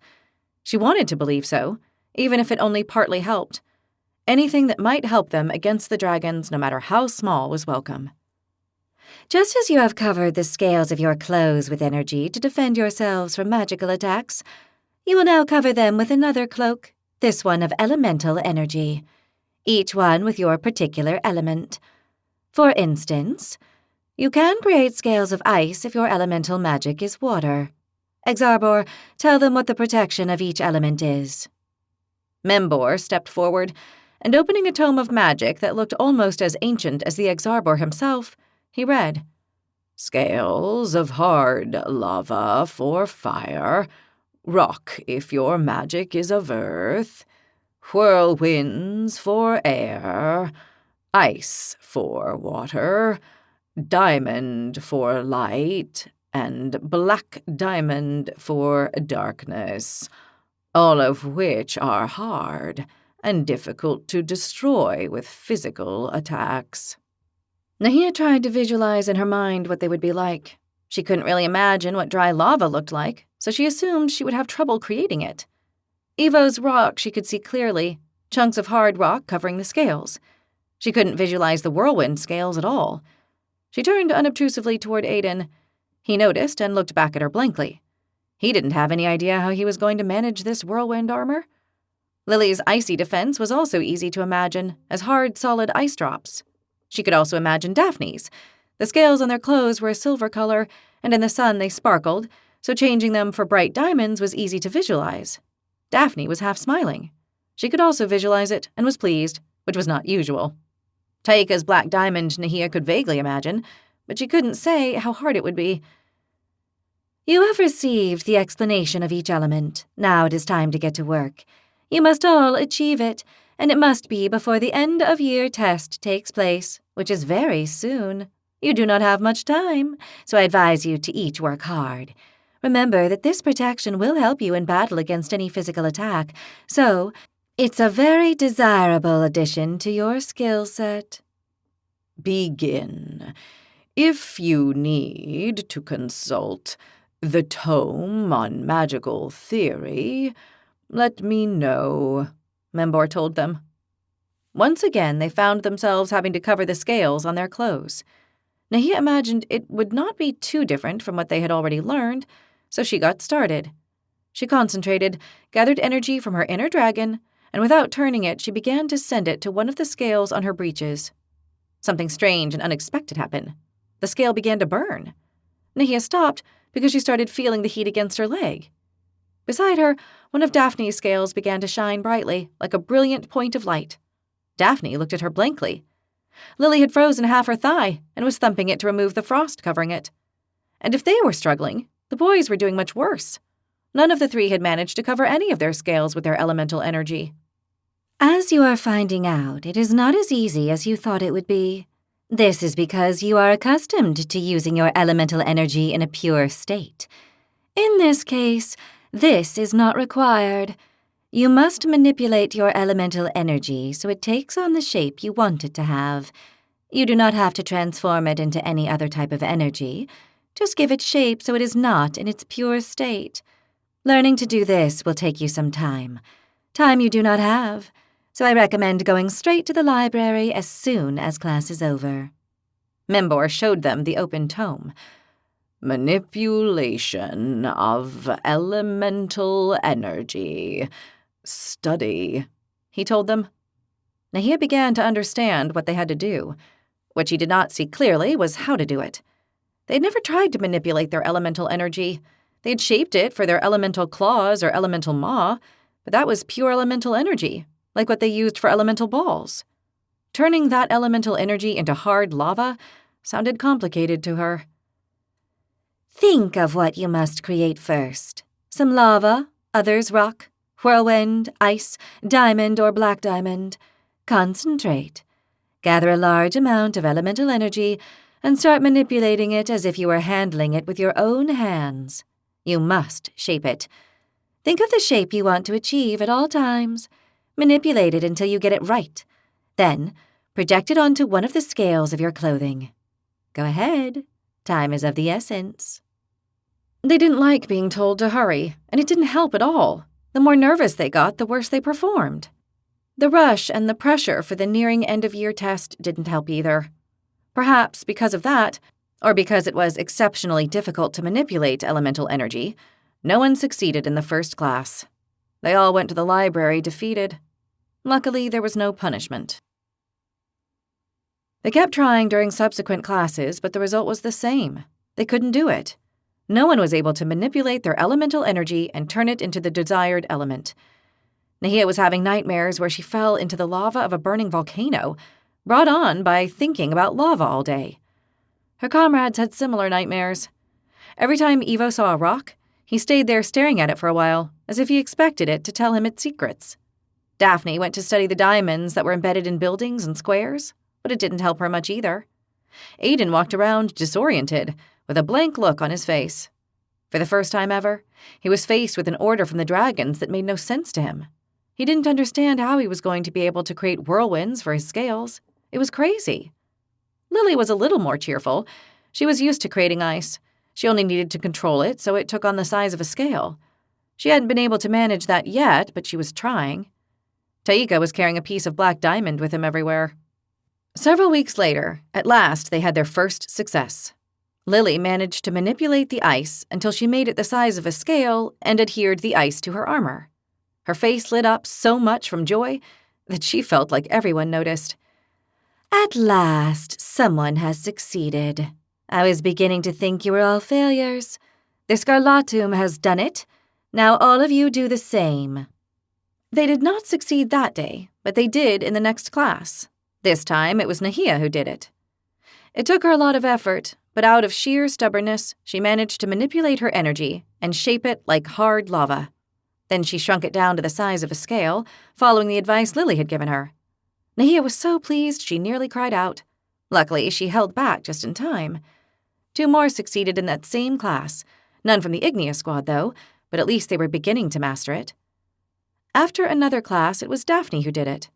She created a tiny diamond of light the size of a scale, and it was beautiful. It shone bright and was hard. Daphne was perspiring from the effort of creating it and felt exhausted, but she'd done it. They devoted the following classes to working on covering all the scales in their clothes, something they knew would take them a very long time, but it was easier than creating elemental scales. The boys, on their part, continued suffering because they could not create their scales. Everything they tried failed. They knew they couldn't despair, they had to succeed, but it was terribly frustrating. For the first time, Aiden was losing hope of doing it, which demoralized Taika and Ivo even more. But in spite of everything, they didn't give up and kept trying class after class and in the library. They had to pass that class anyway, and they weren't going to throw away everything they had already achieved because of some elemental scales. They could not fail now that they were so close, not only to finishing the 3rd year, but to finishing all their training at the academy and graduating. They left every class defeated. Taika always tried to cheer them up. "We're close to doing it," he told them every time. "A baby step closer, you mean," Ivo corrected him. "We need to take a giant step, not an ant-sized one," Aiden replied. "Every forward step we take, no matter how small, counts. It brings us closer to the goal," Taika insisted. "The goal is very far away," Ivo repeated. "And time is almost up," Aiden added. Nahia, Daphne, and Lily felt their hearts sink as they noticed their comrades were unable to create elemental scales, no matter how hard they worked at it. Spring was coming to an end, and summer was already knocking on the door. They were out of time. In magic class, everyone who had managed to create elemental scales were already capable of covering their whole body with them, with the exception of their face and hands, which they left uncovered. The head and back were covered by the hooded cloak, which they could already completely cover without trouble. Nahia could now do it pretty fast, in a single breath, after devoting the last few classes to working on her speed. She had also noticed that when she covered her clothes with the solidified lava scales, she could create additional ones beside those already on her clothes. She was experimenting with this during class. First, she covered all the silver scales on her clothes, and then she added others where there was space in between scales. She looked at her legs and touched the solid lava scales, a dull red-black color. They were hard as rock. No doubt they would protect her from enemy steel. Perhaps claws, too. Daphne was working on creating her armor of sparkling diamonds, as she called it, as fast as she could. When she covered her body with the diamond scales, she shone so brightly that everyone was forced to close their eyes. It was beautiful armor, and it left everyone numb. She looked like a battle goddess, shining with blinding light. She loved it, but she was worried she would be seen from 1,000 paces away with such bright armor. No matter how much she tried to make them shine less, she couldn't do it. They were diamonds of light, and there was no way to dim them. Certainly for a night mission, or an undercover one, it wasn't appropriate. To awe allies and blind enemies, it was perfect. Lily was already capable of creating ice-scale armor in the blink of an eye. Her mastery over ice and frost was amazing. She covered all her scales with other layers of ice as hard as rock before anyone could even realize she was going to do so. She was now practicing how to harden the ice even further by giving it an additional layer of solid frost. As she said, she couldn't allow herself to get hurt and lose her irresistible figure. You have one last chance in today's class to create elemental scales. Whoever does not succeed today will not pass the class, will not take part in the end-of-year test, and will not graduate from this illustrious academy. Burobiragagawa's message left them all frozen. They knew time was running out, but they didn't know they had already run out. They always held on to the hope that there was still enough time. Now they knew, and it made everyone quake. The boys, because they only had one final chance to succeed, and the girls, because they feared for their comrades. Do your best, last class, Membor told them. Nahia swallowed. She looked at Evo, Taika, and Aiden and tried to cheer them with a small signal of strength by clenching her fist. Daphne and Lily made similar gestures, also trying to help them succeed. The scene was repeated with the other two squads. Those who had already succeeded were encouraging those who had not with gestures. Taika nodded and started trying at once.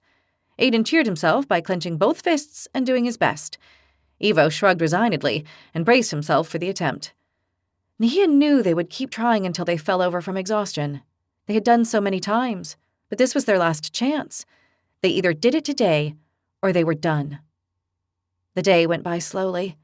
Nahia, Daphne, and Lily were working on their improvements, but without too much concentration since they were paying attention to what their friends were doing. Taika was keeping calm, trying not to be hasty as he worked quietly. Aiden seemed to be fighting himself. His look and gestures were those you would find on the battlefield. Evo looked relaxed, as he always was. They could see no signs of anxiety, although he was likely experiencing it and trying to keep it under control. They say that magic and other life skills develop in moments of great need or tension. I believe this is precisely one of those moments, and it might help you achieve what you're missing. It is today or never. Your fate rests in your own hands. The mental message left Nahia even more restless, but that was not Aiden's case. His body flashed in a mixture of silver and white, and one whirlwind scale formed on his left sleeve. They all stared at it in astonishment. It was as if a tiny tornado spinning on itself at great speed had formed over the scale. It was really odd, and at the same time captivating. It looked alive as it spun, unlike the girls' scales, which were hard and solid, lifeless. Aiden put his finger on the tornado and pressed in. He could not reach the scale. The tornado was spinning with such force that it was impossible to press inward. Aiden looked at the others with large eyes. He also did not understand how this was possible. He tried to press down with his claw-like hand, but could not manage to crush the tornado.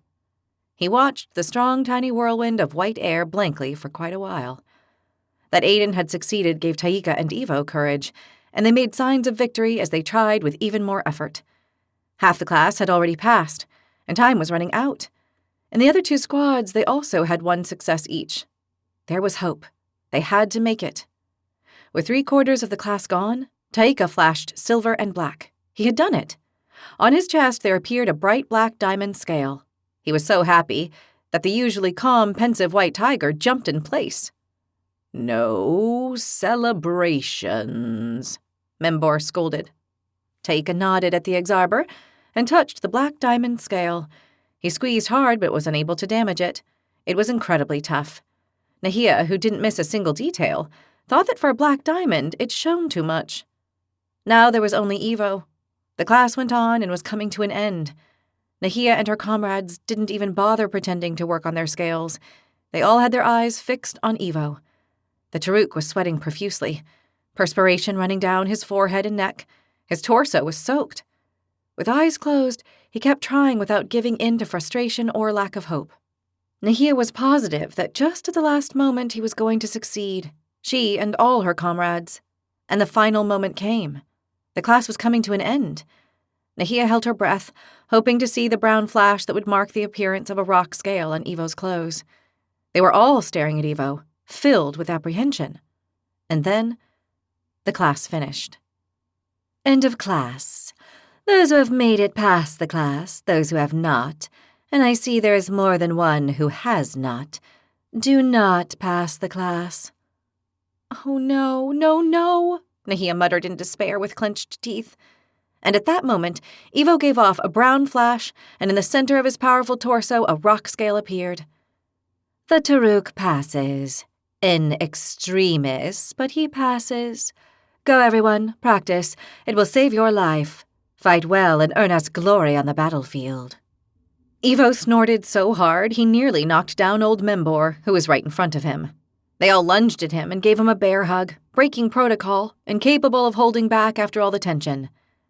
Burobira Gogoa turned and left, ignoring this last misdemeanor. Chapter 44. At the end of the day, Nahia went to the library in good spirits from passing magic class. She'd been so busy during the last few classes that she hadn't seen Logan other than at the gym, and always in the company of Daphne and Lily, so she hadn't been able to enjoy a moment alone with him. It was something she was looking forward to a lot, but she also knew that first she, Daphne, and Lily had to pass all the other classes, so she didn't mind not having the privacy and intimacy she desired in order to continue what had begun. Logan threw her glances, which Nahia interpreted as significant. They were not mere glances of concern. There was something more to them, a special glow she noticed, and which she liked. As for Anna, Nahia hadn't seen her again since the day of the kiss. At first, she thought it was just a coincidence, but soon she began to suspect it was not by chance. And now she had no doubts. It had been too long since the two events had coincided, and that could only be on purpose. Anna no longer went to the gym or spent time with Logan like she used to. She avoided both of them. There could only be one reason. She had feelings for Logan. Nahia was now sure, and she felt very bad for her friend. She wanted to speak to her and explain, but Anna didn't give her a chance and continued to avoid her. She heaved a sigh and walked up to the nearest lamp. I want to speak to you, Liberex, she whispered to the lamp. Then she waited patiently. After a long moment, a librarian Exarber came over to her. Follow me, please, he asked her. Nahia smiled at the Exarber and followed him. They went up to the 5th floor, and the Exarber walked her to the office of the chief librarian. Come in, the voice said, and Nahia did so. The Exarber stayed outside waiting. To what do I owe the honor? Liberex received her, comfortably seated behind his desk. Are you always listening? It's entertaining. And, as you know, entertainment here is scarce. Apart from the fact that you want to know each and every one of my movements. That, too, Liberex admitted with a nod. Nahia looked at him for a moment. She'd been thinking about this for quite a while, and although she knew it was risky, she didn't have many other choices. I need a favor.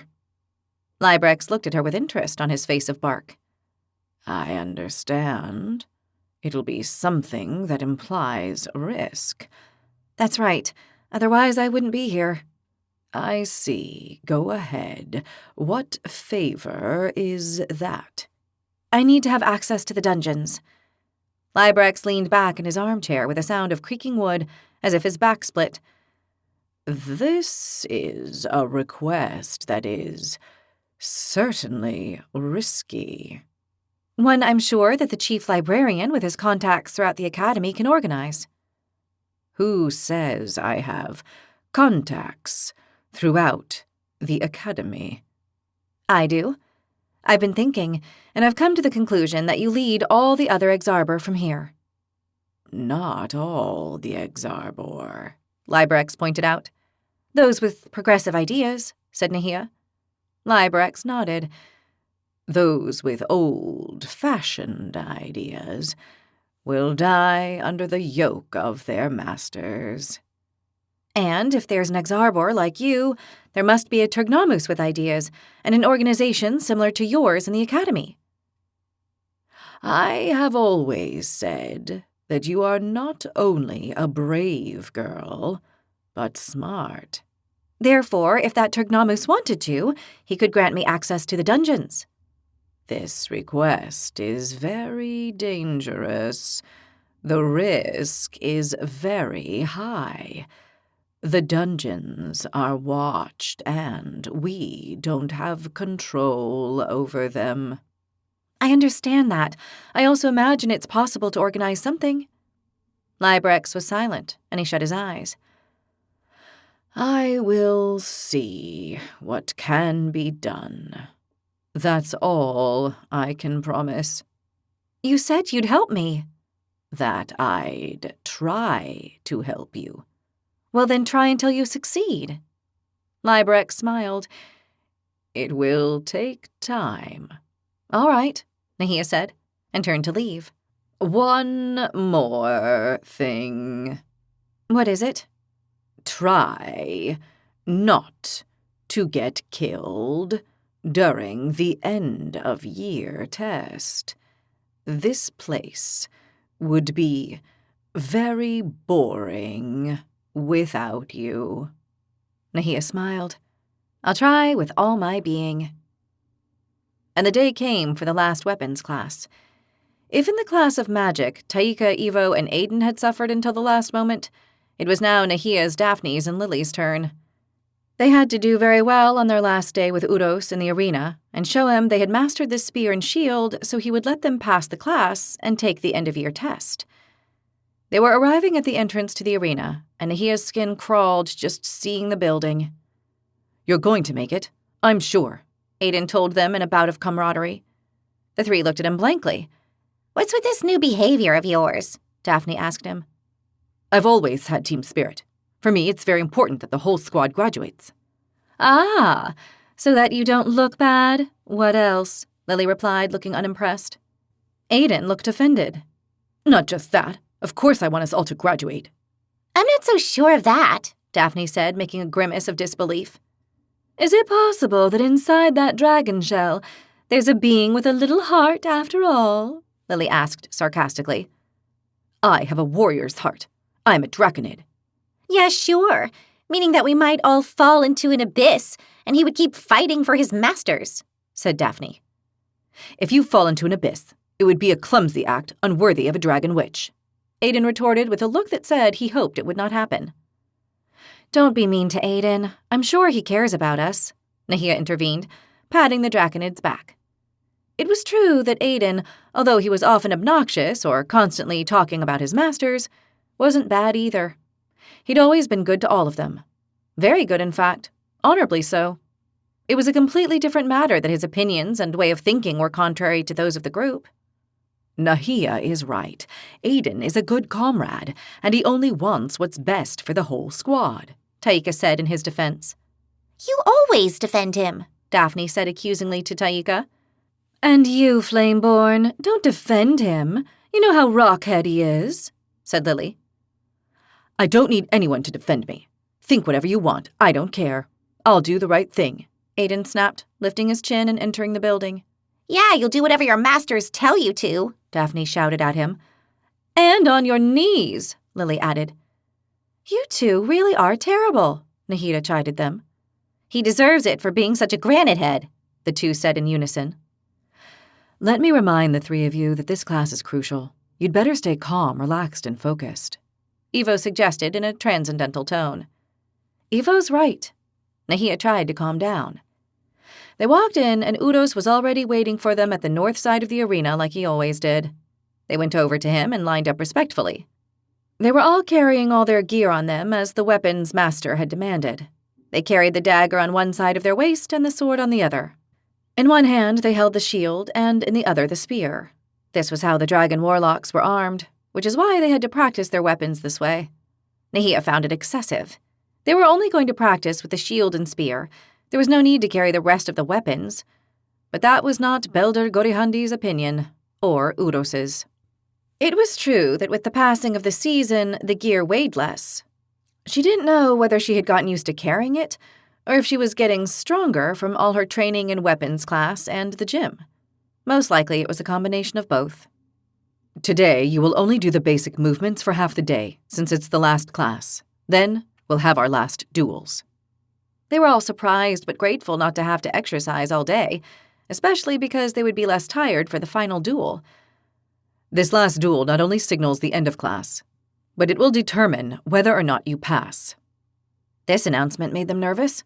One last combat with the weapons master would determine whether they passed the class or not. They had worked a lot and done their very best. They were gambling everything on one single combat, since if they didn't pass the class, they would not go on to the end-of-year test and wouldn't graduate. The problem was that the duels they had been fighting this last month had all ended badly for Nahia, Daphne, and Lily.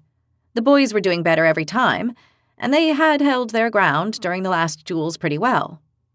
Start with the basic exercises in pairs, Urus ordered.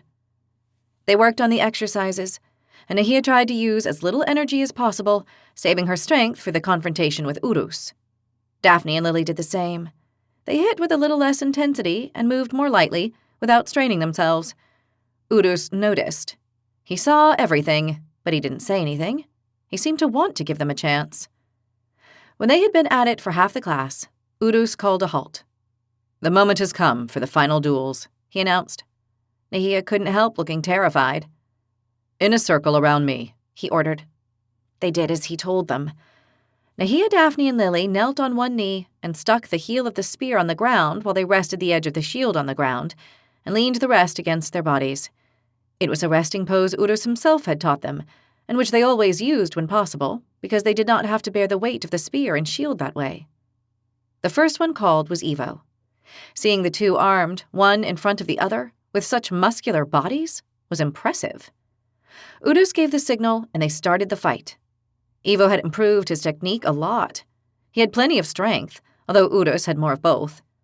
They exchanged offensive and defensive moves about 15 times, and the next time Urus managed to break Evo's defenses and thrust his spear at Evo's wide neck. Evo began to cough and had trouble breathing. It took him a moment to recover, and everyone was worried about him, but he was all right.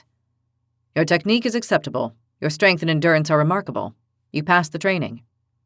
Evo saluted Urus with a respectful bow. Thank you, Master. They were all very happy for Evo. Aiden went next. The Draconid wasn't as strong as Evo, but his technique was better.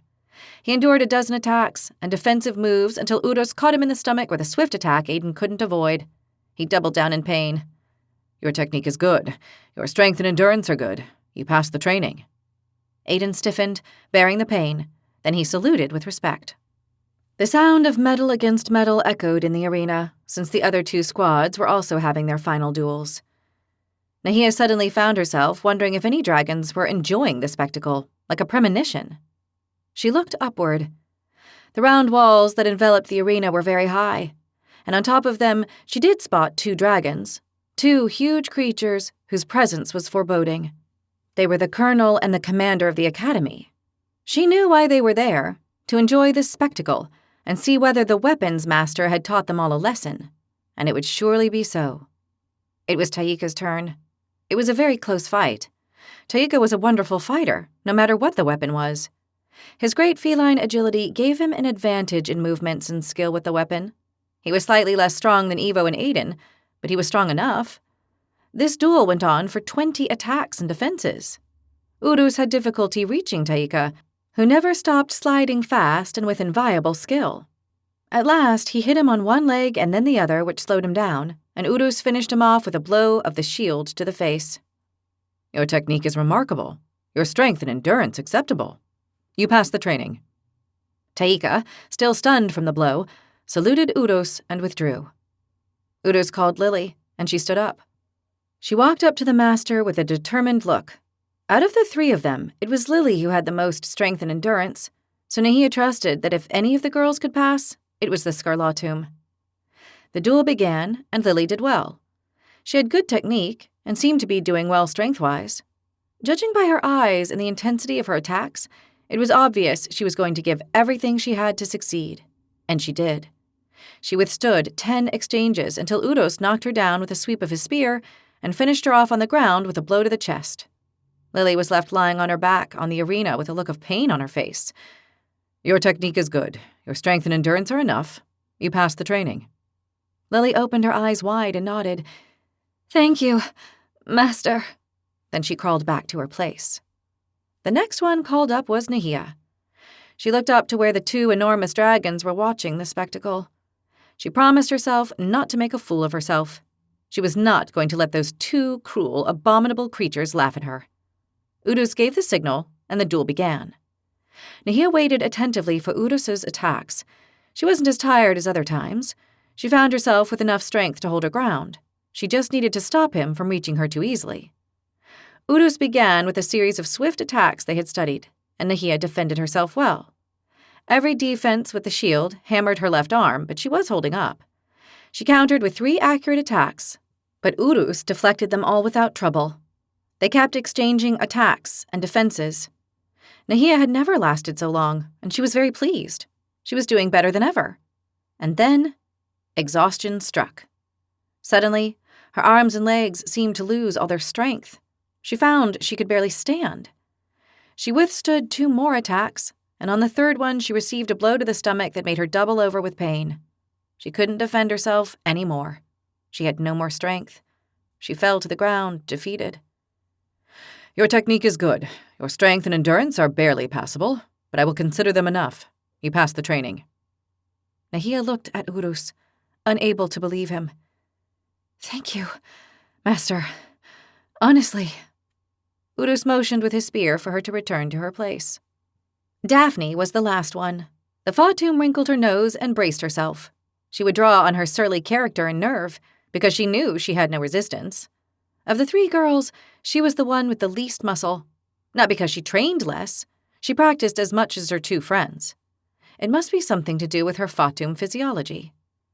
Udos started the duel, and Daphne attacked 3 times with measured movements and accurate spear blows. Her technique was as good as Nahia's and Lily's, and she proved it. But when it came to her defenses, she soon found herself in trouble. If Nahia had held up quite a bit before her strength left her, this was not Daphne's case. Her shield dropped, and her spear did not attack with the same precision. Exhaustion struck. Daphne wrinkled her nose and frowned.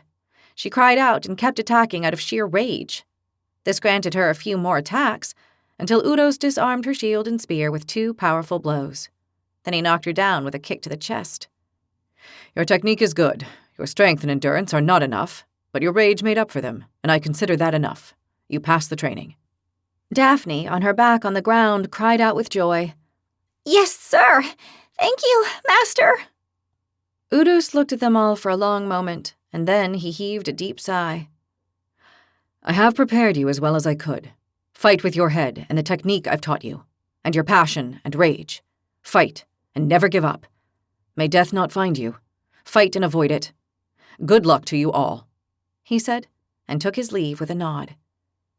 They all returned the nod and thanked him for his teachings. Nahia felt that Udos was a good person, fighting his own way in order to survive. His teachings would save their lives. Of that she had no doubt.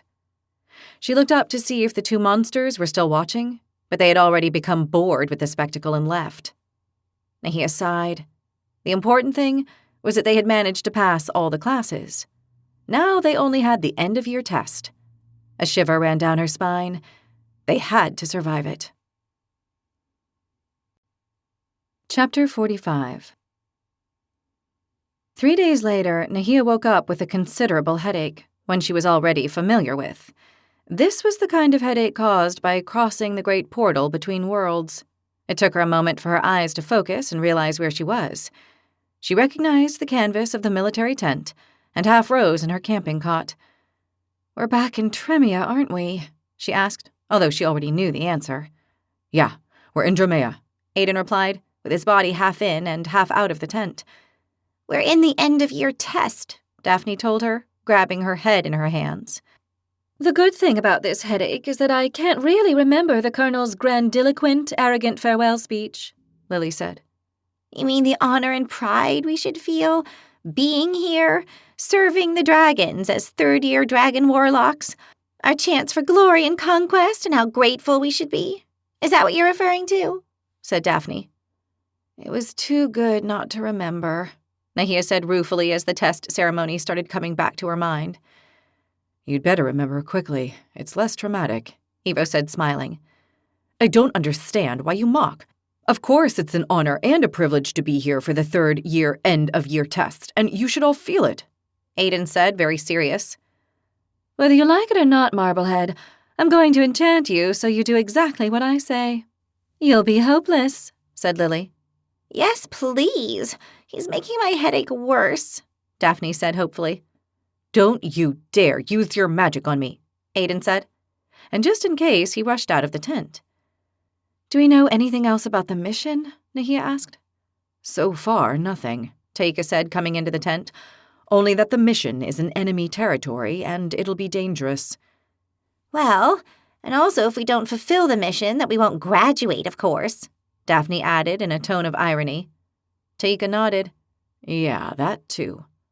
"Hasn't our leader spoken?" Lily asked. "No, he's not present. I don't see any of the other leaders either," Taika said, going outside again to check. "That's a good start. Going on a dangerous mission without information."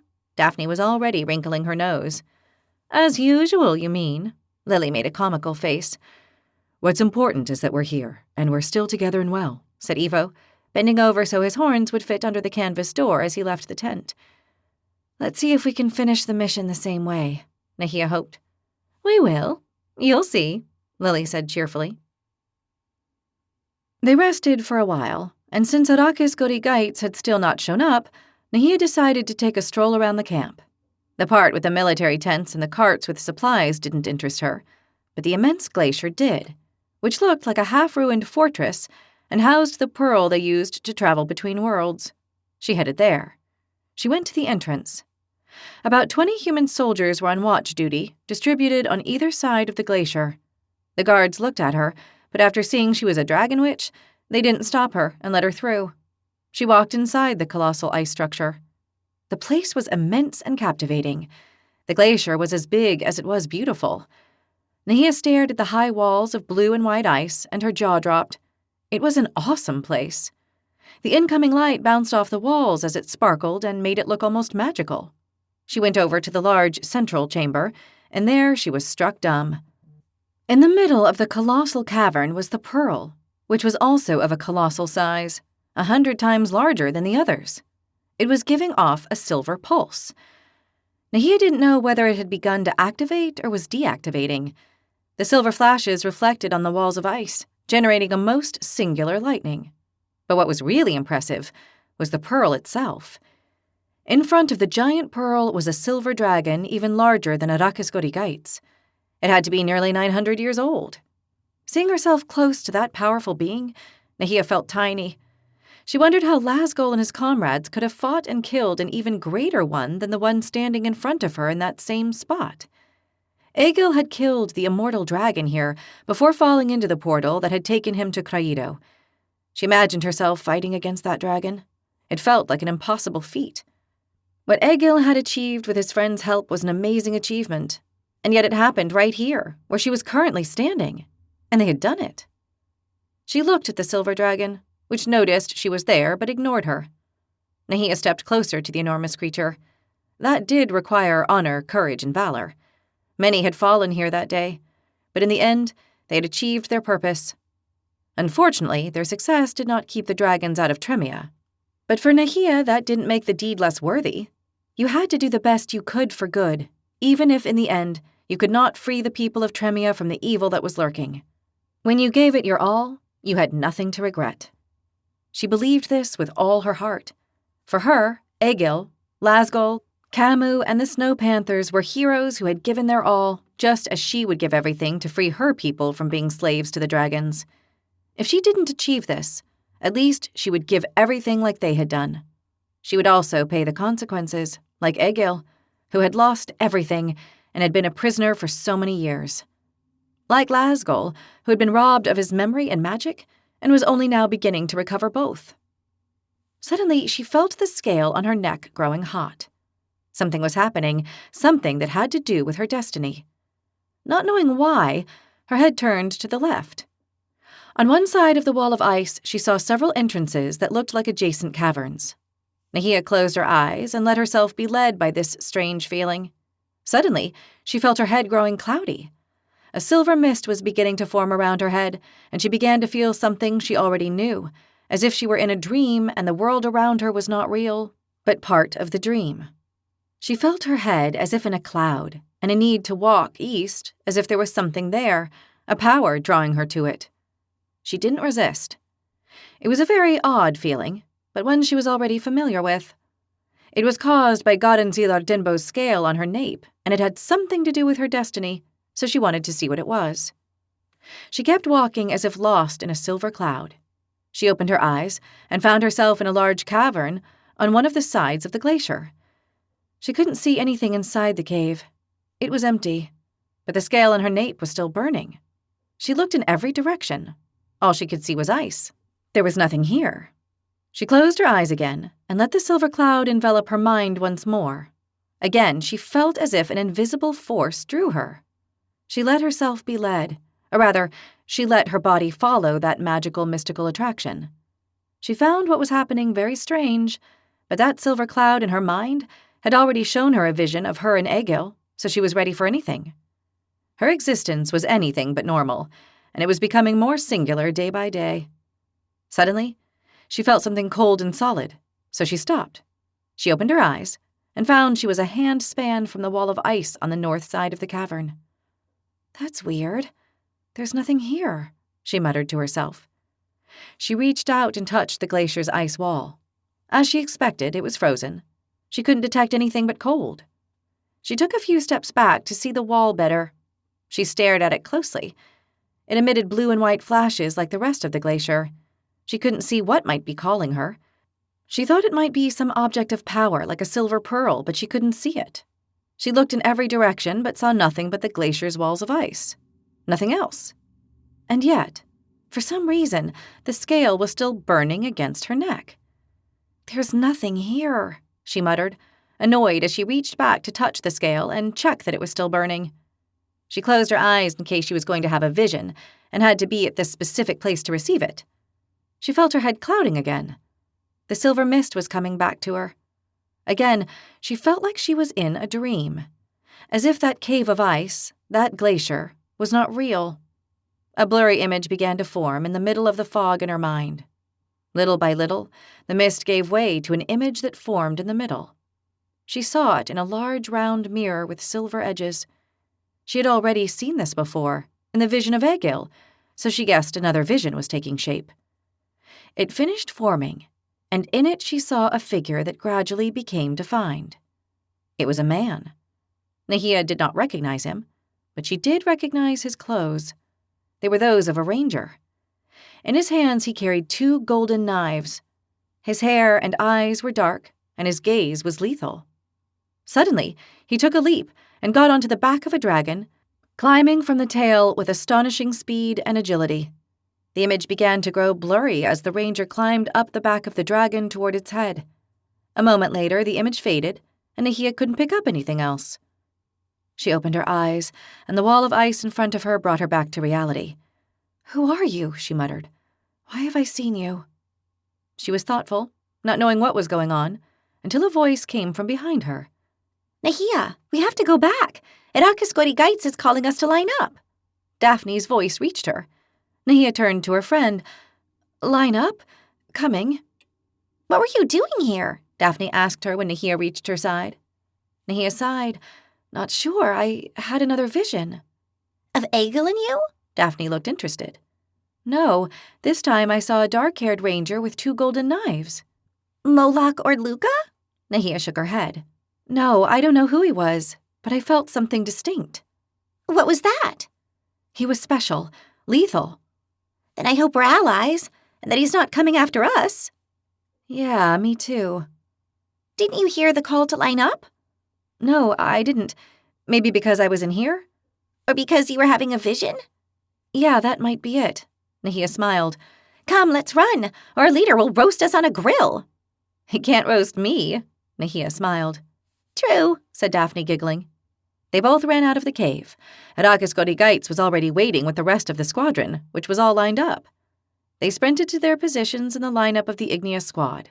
Their comrades eyed them with unrest for the delay. Audakis Godigites glared at them with fire in its eyes. I have received orders. Our mission is to help take a fortified city of great strategic importance due to location. It is a city you all know, Ulstran. The Norganians are receiving reinforcements from their allies in the frozen continent there. We must take the city and prevent them from receiving reinforcements. It will be a complicated mission. I trust you will be up to the task. Not just your graduation or passing the mission are at stake here. In this mission, you risk your life. So follow my orders without hesitation at all times. I do not like to have casualties in my squadron, and this is a mission where there might be more than one. I hope my warning will be heeded. They all understood the warning. They had seen the city under siege and the high casualties among the troops of the Red Dragon, so they knew where they were going. Nahia had a bad feeling. Taking the city was going to be a nightmare, and they would be risking their lives. She didn't like this at all. The looks of her comrades were troubled. She looked at Brendan and Logar and the other two squads. They had the same looks on their faces. They all understood their lives were at stake on this final mission for the Academy. Grab your gear, and we will meet at the Pearl of the Reborn Continent, to the south. From there we will go to the Pearl in Organa. The rest of the way will be on foot, like last time. We will accompany an infantry regiment of 2,000 soldiers. This time without a supply cart, so we will reach our destination in half the time. There will not be a guerrilla ambush since there are no supplies. I'm not expecting any trouble until we arrive at the siege. Anyway, keep your eyes open on the way. Nahia thought their leader was being very optimistic after what had happened the last time. Although it was true that they were not carrying anything the White Foxes or Moloch and Luca might want. Risking killing a column of over 1,000 soldiers without anything to gain didn't seem like a good option. Perhaps Audakis Godigites was right. Move on. Glory and conquest await. Nahia sighed. She did not want glory or conquest. Chapter 46. Audakis Godigites was right. They had no armed incidents on the way to Ulstran. They arrived at the city in half the time it had taken them the first time. The 2,000-soldier column was in a hurry to reach the walled city, and the officers set a punishing pace. One of the main reasons for the imposed rhythm was the winter storms. In the north of Norgana, they were deadly, and they hung around them the whole way. They had to dodge several of the stronger storms. Even avoiding them, over 100 soldiers died, frozen when 2 storms fell too close. Luckily, Nahia could now warm up the whole squad without any trouble, even in the middle of an icy storm, although with some problems in that case. She had managed, but such bad weather made that region highly dangerous. What Nahia couldn't do was reduce the weight of the spear and shield they had to carry the whole way. It was not a pleasant experience. The whole journey had turned out to be a lot tougher than they expected. Marching for so many days in the middle of winter to the north of Norgana, with heavy war equipment and winter storms that sought to kill them, was not something she wished on anyone. When they arrived at the war camp of Edigor Mau, the Red Dragon, they could clearly tell a great attack on the city of Ulstran was being prepared. The city refused to fall to the siege. It was a curious image, since the whole city, the houses, the towers, the walls, and the surroundings, were completely covered in snow and ice. They couldn't see a soul, just a landscape covered with snow and a city buried under it. Being on a high plain, it looked like a dream. The forests north and east were a league away. How many troops do you count? Ivo asked Taika as they waited at a camp access control post north of the city. They could see it in front of them and behind, in the distance, was the great walled city. Nahia strained her neck and stood on tiptoe to see better. There were nearly 3,000 camping tents all along the snow-covered northern side of the city. As was usual, hundreds of soldiers and camp personnel were moving from one side to another, hurrying as they carried out countless tasks. Behind the tents were the supply carts. She counted over 1,000, and about 100 were leaving the camp in search of more supplies. I count about 10,000 soldiers marching toward the north wall in front of the camp, Taika said with narrowed eyes. I see more than 6 dragons flying over the camp and 6 others over the city, Aiden added as he watched the flight of his lords with interest. Yeah, they keep punishing it without pause, Daphne commented as she watched the dragons flying low and sending their elemental breaths against walls, buildings, and towers. With their roars, they shattered the idyllic image of the snowy city. That way, they'll ruin the enemy's morale. and they'll have to surrender, said Aiden. I highly doubt it. Those Narganians won't surrender, even if they have a dragon in front of them about to eat them. They would attack them with axes and shields among cries of war, the brutes, said Lily. Well, they'll die, Aiden replied.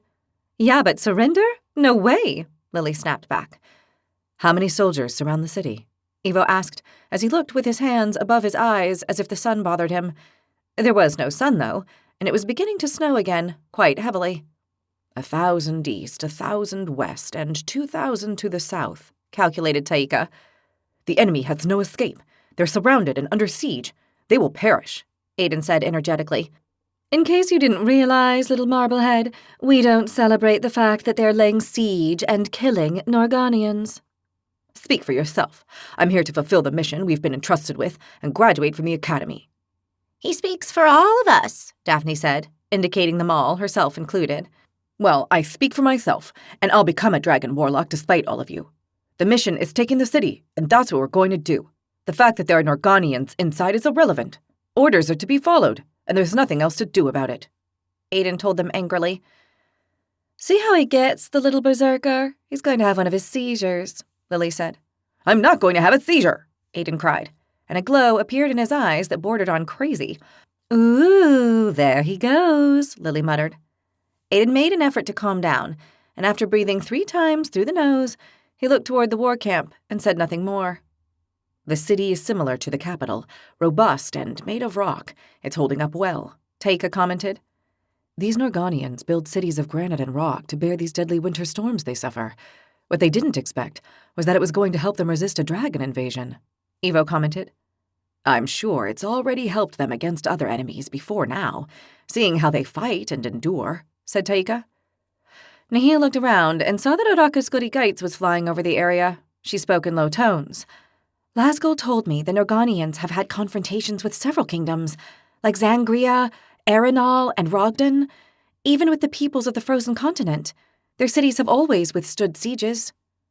Aren't the people of the frozen continent and the Narganians allies? Lily asked blankly. They are now, but in the past they've been enemies. Irreconcilable enemies, Nahia explained.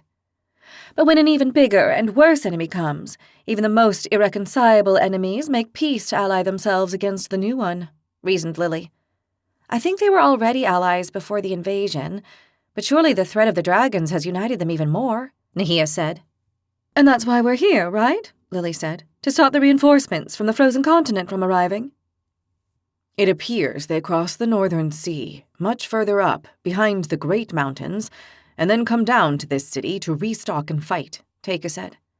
That's what the soldiers told me when we were here during the mid-year test. You have to leave to enter the war camp. The officers will assign you your tents. Await my orders, Araka's Goody Gites sent them from the heights. Thank goodness. It's beginning to snow heavily, Daphne said, shaking the snow off her cloak and hood. Thank goodness they've given us winter gear, Nahia said, gratefully wrapping herself in the thick hooded cloak.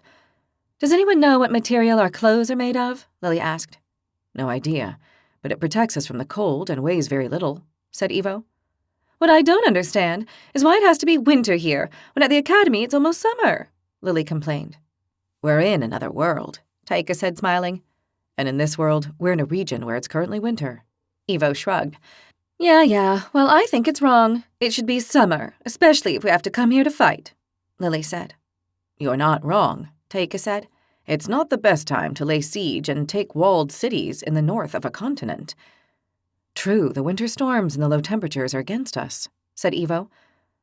They're only obstacles we must overcome, Aiden said. When you end up frozen alive, you'll see how easy this little obstacle is, Lily told him. It's not the best time at all. They should wait for spring to attack, said Daphne. That would be the most sensible, but I don't think dragons are very sensible. Nahia shook her head. The soldiers have received the order that the city must fall now to cut off the reinforcements route from the frozen continent. The dragons don't want to wait longer, Taika told them. It's a terrible strategy. Not well thought out, Ivo said. Very unbalanced. The risk is great and the reward is small. Not from our point of view, but a victory like this is very important for the Dragon Lords, Aiden said. It's just one more victory. Daphne waved it aside. which might leave the capital without options, forcing the Norganians to surrender, Aiden argued. Do we know if there is any other important city resisting in Organa? Nahia asked. Essicus. They call it the capital of the West. It's resisting, too. That's Egil's city, Nahia recalled. I'm glad it's resisting. If the people are like Egil, it will resist for a very long time, Daphne said. I think there are some more, but I'm not entirely sure. Taika shrugged. Like I said, they're all sensible. Daphne looked toward the dragons, shaking her head. I hope the dragons feel the rigor of the weather and reconsider, said Lily, already shivering. They should. They're not immune to heat or cold, Taika guessed. That's what I was wondering too, Nahia said. It's one thing to have defenses against magic and tough scales, but they're still creatures like any other. The heat and cold must affect them. It's only natural. No creature is immune to nature, Evo said. Well, then I hope they freeze alive for being so smart, Lily cried. Lower your voice, or they'll hear you, Aiden warned her, looking around. The soldiers? They think the same thing I do. Lily waved her hand in a gesture that made it clear she didn't care if she was heard. I'm hungry. So much walking always leaves me famished, Evo commented. You were born with a famished spirit, which is very different, Lily told him, laughing. They went into the war camp, and the soldiers, mostly humans, stepped aside when they saw them coming. They did so with respect, not fear. They knew they were skilled dragon warlocks. They reached the officers' tents, and 2 captains attended them. They were quickly assigned 3 tents, one for each squad. Nahia noticed they were being given officers' tents, which was a treat. They went into theirs and lay down to rest after leaving all their gear in 2 armories the tent had at the back. The journey had been long, and the weather so icy that their exhaustion was significant. Evo didn't waste a moment and finished his last ration. Then he left the tent, seeking the camp kitchen to ask for more food. He came back with several rations. The Taruk didn't seem to be affected by the winter cold and the low temperatures. Does anyone want some? I brought enough, he offered. Lily and Daphne were already asleep from exhaustion. I'll take a ration, Aiden said. So will I, said Taika. Great. Evo handed them the food. The 3 ate avidly. Nahia watched them for a moment. She had just finished her own ration and was full. What she had was extreme weariness, and she lay down and shut her eyes while she listened to the wind whipping their tent. Luckily, they had good blankets and winter garments to keep them from freezing. But even so, it was cold. She wondered how Lasgol and the Rangers survived in this freezing environment. In all that region, and Organa still had a lot more territory to the north, it was terribly cold, and further north it would be even worse. Somehow, she had the feeling that the Rangers were used to this climate, to the constant snow, freezing ice, and wind that froze the heart, soul, and body. With these thoughts, Nahia fell asleep. They woke up to the sound of the dragon's roars. It's already daylight, said Aiden as he shot out of the tent like an arrow. Our charming leader hasn't called, has it? Lily asked, still buried under 2 bearskin blankets and looking like she didn't want to come out. No, not yet, Evo told her. I'll see about getting some breakfast.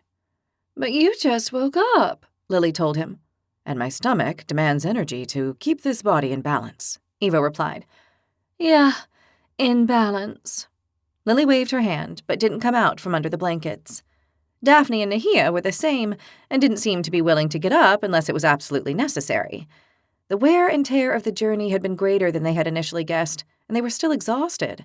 Besides, outside it was snowing heavily, and although it was very pretty to see the snowfall, it was not that nice outside. They were left to rest until noon, which they were grateful for. They got up, and Evo courteously brought them their rations so they could eat. You're a dear, Evo, Nahia told him. He's a rascal, that's what he is. I bet that, with the excuse of getting our rations, he fetched an extra one for himself. Evo blushed. Ah, you know me too well, little Scarlatum, he laughed. The 3 laughed together. They ate their rations and drank from the water skins. Then they went outside and found the camp bustling with activity. There were soldiers and support personnel running everywhere. What's going on? Nahia asked Taika. Are we going to attack the city? Lily asked. No, news has arrived that there's an enemy column coming from the north, Taika explained. Reinforcements? For the Norganians? Asked Daphne. It would seem so from the frozen continent, Taika informed them. The dragons are deciding their plan of action. Aiden pointed at a rectangle where the dragons were camped, apart from the rest of the army. So, let the dragons fly over and destroy them, right? Lily suggested. It seems they're moving under the shelter of the storm, Taika said. What are you saying? Daphne asked blankly. Nahia also gave him a blank look. You mean to say they're traveling under a storm? She asked. Taika nodded. That's right. We don't know how, but there's a great winter storm coming from the north. The reinforcements are traveling with the storm, Taika explained. That can't be. Lily made a face of absolute disbelief. That's what I said. Aiden joined her with a grimace. Nothing can travel in a winter storm here. They're mortal. They would freeze alive. The winds and lightning would kill them, said Nahia. Nothing can hold up in a winter storm here in this region. We've already seen how bad they can get, Daphne insisted. And we've run to escape them, Lily pointed out. Well, somehow it seems that the peoples of the frozen continent can travel with the winter storms, Taika said. And of course, our brave dragons don't like these storms, Lily said, eyeing Aiden from the corner of her eyes. Our dragon lords can cross those storms without trouble, Aiden declared. Yeah, I can see them all flying to the north unconcerned. Oh, they're arguing on land? I wonder what that could be about, Lily said, full of irony. It's what we were commenting on yesterday. It does seem that the cold and storms affect the dragons, said Taika. Or that's what the soldiers I've spoken with are saying. They don't go into the storms of this region. It's as I was saying. Steel and magic can do little, but nature is a very different beast, said Evo. A dragon, no matter how powerful and big it is, will not emerge unscathed if a tornado catches it, or a volcanic eruption, an icy storm, a giant wave, hurricane, or similar, Evo said.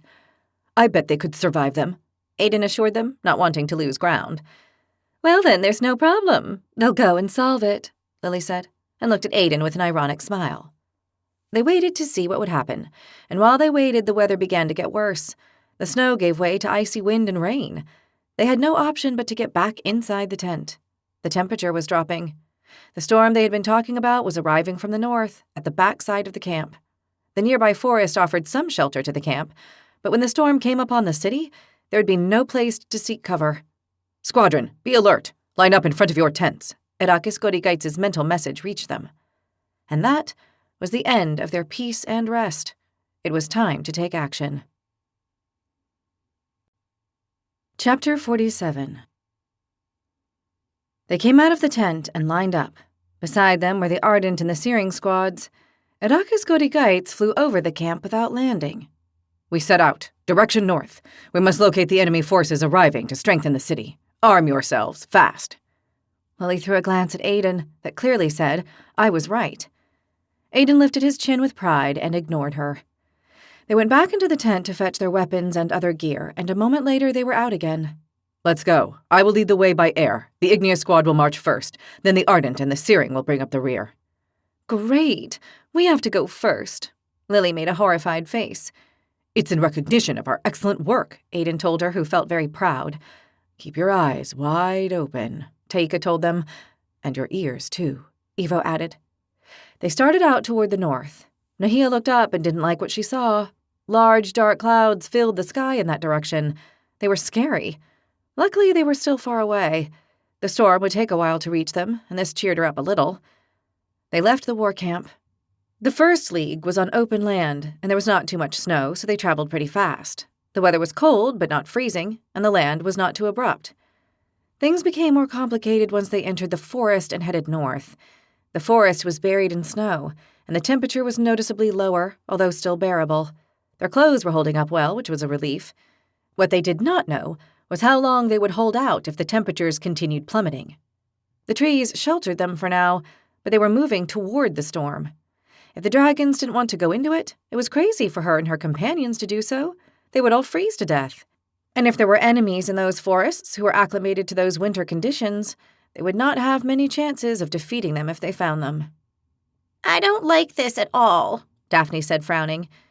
You've read my mind, said Nahia. And mine. The snow is up to my knees, and the cold wind is cutting my face, Lily joined in. Keep going. We must reach the storm, Erakis Godigaitz sent as it flew over them. Nahia, Daphne, and Lily exchanged looks of worry. They went on until they crossed the forest and then veered west and again north, crossing a clearing covered in snow. It started snowing lightly, which was not bad news, because if it snowed, the temperatures would stay stable, and they would be able to cope. What they feared were the storm's icy winds. The ardent and searing squads followed them in silence. Nahia was sure they were just as worried as they were. It was one thing to fight the enemies of the north from Norgana or the frozen continent, and another to fight a killer winter storm. They could face the former and survive. The latter, they could not. But they could not disobey an order with Arrakis Godigites above them, so their only option was going headlong into the storm. Suddenly they heard dragon roars. These were followed by war horns from their army. They were coming from the war camp. They all turned their heads to the south to see what was happening. What is it? Daphne asked blankly. It sounds like our army is getting ready to attack, Taika guessed. Attack now? But the storm is heading this way. Lily looked shocked. Our armies will take the city before the storm arrives, Aiden boasted. Yeah, sure. That's why they've been laying siege for months, Daphne said. Perhaps Aiden's not completely wrong, said Taika. I think it's an all-or-nothing attack before the storm arrives with reinforcements. That must have been what the dragons were planning at their meeting, Evo guessed. It's a wild idea, Nahia said, shaking her head. Staying and maintaining the siege once it receives reinforcements in the middle of a harsh winter is even crazier. The human soldiers will freeze to death before the winter's over, Taika argued. And all because they didn't want to wait until spring, Daphne huffed in frustration.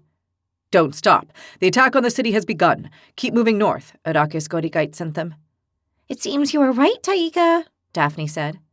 I wish I wasn't, he replied with a sad face.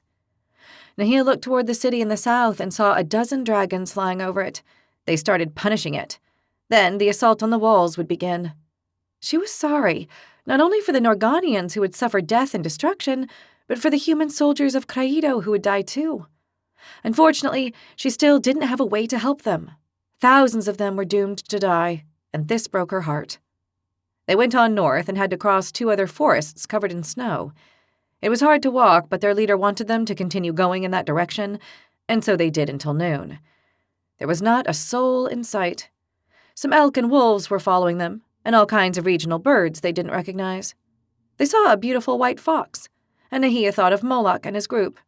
She wondered whether they would be around, camouflaged. If they were sure to see them. They went on until mid-afternoon. The snow on the ground increased. Nahia guessed that the further north they went, the more snow they would find. Thus were these lands. When the wind blew from the south, and it changed directions often, they heard the roars, shouts, horns, and the din of battle. They were already attacking the walls and gates of the city. On the other hand, the storm was arriving, and the first freezing winds started to make themselves known. The sky was turning dark. Be on the alert. The storm is a little further on. The enemy is hiding within it. You must locate them and follow them. This is getting weirder. Follow the enemy. Lily looked blank. What do you think, Taika? Nahia asked. The dragons want to know how the reinforcements get to the capital. Do you think they don't know? Nahia asked. I don't think so. I suspect they're not going through one of the gates of the city since it's under siege and they'd be stopped. Then how? I have no idea, but I believe we're here to find out. I see. They have a secret way to enter the city, Nahia guessed. That's what I think. Taika nodded.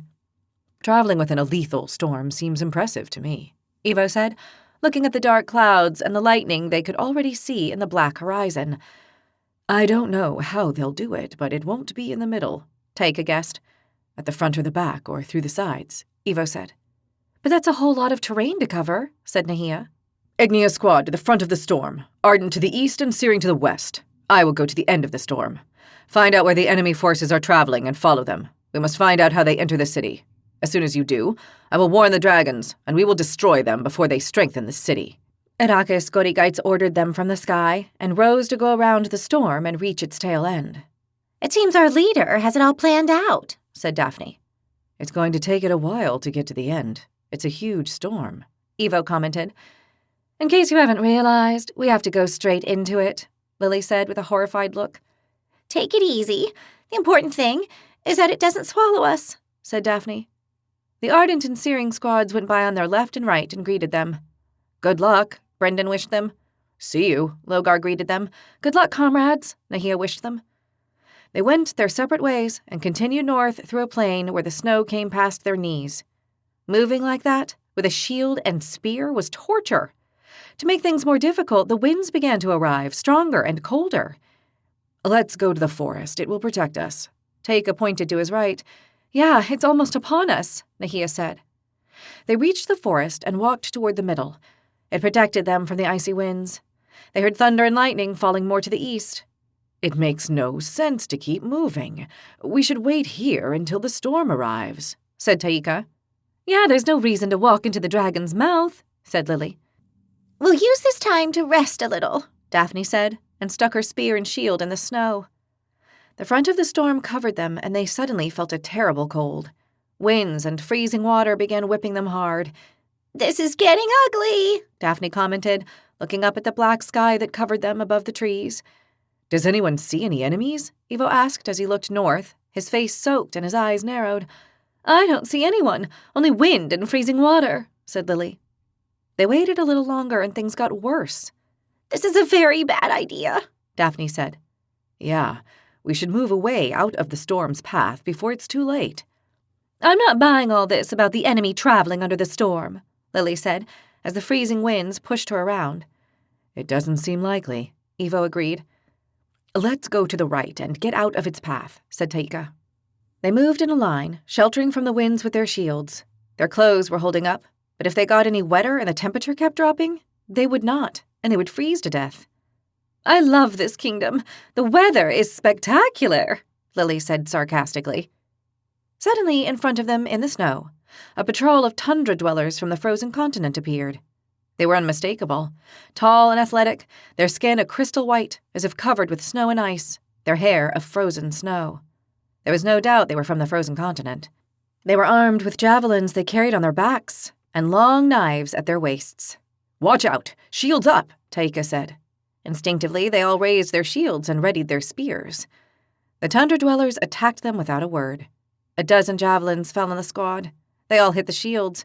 Form up in 2 lines, magic behind, Taika called.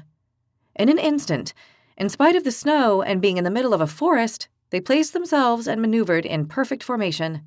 They faced the group of 12 dwellers, Aiden, Taika, and Ivo in the first line, and behind them Nahia, Daphne, and Lily. Another dozen javelins sought their chests and faces. They hid behind their shields. One of the javelins brushed Ivo's horns.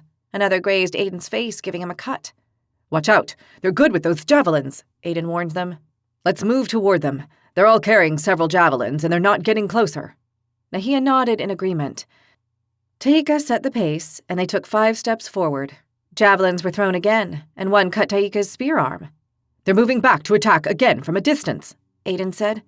Attack with magic, they're 15 paces away, said Taika. A moment later, Nahia, Lily, and Daphne had their elemental balls ready. They're going to throw again, Taika warned, and the 3 balls headed at the group of dwellers. They hit them full on as they were throwing. Nahia's fireball exploded, creating a great flame and burning the 4 on the left where they were. Lily's ice ball exploded on the right and froze another 4. The center ones were hit by Daphne's ball of light, which blinded them. Move forward, said Taika. They reached the dwellers. The ones in the middle, who were still alive, tried to spear them with their javelins despite being blind. They had no choice but to finish them off. Ivo and Aiden did so with their spears. Do you see anyone else? Taika asked. No, there's no one else around, Ivo replied. The fact that these were here is bad news, said Daphne. Yeah, it means the army is actually traveling under the storm, Nahia said. But where are they? Aiden asked. Let's go east, Taika suggested. They all nodded and set off. The winds were whipping them hard, and an increasing cold began to make its presence felt. They crossed the forest, and before them a plain opened. It was now thundering heavily, tremendous lightning striking everywhere. Let's cross the plain to the other forest, Taika said as he watched the storm above them. It was heading south. They were going east, so it wouldn't crush them with its power. On the plain, the winds and the heavy freezing rain punished them in earnest. Ivo had to grab Daphne by the arm so she wouldn't be blown away. They reached the forest and took cover from the winds, but they didn't have time to recover. Watch out! Wild ones of the ice! Nahia cried, recognizing the strong, brutish, fierce savages.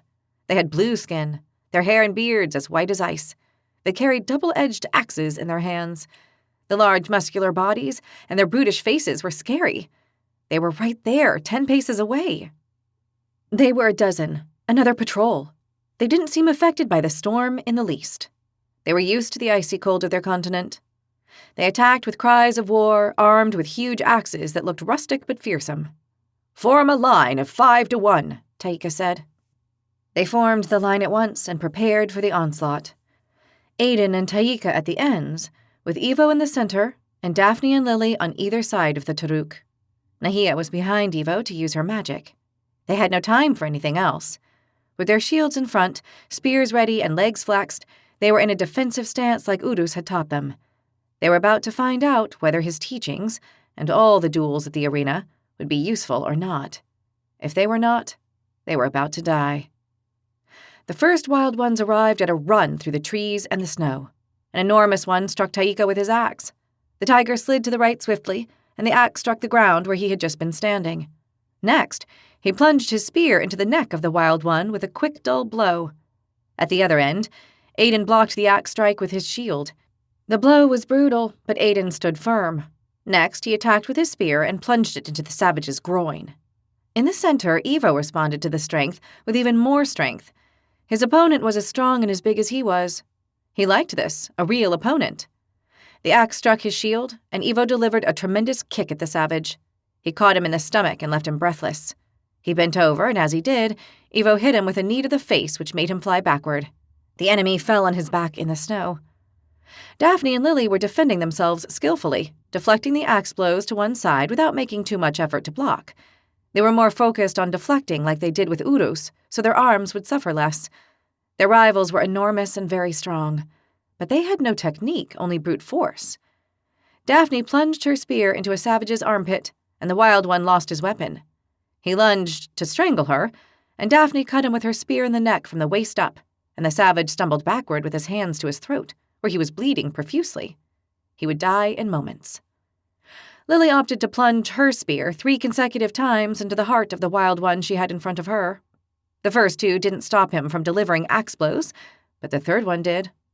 The other 6 wild ones were already arriving when Nahia's maximized fireball exploded behind them. The flame was so large and the explosion so great that 5 were carbonized on the snow, and the 6th one reached Evo in flames. The Taruk finished him off with a terrible blow, smashing his face with his shield. "Good fireball, our little explosive flame," Lily congratulated her. "Thanks, I do need a moment to create it, but it's pretty good." "It's devastating," Aiden said. "Great job." "I think I can already see them," Taika said, squinting inside the storm. "The enemy?" Aiden asked. "Look, they're at the front of the storm as if they're preceding it," Evo commented as he saw it. "Hide well so they don't see us," Nahia told them. They crouched and hid behind the trees. What they saw left them speechless. Several thousand wild ones of the ice and tundra dwellers were moving nonchalantly under the storm, getting ahead of its center, immune to the icy cold and cutting winds. Their skins and conditioning to the frozen continent, where the temperature was still more freezing than Norgana in the winter, must act as protection. They were far enough from the storm vortex that it would not swallow them and kill them. But if this was impressive, what they saw next was even more so. Nahia rubbed her eyes to make sure she was seeing properly. In the middle of the strong, icy rain and the cutting, blowing winds, she saw about 100 arcanes of the glaciers. Egil had explained to her that they were a race from the frozen continent who had powerful magic that controlled the mind and their natural environment. They walked with their arms raised, and they seemed to be casting some kind of magic. Nahia narrowed her eyes and saw that out of their hands, threads of blue magic went up and into the storm clouds. Several threads of blue energy emerged from each hand. She counted hundreds of them. She didn't know what they were for, but the arcanes made them go up to the storm clouds. "What on earth are those magi doing?" Lily asked. "They're shamans, not magi," Nahia corrected her. "And they're using magic for something." To protect themselves from the storm? Daphne suggested. "Maybe," Taika said. They were all looking when suddenly the arcanes of the glaciers, as one, moved their arms to the left. As if they were pulling on the clouds, the storm followed the shaman's arms. "By all the stormy skies in nature," Evo cried, unable to believe what he was seeing. "They're directing the storm," Lily realized. "They're doing it, you're right." Nahia nodded, unable to believe it. Where are they leading it? Aiden asked. To that depression there, between the woods, Taika pointed out. They watched for a moment, and indeed they were going that way. They had escaped the storm with the change of direction, and weren't suffering from the cold and winds so much. Thank goodness it didn't come on us, said Lily. Yeah, a much better temperature now, although I'm still frozen to the bone, Daphne said. This is not weather for a fatum. Well, for a scarlatum, even less. We're made for the sun and heat. We must follow them or we'll lose them, Aiden told them, pointing with his finger. Yeah, let's go, but around the storm, said Taika, and started moving. They followed the head of the storm from about 500 paces to one side, and they saw that it was now passing over the depression between the two forests. We have to go into the forest, said Aiden. They did so, and after crossing the forest, they remained in hiding, without revealing themselves. Then they went out to the depression. They had entered the storm again, and the winds and cold attacked them. Where are they? Aiden asked blankly. I don't see them, Nahia said. The storm is breaking over us, and it's not the head, it's the center, Daphne cried in the midst of the strong winds and icy rain. Does anyone see them? Ivo asked, looking at the depression covered in snow but without a soul in sight. They have to be here, said Taika. The wind was so strong that it forced them to shout in order to hear each other. The snow has swallowed them, Lily said. The situation was getting very ugly. They couldn't stay there. The storm was going to swallow them. Follow me. I have an idea, Nahia told them as she went out of the snow between the forests. Where are you going? They'll see us, Daphne shouted. They won't see us. Come with me. Nahia headed to the end of the depression, and the others followed her. The storm was about to swallow them from the back. There it is, Nahia cried and pointed. Where the depression ended to the south and another forest began, they found the entrance to a tunnel. Chapter 48. That's where they went, cried Aiden. That tunnel is invisible from a distance, Lily realized as she protected her face from the icy wind and rain with her forearm. And impossible to spot from the sky. It's a cut in the ground, inwards, toward the forest, said Taika. It's not natural. They've dug it out so it can't be seen, Ivo said. We have to get inside. The storm is going to swallow us, Nahia told them. She could barely stand from the strength of the gusts of wind pushing against them. They looked over their shoulders and saw that the deadly part of the storm was upon them. They had no time to run away. They had to go underground, or else they would die. Run, Taika cried.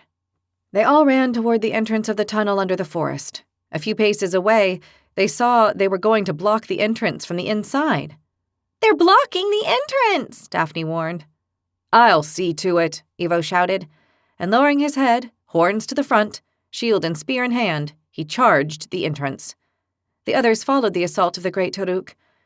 Ivo charged into the camouflaged door they were trying to hide the tunnel with. He also ran down 4 wild ones of the ice who were moving it. 2 others at the corners turned, caught off guard by the attack. Taika and Aiden went for them at a run before they could react.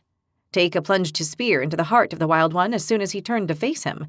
Aiden launched an attack to the neck of the other wild one, but he saw the draconid and deflected the spear with his great axe. Aiden reacted and struck him in the face with his shield. The wild one took a step back dizzy, but he did not fall. Ivo recovered his weapon and got up. He plunged his spear into the neck of one of the wild ones he had knocked down. The others came out from under the round wooden door and got up slowly, stunned by the tremendous blow they had received and the weight of the camouflaged door.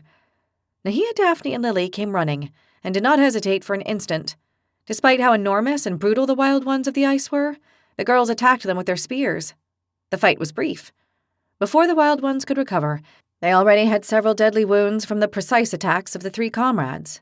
The good part about attacking with a spear was that you didn't need to get too close to the enemy. Sharp attack, retreat behind the shield, and repeat. Aiden and Taika came to them once they had finished off the other 2 wild ones, but they had already dealt with their rivals. Good work, Ivo, Nahia told him, smiling. Nothing like using your head, he replied with a chuckle. Very good, Lily said and laughed. I see lights in the distance, in the tunnel, said Aiden, who had gone on ahead to see if there were any other enemies. It must be the troops we're following. They use this tunnel to get into the city, Taika said. Do you think this tunnel ends in Ulstrin? Daphne asked. It's practically guaranteed. That's how they've been bringing reinforcements and supplies to the besieged city, Taika explained. Suddenly, a tremendous gust of wind came in through the mouth of the tunnel and threw the six up in the air. They hit the ground hard, several paces ahead. "What a blow!" Lily complained while she picked up her spear and stood up. "A hard one," Daphne said, retrieving her shield from the ground. Through the mouth of the tunnel, more icy winds came in, and they noticed that the temperature dropped to dangerous levels, invoking freezing and death. "The storm is right on top of us," Evo said. "I was going to ask whether we were going back, but I believe this rules it out," said Daphne. "If we go back out, we won't survive," said Evo. "The temperature at the center of the storm is very low, the kind that causes instant death." "Then all we can do is follow the troops," said Lily. "Which is what we've been ordered to do," Aiden added, as if any other option were not valid. "You do realize that if they turn back and see us, we're dead, don't you?" Lily told him, pointing at the lights at the end of the passage, and then the entrance of the tunnel. "Well, yeah, but we'll manage." Aiden was looking in both directions, worried. "I'm not very confident about following a few thousand natives of the frozen continent into a city full of Norganian soldiers, but it seems to be our only choice," said Taika. "We can stay here and wait for the storm to pass, or the siege," said Daphne. "That's a bad idea," said Lily. "We have to follow the enemy." Aiden's face was pure disbelief. "We'll have to go," said Evo. "And why is that?" Nahia asked him. "More reinforcements from the frozen continent are coming," Evo said, narrowing his eyes to see outside. Nahia went over to the door to look. "They're coming indeed. They still haven't seen us, but they're running, so we'd better run too." "Let's go," Taika said, and they started running. The tunnel was wide and dark, but they could not create light, which Daphne could do almost without thinking, because they couldn't risk either the enemies behind or ahead noticing. Nahia ran, careful not to trip.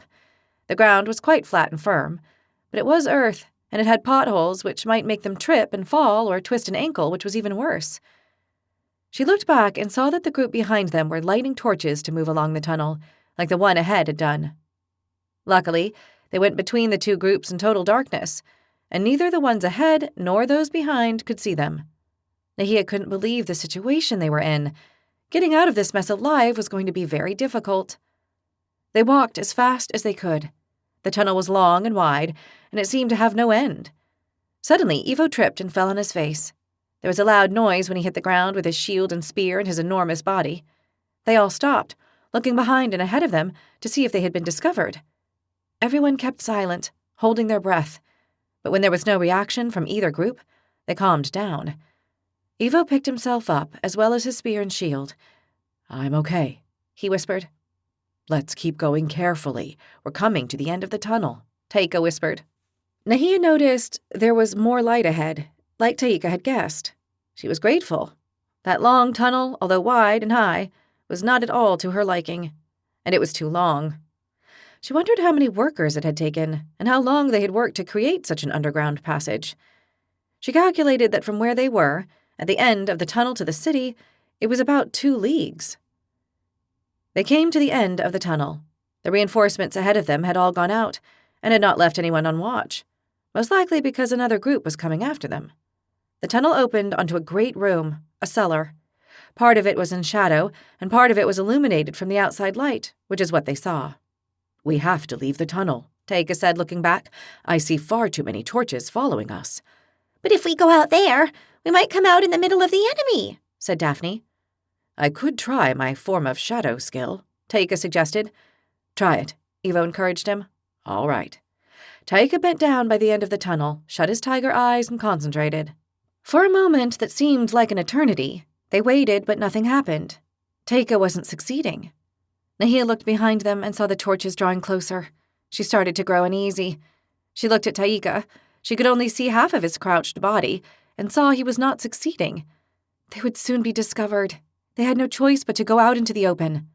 At that moment, Taika became a shadow, and a moment later, he vanished into the gloom. "Wow, he did it! Wonderful!" Aiden whispered, very pleased with his comrade. "This gives me an idea," Evo said, turning. "What are you going to do?" Nahia asked. "I'm going to leave a gift to those coming. In the dark, I doubt they'll see it." "What gift?" Nahia asked. "A couple of circles of poisonous creepers. It will slow them down and give us some more time." "That's a great idea," Daphne congratulated him. Ivo got started. It would also take him a moment. These skills were difficult to call on and took time to create. They waited another long moment in tense silence. Suddenly, Taika appeared before them. Well, not Taika, but a moving shadow. They only noticed him when he stepped into the light. "Follow me, I'll tell you where to go," he whispered. "You know we can't see you, right?" Lily told him. "I'll try to remember," Shadow Taika whispered back. "There we go. I've left them a couple cozy surprises," Ivo murmured. "Come on." Taika passed into the hall, striding along the part with no light. The others followed. It was an enormous stone cellar, not designed to store anything, but built as the exit of the tunnel. 3 sets of wide stone stairs went up, one ahead and the others to either side. "Up the right one," Taika whispered. They went up the stairs, and before they reached the top, they saw 3 guards.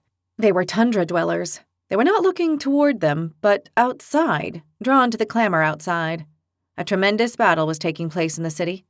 They heard dragon roars, rocks exploding from their elemental attacks or claws, the shouts of the soldiers of the Red Army taking the walls, and those of the defenders stopping them and throwing them down the walls, the sound of steel against steel, the cries of the wounded and dying, and the endless cacophony of brutal battle. "We have to eliminate the guards," Taika said. "I'll do it," said Nahia, who pointed his spear at them to aid her aim. She concentrated on the 3, gathered energy from her inner dragon, and called on her multiple fire thunderbolt skill. It took her a moment, but she managed to conjure it. 3 bolts of fire fell upon the guards as if they had come down from the sky, and they burned alive in an instant. They were incinerated on the spot. "Wow, remind me not to make you angry," Aiden said, impressed. "What a spell!" Lily congratulated her. Nahia was pleased that the spell had been successful on her first try. She had doubted she would succeed. They went up to the end of the stairs at a crouch, and what they saw when they looked out left them dumbstruck.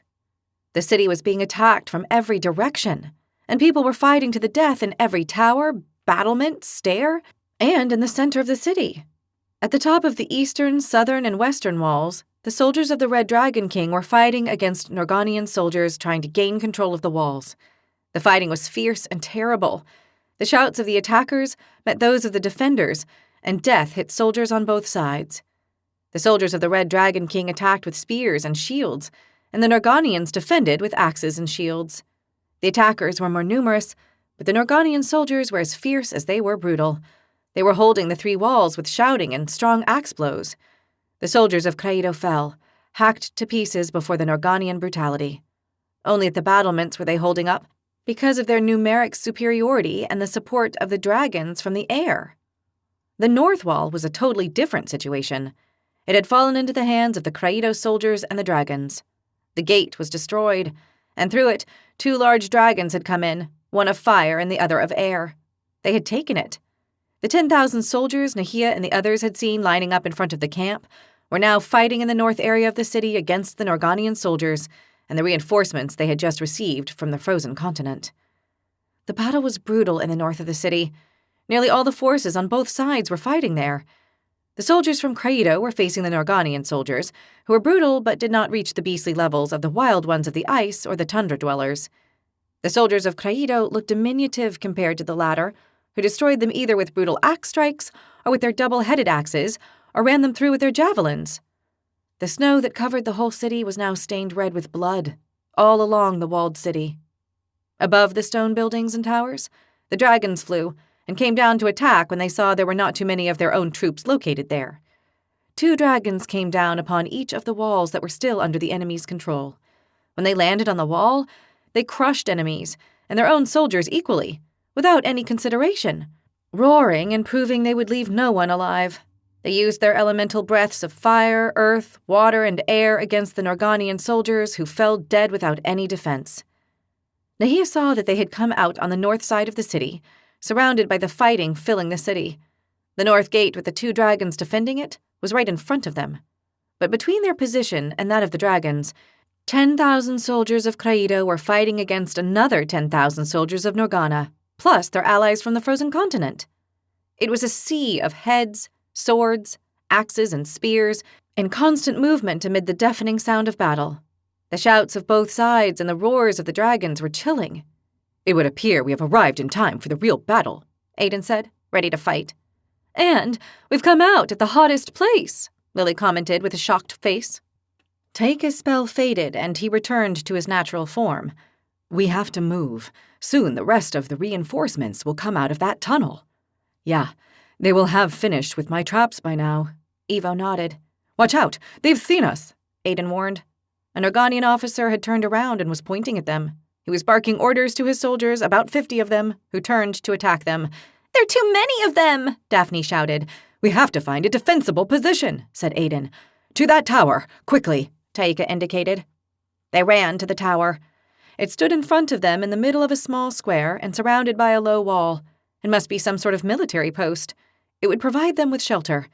The top of the tower didn't have a roof, but a battlement, and it was rectangular. At the top of the tower were several Norganian soldiers with short bows releasing at the soldiers of Craido. When they reached the wall, Evo lifted the others over it. Then, from the top of the wall, Taika and Aiden lifted Evo, and they all passed into the little square and ran to the door of the tower, which was defended by 4 Norganian soldiers. Lily stopped and enchanted them while the others ran toward them. Aiden reached them first and was about to attack them until he saw they were absolutely terrified, as if they were in the middle of a horrible nightmare. They were screaming and pulling on their blonde hair and beards. Suddenly, they ran off terrified. Aiden turned and looked at Lily, who smiled at him. The Draconid shook his head and lunged at the door. I'll deal with it, Evo told him, and he charged like a bull, knocking down the wooden door. Inside the tower, they ran up the stairs and finished off 4 soldiers on the floors in between. They arrived at the top, and Evo and Aiden toppled down the archers, who fell to the little square and did not get back up. A moment later, they were all at the top. Evo stayed on the stairs and set a few of his poisonous creeper circles. The Norganian soldiers following them reached the square and started climbing the wall. But Nahia pointed to the battle in front of them. Look! They saw how the arcanes of the ice came to stand behind their warriors. At once, the tundra dwellers withdrew to surround and cover them. The arcanes began to cast spells with their strange staves, moving them in circles while they conjured, ancient chanting or a litany of the depths of the ice. After a long moment of conjuring, a blue mist began to form under the feet of the soldiers of Craido, who were fighting with all their might before the more powerful Norganians and their allies of the ice. The mist rose while the fight went on. Nahia noticed that it only rose in the area of the soldiers of Craido. This made her suspect that something bad was going to happen. The blue fog completely covered the troops of Craido in the north area. They vanished within it. Nahia could see all the arcanes of the glaciers conjuring at once, moving their staves. It had to be some great spell they were all casting at once. She found it exceptional. Suddenly, the soldiers of Craido, in the middle of the blue mist, stopped fighting. Their gazes became lost. They all had blue pupils and irises.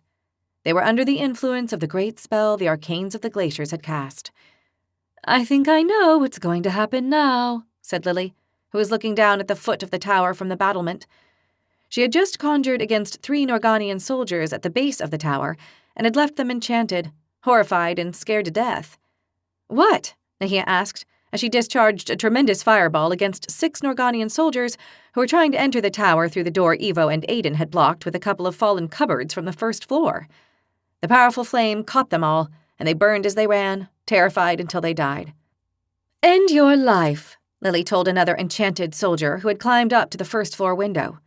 He took out a knife and plunged it into his own heart.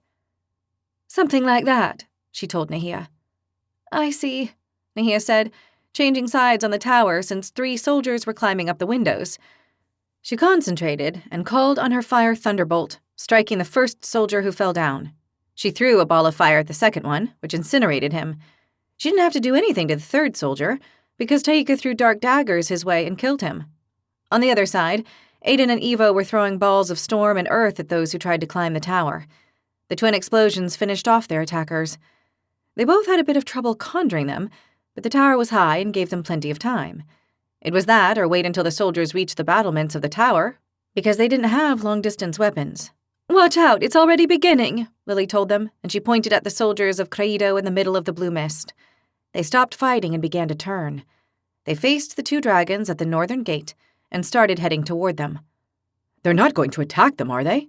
Aiden asked, shocked. Of course they are. They're all enchanted. The arcanes control them now, Lily told them.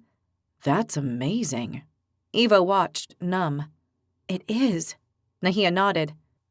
The soldiers headed toward the two dragons that watched them for a moment. They must be ordering them to turn around, but the soldiers enveloped in the blue mist kept walking toward the dragons, impassive. The two dragons didn't wait any longer. They opened their mouths, and from them came their terrible elemental breath. A great flow of fire and another of stormy lightning fell on the soldiers, who died without a cry or moving away. "They're enchanted. They can't feel or suffer," said Lily. "The dragons will kill them all," Evo said in horror. Then he turned around and delivered a blow with his shield to the face of an Organian soldier who had managed to reach the battlement. He fell to the square. "They won't be capable of killing their own army," said Daphne, and she conjured multiple healing to heal the whole squad now that she had a moment. "They're very capable," Nahia said, as she threw another fireball at the base of the tower by the door, incinerating another half-dozen soldiers. And at that moment, the battle became even more complicated. From the same place they had come out, Nahia saw the second group of reinforcements arriving. A couple of thousand wild ones of the ice and the same number of arcanes of the glaciers headed to take the south, east, and west walls. Nahia immediately recognized the last group that came at the rear of the reinforcements. It was Lasgol, Gerd, and Camu. They were accompanied by Ona, the snow panther, and Argi, the giant wolf. Chapter 49. Nahia leaned over the battlement and called out to Lasgol. "Lasgol! Over here!" she shouted. She dropped her shield and spear on the floor and waved her arms so he would see her. But in the midst of the noisy battle, it was impossible to hear anything.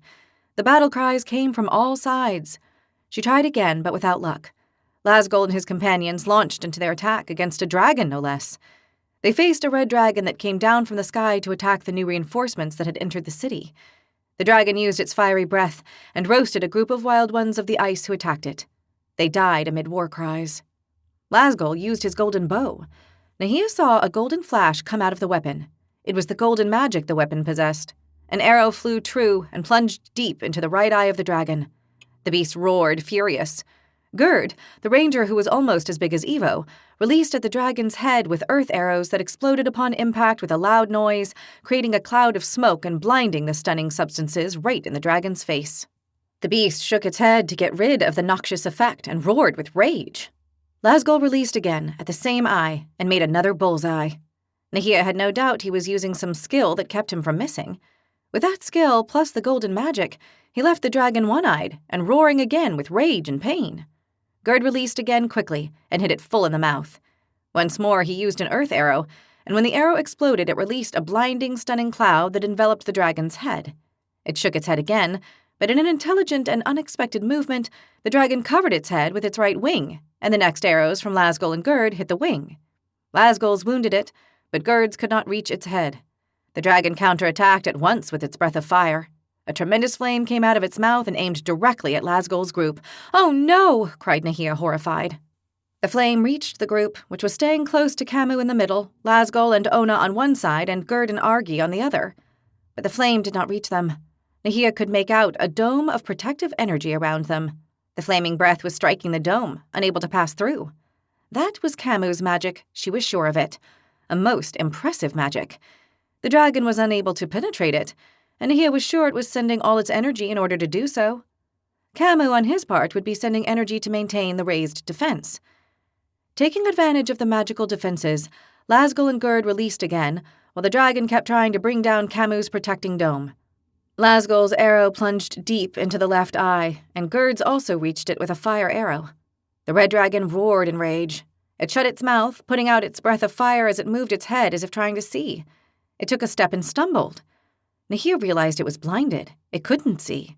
It roared in rage and frustration and tried to escape, beating its wings. Ona and Argi ran to attack the wings of the dragon. The panther and the giant wolf bit the dragon's wings and hung from them with their own weight. The dragon felt it, but it could not see them in order to kill them.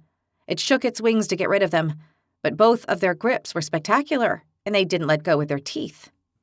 Lasgol gave some orders, and about 50 wild ones of the ice ran and split into 2 groups, throwing ropes with balls and hooks at the wings to stop it from flying. They had clearly already done this before. It was some kind of maneuver they were familiar with. The dragon, with all that weight on its wings, couldn't take off. but it was trying to free them amid roars. Lasgul, Gerd, and Camus hurried, getting very close to the blind dragon. Lasgul and Gerd riddled the monster's open mouth with arrows. Unable to escape or stop roaring, it received many volleys of arrows in its mouth that reached its brain, killing it. The great red dragon collapsed on its snout, dead. "Did you see that?" Nahia asked her comrades. "I saw it and can't believe it," said Daphne. "Me neither," said Lily. "They've killed a dragon. That's not possible." Aiden was in shock. "An impressive display of magic and skill," Taika nodded. Evo threw 2 Norganian soldiers over the battlement and turned. "I missed it." "Don't worry, I think there'll be more," Nahia told him, as she saw Lasgul and his group heading toward another dragon. This one a white beast that had landed on a building and was discharging its storm breath on the Norganian soldiers in the center of the city. "Yeah, look east," Taika told him. Nahia looked and saw a group of 6 rangers wearing snow-white clothes attacking a brown dragon in the middle of a wide square. They were using the same tactics as Lasgul. They released at the eyes of the dragon with elemental arrows of earth and fire. The dragon, half-blinded, was trying to get them with its elemental storm breath, but the rangers didn't stop running and releasing, hiding between the houses around the square before coming back out and releasing again. Nahia recognized them. "Those are Moloch, Luca, and the White Foxes," she told her comrades. "They're risking a lot," Daphne said, concerned. "They have no choice, facing a dragon without golden weapons," said Nahia. Suddenly, about 100 wild ones of the ice appeared behind the dragon with enormous nets they were all carrying. They threw them on the dragon while the White Foxes kept it busy with their attacks. The beast, half-blinded, didn't realize until it was too late. The nets fell on its body and imprisoned its wings. The dragon roared furiously and tried to free its wings while arrows kept bursting in its face. The 100 wild ones of the ice pulled down hard, and the dragon was unable to free its wings and take off. A moment later, 24 tundra dwellers appeared. They threw ropes at the head of the dragon, and once they were wrapped around its neck, they pulled on them until they managed to bring the head down to the ground. They kept it like that, and the White Foxes hastened to finish binding the dragon. They hacked at both eyes multiple times, and then went for another dragon. "Impressive, these Norganian rangers," said Evo. "They certainly are," Taika agreed. Nahia watched the north wall where the 2 dragons were killing Craido soldiers possessed by the arcanes of the glaciers. They were no longer doing that. The dragons themselves were surrounded by the blue cloud that was swallowing them. Nahia knew that the natural defenses of the dragons would defend them from the enchantment. But since the arcanes continued conjuring all as one, the blue mist was very thick and high. It didn't allow her to see anything. The 2 dragons, as well, unable to see and fight, took off and escaped to the heights, shaking their heads to get rid of the blue mist. The possessed soldiers went out through the north gate and left the city, as if they were living dead, nothing more than mindless bodies. They simply headed north. "They've been enchanted to keep walking north," Daphne guessed. "For how long?" Nahia asked Lily. "Judging from the number of arcanes conjuring and all that mist covering the whole northern part of the city, I'd say they're going to keep walking until tomorrow." "They're going to go beyond the war camp." "Yes, and a lot farther than that," Lily said, nodding. Taika, Aiden, and Evo rejected the last Norganians trying to reach the battlements of the tower they were in. "Clear," Taika said. Nahia felt a terrible cold at her back. She turned, and the freezing winds of the winter storm hit her face with their icy breath. "The storm!" she cried. They all turned toward it. It came from the northeast. "It looks like the center of the storm will pass without hitting the city," said Daphne. "Thank goodness," Lily huffed. "Or the war camp," said Aiden. At that moment, 4 dragons came down from the sky and threw their elemental breaths against the enemy forces in the center and north of the city. The 4 walls had fallen. Or rather, the dragons had not left anyone alive on them, regardless of the side they were on. Now they were going to focus on the inside of the city. "They're changing strategies. They're going to destroy the city from the air," Nahia realized. "If they come down, Lasgul and the rangers will kill them. It's logical," said Taika. "And the soldiers of Craido are heading north by the thousands," Lily added. The breaths of fire caused flaming explosions. Those of earth burst with stone and rock. Those of air discharged tremendous lightning. And those of water froze whoever they caught until they froze to death. The Norganian soldiers and their allies of the frozen continent were in trouble. The dragons began to fly low, punishing the city and killing hundreds of people in every pass.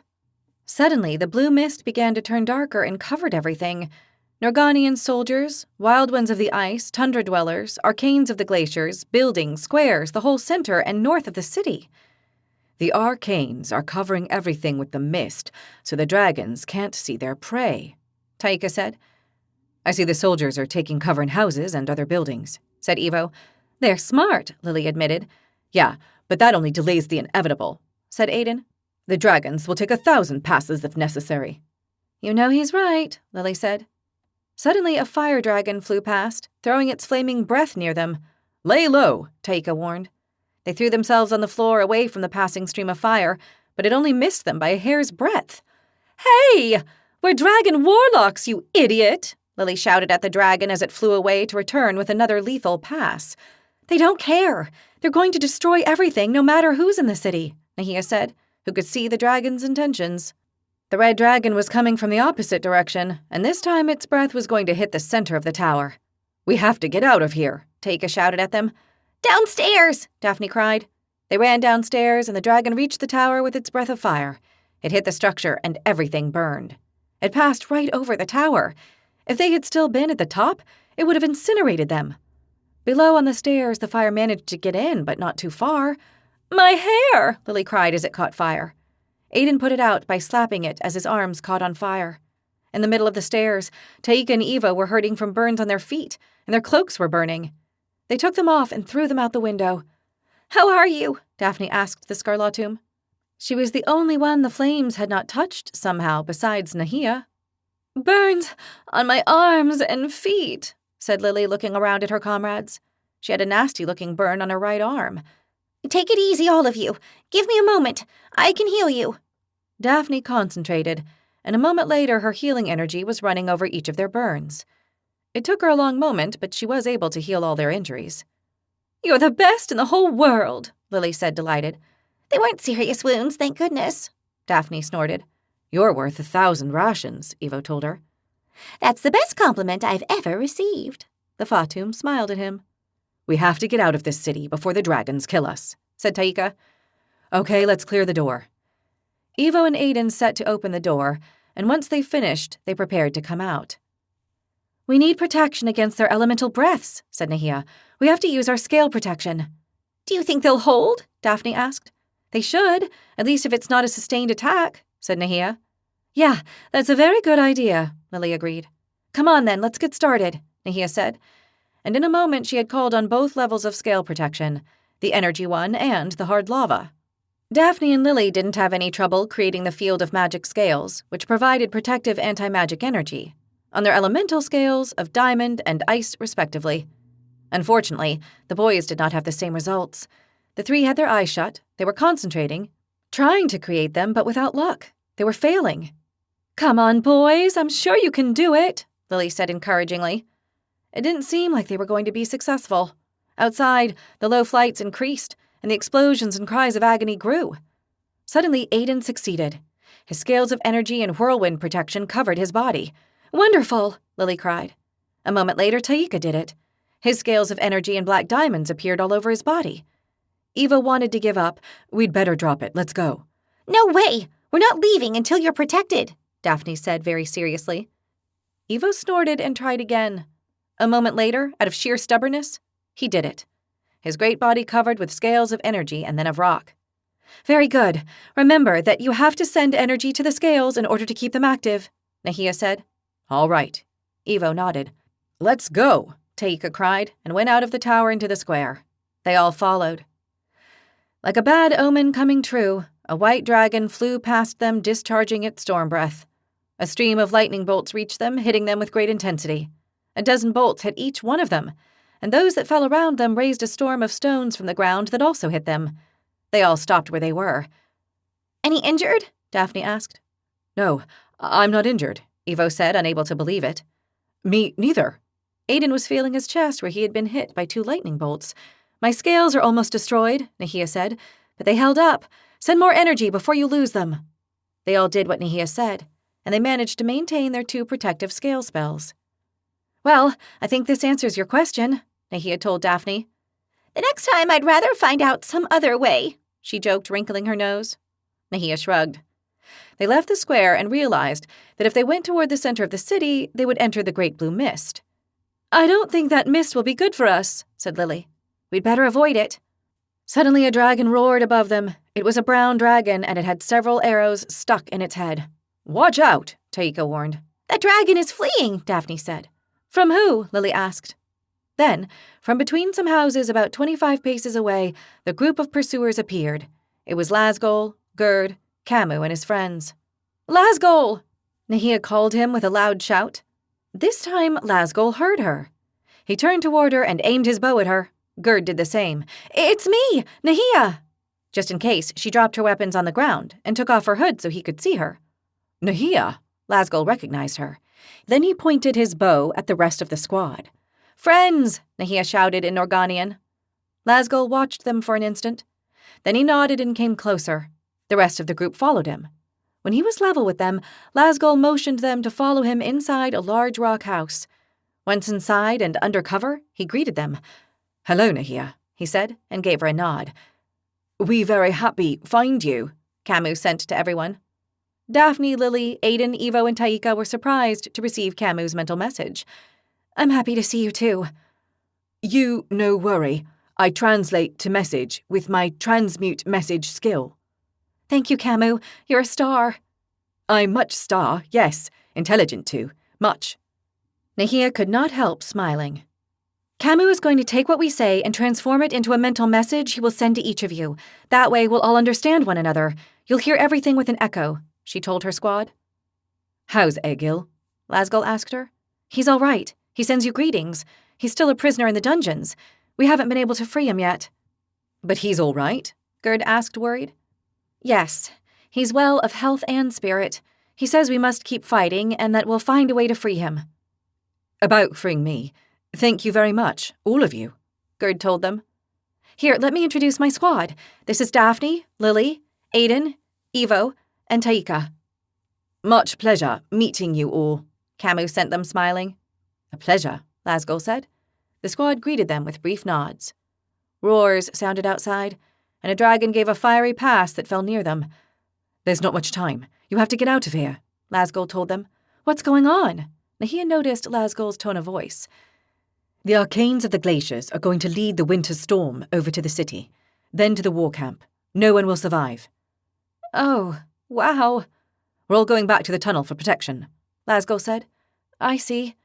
"You could stay with me." That's very risky. We're the enemy," Taika said. "I think I'd be able to protect you," Lasgol replied. "There's a lot of people to persuade." Gerd was not so sure. "The Norganians will hang us," Aiden assured. "Or the Blue Savages will." "Yes, it's very risky. I appreciate it, Lasgol, but it's better that we leave. Besides, we have to go back to Craido. Otherwise, we won't be able to help Egil," Nahia said. "That's true. In that case, go now. The storm is about to arrive." "Okay, we'll leave. I hope we can meet again with more time to talk," Nahia told him. "Yeah, same here," Lasgol replied. "Good luck," Nahia wished him. "Good luck," Lasgol said. Lasgol's group left the building, and a moment later Nahia and her squad did too. No sooner had they left their shelter that the winds of the storm shook them. The temperature was freezing. They looked up at the sky and did not see any dragons, only a dark, threatening mass of black clouds heading toward them. In the middle of the city, everyone was running to find shelter. Some in the houses, but most were going to the tunnel they had come through. "We have to get out of here," said Aiden, and he ran toward the north gate that was free of soldiers and blue mist. "Let's go." They all ran toward the gate, aware that they had to win the race with the storm. They ran as if death itself was chasing them. Suddenly, they encountered a group of Norganian soldiers running in the opposite direction along the street they were on. There were about a dozen of them. "I'll deal with it," Aiden cried as he called on his elite skill, Wrath. He yelled as if possessed and lunged headlong at the Norganian soldiers. He hit with extraordinary fury, delivering sword thrusts hither and thither, and as he struck there came storm lightning bolts from his body which fell upon the soldiers. In the blink of an eye, he had killed them all, and the passage was clear. "I'll cure him. He's wounded," Daphne said, and she used her magic. Aiden came too, coming out of his state of wrath. "You really are a crazy little thing, aren't you?" Lily told him, shaking her head. "Let's get out of here," Aiden yelled and ran to the gate. As they were crossing it, the storm at their heels, Nahia noticed that the dragons were also withdrawing like them, fleeing the storm. They arrived at the war camp, and there she saw that the order to evacuate had been given. They ran west, escaping the storm. They ran for hours, but at last they managed to reach safety. Worn out with exhaustion, they sat in the snow beside a forest. "What a peaceful mission," said Lily. Yeah, we've lost the squadron, our leader, and half the army, said Daphne. "Well, we're alive, which is what matters," said Nahia. "That's the truth," Evo nodded. "It was horrible. We've been defeated," said Aiden. "That was chaos, not defeat," said Lily. In any case, we fulfilled our mission, said Daphne. "That's true," Taika agreed. "Even so, I bet we'll be punished for this," Nahia said. No one replied, but they were all thinking the same thing. Chapter 50. Nahia came out of the tent in the invasion camp situated on the reborn continent. They had arrived the day before after a long journey from Ulsran to the Pearl in the south of Norgana, the one Lasgol and his friends knew as the Pearl above the layer at the shelter. Irakis Godigites had opened a portal to the reborn continent, and now they were all resting and recovering. The mission had been total chaos, but they hadn't received a reprimand from their leader. So far. "How are you?" Evo asked her as he sat on a box in front of the tent, eating a ration which was surely not his first. "Well, tired but well. I feel weak for some reason," Nahia told him, frowning. "It's natural. We've done a lot of fighting and a lightning journey back here," Evo told her. "Eat something, you'll feel much better." "Yeah, I think I'll go and fetch a ration." "Do you want me to go for it?" Evo asked her. "No, don't worry. It'll do me good to stretch my legs." Evo nodded and kept eating. "How are Lily and Daphne?" Aiden asked as he approached them. "Asleep. They're worn out." Nahia looked toward the tent. "It'll do them good to rest. It's been a difficult mission." Aiden nodded. "What news?" Nahia asked Taika, coming to stand beside him. The Felidae tiger was watching the camp with narrowed eyes. "Not much. Our leader and the other dragons have flown north, behind the Great Glacier.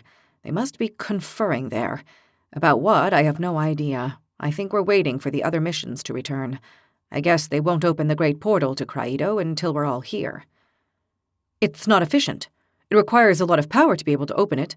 They'll wait until we're all here, I'm sure," Aiden declared, looking toward the Great Glacier. "Who's back?" Nahia asked with interest. "The brown, blue, white squadron and us," Taika told her. "Oh, in that case, I'll go see how they are." "Don't forget to eat something," Taika told her. Nahia nodded and left her comrades. She wanted to make sure Anna and Logan had come back and were all right. She headed to the tent of the White Squadron and instantly recognized Logan standing beside the armory. Her heart leapt with joy. He was here and seemed to be fine. Nahia sighed with relief and happiness. Logan was talking with two people, someone from his squad and someone else she couldn't see. Nahia went around some tents and saw that Logan's comrade was heading to the kitchens, revealing the other person. It was Anna. Nahia was very glad to see her safe and sound. Anna looked like she usually did, worried and anxious, which meant she was okay. She and Logan were talking. Seeing them together, Nahia thought things had been fixed. Logan must have talked to Anna, and everything was all right. She reached them. "Hello, Anna. Logan, I'm so happy to see you." She greeted them joyfully. The two turned toward her. Logan's face lit up, and his seriousness vanished. His eyes shone, and a smile appeared on his face. Anna looked at him, and her face showed surprise. An instant later, her face shadowed, and there was no smile on her lips. "Nahia, you're all right." Logan welcomed her with joy in his voice. How nice to have you back, Anna told her. But there was no feeling of warmth or affection in her tone, and Nahia noticed. "You're not hurt, are you?" Nahia asked, examining them from head to toe. "We're all right," Logan said reassuringly as he checked her in turn. "It's wonderful that we're all well," Nahia said, genuinely happy. "Did your mission go well?" Logan asked her. "Well, what you'd call well, no. I'd say it didn't. It was a surprising messy mission, but we did what we were ordered to do, so I guess that's good. Our leader hasn't yelled at us, so—" "Similar to mine, then," Logan said. "And you, Anna?" Nahia asked her, looking straight at her. Mine was awful. Death and destruction everywhere, she said, looking down.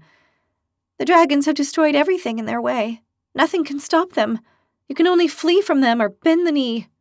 Don't say that. No matter how bad things get, we'll defeat them in the end, Nahia told her.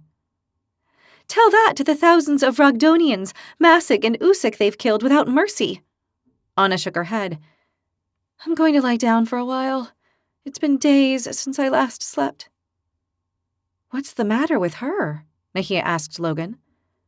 She's witnessed the horrors of war, and it's affected her greatly, Logan said.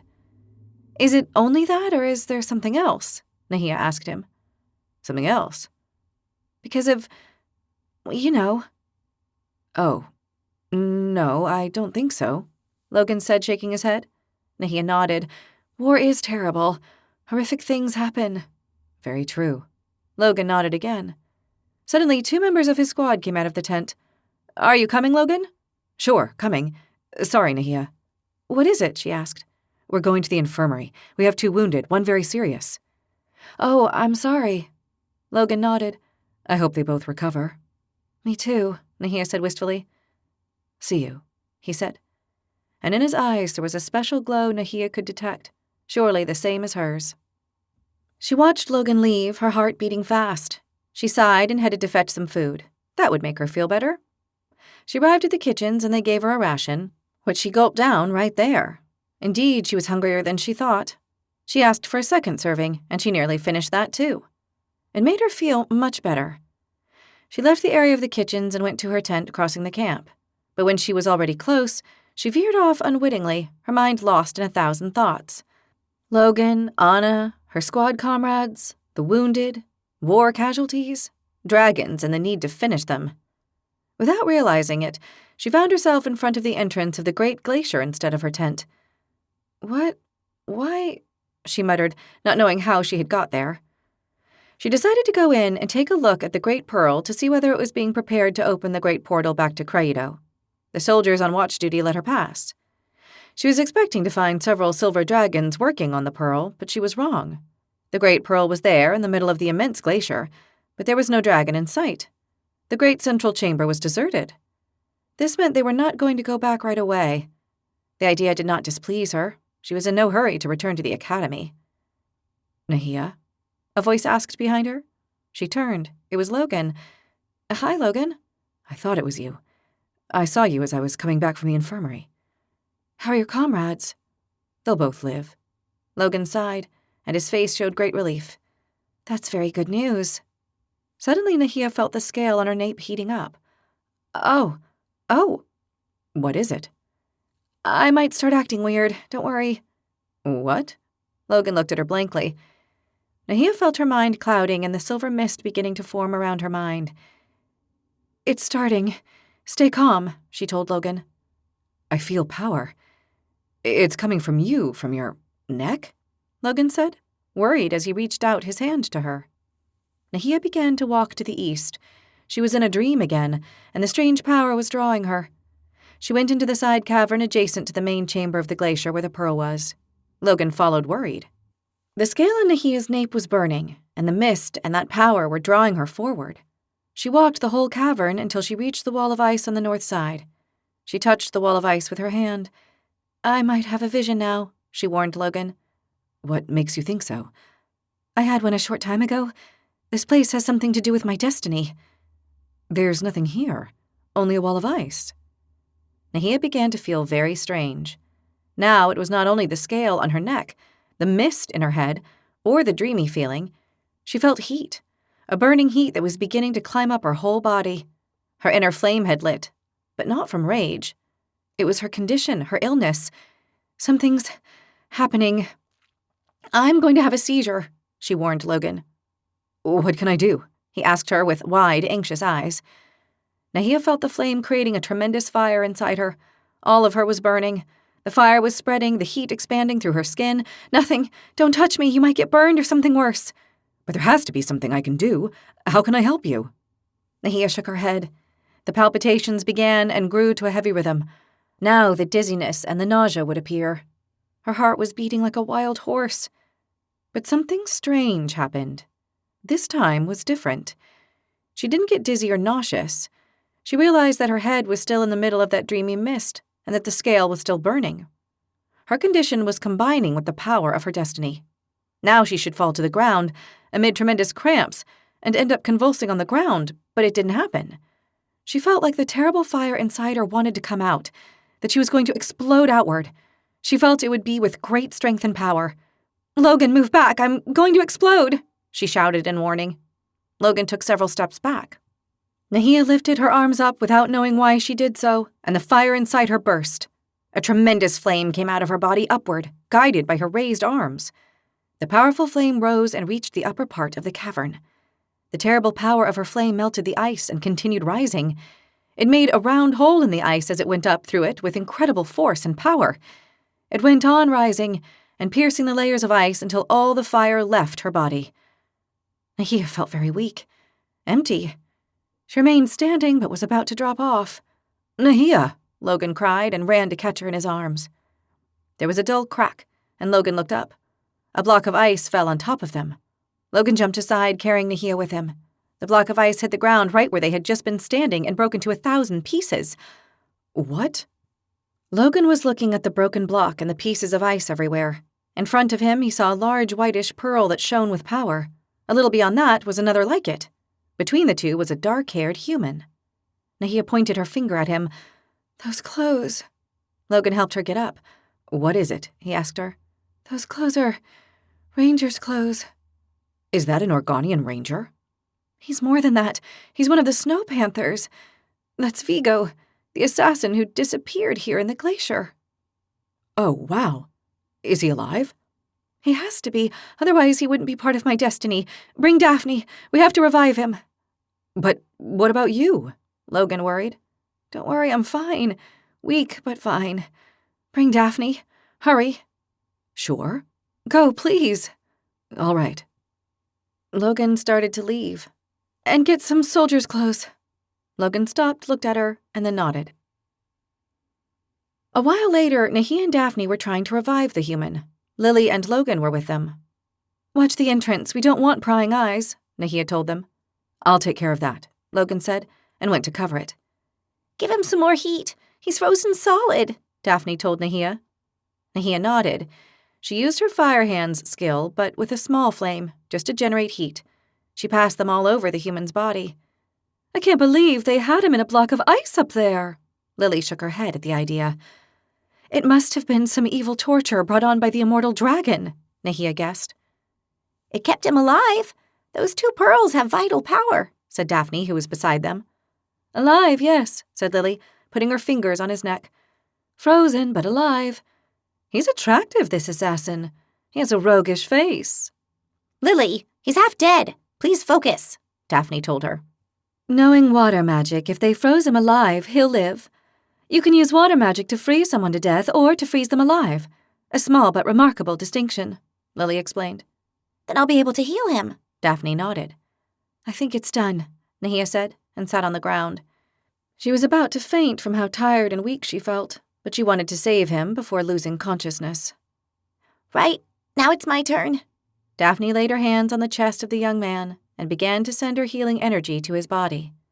Nahia and Lily, sitting on either side, watched for a long while as Daphne worked her magic using her healing energy. Finally, she was empty. I don't have any more energy. I'm not picking up anything wrong in him. He should be perfectly well after all the energy I've sent him. "But he's not waking up," Nahia said, worried. "I have an idea," Lily said, and she slapped him hard on both cheeks. "Lily!" Nahia protested. Suddenly he opened his eyes. "Blasted dragon without a heart!" he yelled and half rose. He was looking ahead, his gaze lost. The 3 girls stood up. "Vigo, are you all right?" Nahia asked. Vigo did not seem to hear her. He was looking ahead with his gaze fixed somewhere beyond them. "I'm going to try again with my technique," Lily said, and went to slap Vigo again. As her hand was about to reach Vigo's face, his left hand moved like lightning and grabbed her wrist, stopping her blow. Then, leaning on her, he rose in a swift leap and stood up. He turned to them and studied the 3 from head to toe. "Is this a dream? Or am I dead, and I've ended up in a place full of pretty, strange girls?" said Vigo in Organian while he stared at Daphne and Lily, very intrigued. Nahia, Lily, and Daphne were unable to understand him. "I, Nahia, friend, Egil, Lasgol, Camu," she told him in what little Norganian she knew. The know-it-all, the weirdo, and the bug. Where are they? And where's my bellicose blondie? Nahia did not understand a word he said. We have to go. Dragons are coming, Logan warned them. They heard several powerful roars, and Vigo crouched. Nahia put her finger to her lips, and then pointed at the soldier clothes on the ground in front of Vigo.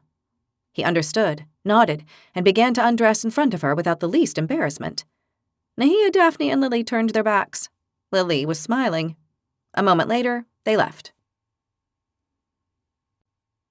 Chapter 51.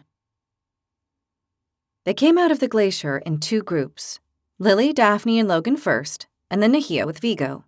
When Vigo saw the war camp, he stopped. Then he saw 3 enormous silver dragons landing behind them to enter the glacier and started walking again quickly. Nahia could see by his look and wide eyes that this all seemed crazy to him. She couldn't blame him. For him, time had not passed. It was the day after the immortal dragon had imprisoned him in the ice. Friend, Nahia repeated over and over to calm him. She would have given anything to be able to tell him everything, but she only knew a few words in Norganian. It was impossible. Vigo looked everywhere. As they passed by an armory with great speed and skill, he grabbed 2 knives and put them in his belt. There were over 1,000 human soldiers, and Vigo looked like any other soldier, so he didn't draw any attention. They took him to the tent of the Igneous Squad, but it would be suspicious to have him there with them, so they hid him in an empty tent behind theirs. Taika, Evo, and Aiden saw them. They said nothing, but guessed that something was afoot. Not a word, Lily told the Draconid and pointed her finger at him. The Draconid looked the other way. Come inside, and I'll explain, Daphne told the others as they followed her into the tent. Nahia went with Vigo. She did not go into the tent with him because it would look suspicious. She indicated for him to wait there. The problem was they had to get him out of their camp as soon as possible. Nahia realized it had to be quick. The next day, the rest of the squadrons might return, and they would be sent back to Craido. She went to see Logan. They had to think of something. For a long while, Nahia and Logan thought. Isn't there a way you could warn Lasgol and Camu so they could come for him? No, we don't have a way to reach them, at least for now. In that case, I think the best option is to do it secretly, Logan said. Secretly? Yeah. You see, if we help him leave the camp, he'll have to wander the continent unable to leave it. No ships come near here because of the war, and he can't use the portal on his own. Besides, there are always dragons watching it. Yeah.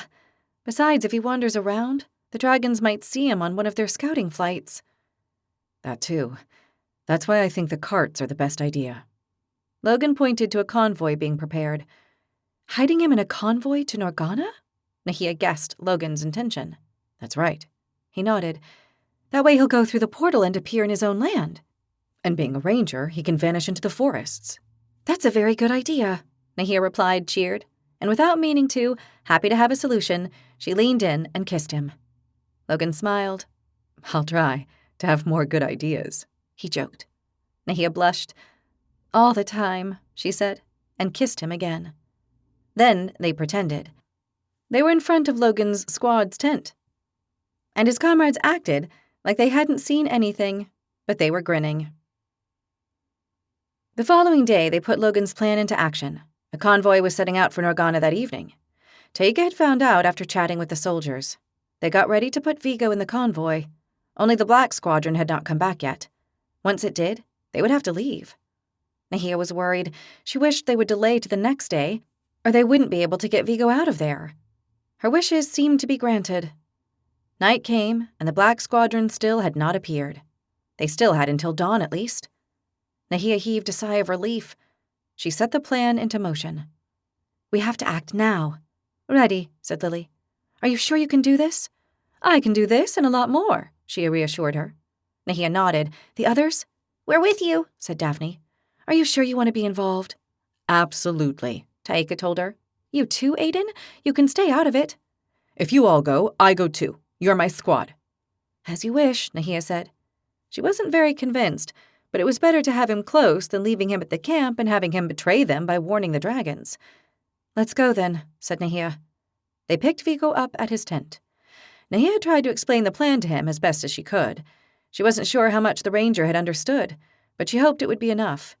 In any case, she was sure he was someone special, so he would manage. Logan joined them at the edge of the camp and in an area with few guards. "Taika, it's your turn," Nahia said once they were ready. "I have this," Taika said, and a moment later, he created a darkness that enveloped him completely. Then, he sent more and more energy and made it big enough to cover the whole group. A moment later, they were leaving the camp, enveloped in the blackness that made them invisible in the middle of the darkness of night. They headed to the pearl of the reborn continent. When they arrived, they saw 2 dragons watching it, so they waited at a prudent distance. They hid behind some boulders. Now they just had to wait. The convoy of carts arrived a few hours later. There were about 100 carts, one lined behind the other. They were loaded with supplies for Nogana. They stopped in front of the pearl and waited. The 2 dragons began opening the portal. "The moment has come." "I'll handle it," said Lily, and she approached the last cart at a crouch. 2 soldiers were at the back. Lily cast a spell on them. She spent a long time conjuring and then returned to her friends. "That's it. They'll think Vigo is their best friend." "Right. For how long?" Nahia asked her. "I don't know. I've enchanted them with all my energy. It should last until dawn at least." "That's more than enough time. Once at the shelter, Vigo will be able to slip away without any trouble. He knows the place well," Nahia said. "The shelter suits me perfectly," Vigo said in Organian. He had understood the name and made a sign of agreement. Nahia nodded. "Get on the cart." She mimicked running and jumping onto the cart. The convoy was already getting underway. The first carts were entering the portal up the ramp. "Thank you, all of you," Vigo told them. "I won't forget this. I owe you, big time." He ran off, reached the last cart, and jumped onto it. The 2 soldiers welcomed him with open arms. He sat behind them and hid among the crates of supplies. "See? I'm the best enchanter," Lily said proudly. That was very good indeed, Daphne said. "What does this betrayal mean? How dare you betray the dragons? Betray me, your leader?" Arrakis Gorigaitz's message reached them filled with fury. Nahia's eyes opened wide. They had been discovered. They all froze where they were. From the darkness, Arrakis Gorigaitz appeared, walking toward them, enormous and powerful, eyes red with fury. At that moment, they all knew they were going to die. "You really believed you could fool me? Do you really believe it is possible to rebel against the dragons? Who do you think you are?" Nahia's heart sank. They were all going to die. She looked at Logan. She had doomed him. She looked at her comrades. They were all going to die because of her dream to reach freedom. She didn't mind dying, but she couldn't bear the idea that they should die because of her. "I'm the one responsible," she said. "Oh, I know. You are the leader of this revolt, the one who leads the cause." Arrakis Gorigaitz glared at her with eyes of fire. Nahia realized that Arrakis Gorigaitz knew everything. They were all lost. Lily turned to Aiden. "You betrayed us," she accused him, tears in her eyes. "You had to do it! You had to be a faithful slave!" Daphne accused him, also filled with rage. The Draconid remained erect. "I haven't betrayed you. It hurts that you'd believe that." "It was not the Draconid. He has remained loyal to you." Lily was stunned. Daphne had a look of total disbelief on her face. "Show yourself so they know who has betrayed them." A figure began to grow visible behind the dragon, coming out of the darkness of the night. Nahia recognized her and felt like she was being stabbed in the chest. "Anna, no!" Logan cried. Anna stood beside the huge red dragon. "Why, Anna?" Nahia asked with moist eyes and a broken heart. "Because the dream is just that, a dream. We'll never be free. We'll never defeat the dragons." "But you believed in that dream," Logan told her. Anna shook her head. "No, I never did. When Maika died, I knew it. I saw it clearly. The dragons are going to rule forever. Whoever opposes them is going to die. It's serving and living or opposing and dying. I choose to live. I don't want to die for a dream that's impossible. I want to keep on living. And if it's under them, so be it." "But all the meetings, our plans, the message." Logan still could not believe it. "I did all that for you. To be with you. To spend time with you. Because I loved you. But you preferred her," Anna said, pointing her finger at Nahia. "You always loved her, not me. No matter how hard I tried, it was in vain." "And that's why you've betrayed us?" Logan felt sick. "Because of that and because I want to live. At first, there wasn't much risk with your little revolution, but now the risk has become enormous. The whole academy knows. The dragons were going to find out, and when they did, I would fall too as one of the leaders. I chose to live. When you told me of this plan today, my sweet Logan, I knew it was my chance. So, I went to your leader and told it everything about your plan to help a Norganian, an enemy, escape. That's treason, and you've been caught in the act. I can't believe it. I don't understand, Logan kept saying, shaking his head. Nahia felt like Logan. She was devastated by the betrayal. We were friends, she told Anna. I trusted you. I only wanted to be with Logan. You were always an obstacle, nothing else. Nahia felt those words like a knife in her stomach. She'd always believed Anna to be a good person. How could she have been so wrong? She had fooled Nahia completely. Treason is paid for with death, Irakis Godigites sentenced. The die is cast, said Evo. The Taruk is right. The die is cast, and I decide your fate, right here and now. If we're going to die, let's do so fighting, Logan said, and prepared to do so. I'm with you, Taika said, unsheathing his sword. We'll die fighting, said Daphne. It's time to fight, Lily got ready. Nahia knew they were going to die. They couldn't beat such a powerful dragon. It was far mightier than them. But her comrades were right. For freedom, she cried. I like your spirit. I knew you would not disappoint me. Irakis Godigites opened its mouth, and out came its breath of fire. It was so fast they had no time to react. But it was not directed at them. It hit Anna, consuming her in an instant. She died, incinerated before she had time to realize. They all froze. They didn't know what to think or do. As I said, treason is paid with death. She is paid. Nahia wanted to react, but she was completely unable to. She was in shock, and her comrades were the same. As for you, nothing has happened here tonight. Understood? Now they were all staring at Irakis Godigites blankly. Was it pardoning their lives? Were they not going to fight? They didn't understand. If you want to live, you will tell me, one by one, that nothing has happened here tonight. Nothing has happened, said Aiden. The Draconid is intelligent and honorable. I want to hear it from all of you. Nothing has happened, said Taika. Tonight, nothing, said Evo. Nothing at all, Lily said. Nothing, said Logan. Nothing has happened, Nahia said. That's what I thought. Remember that if you want to live. The great red dragon messaged them, and then it turned its back on them. It spread its huge wings and took off. Nahia watched it vanishing into the sky. Then she looked toward the portal and saw the last cart, the one carrying Vigo, entering the portal and vanishing. Chapter 52. Nahia was lining up with the red squadron in front of the castle. Beside them, the rest of the squadrons were also lined up. Further back in the middle of the square, the pupils of the first and second years were lined up in 2 rows behind their squadron leaders. It was graduation day for the third years. A day Nahia never thought she would live to see. She had always believed she would not be capable of graduating from the Martial Academy of Dracoros, that she would die before. And yet here she was, against all odds, lining up with her squad mates to graduate. She looked at Daphne and Lily beside her. She could not be happier or more proud of them. They had been amazing comrades, the best. They were brilliant in every aspect. She looked back and saw Taika and Evo.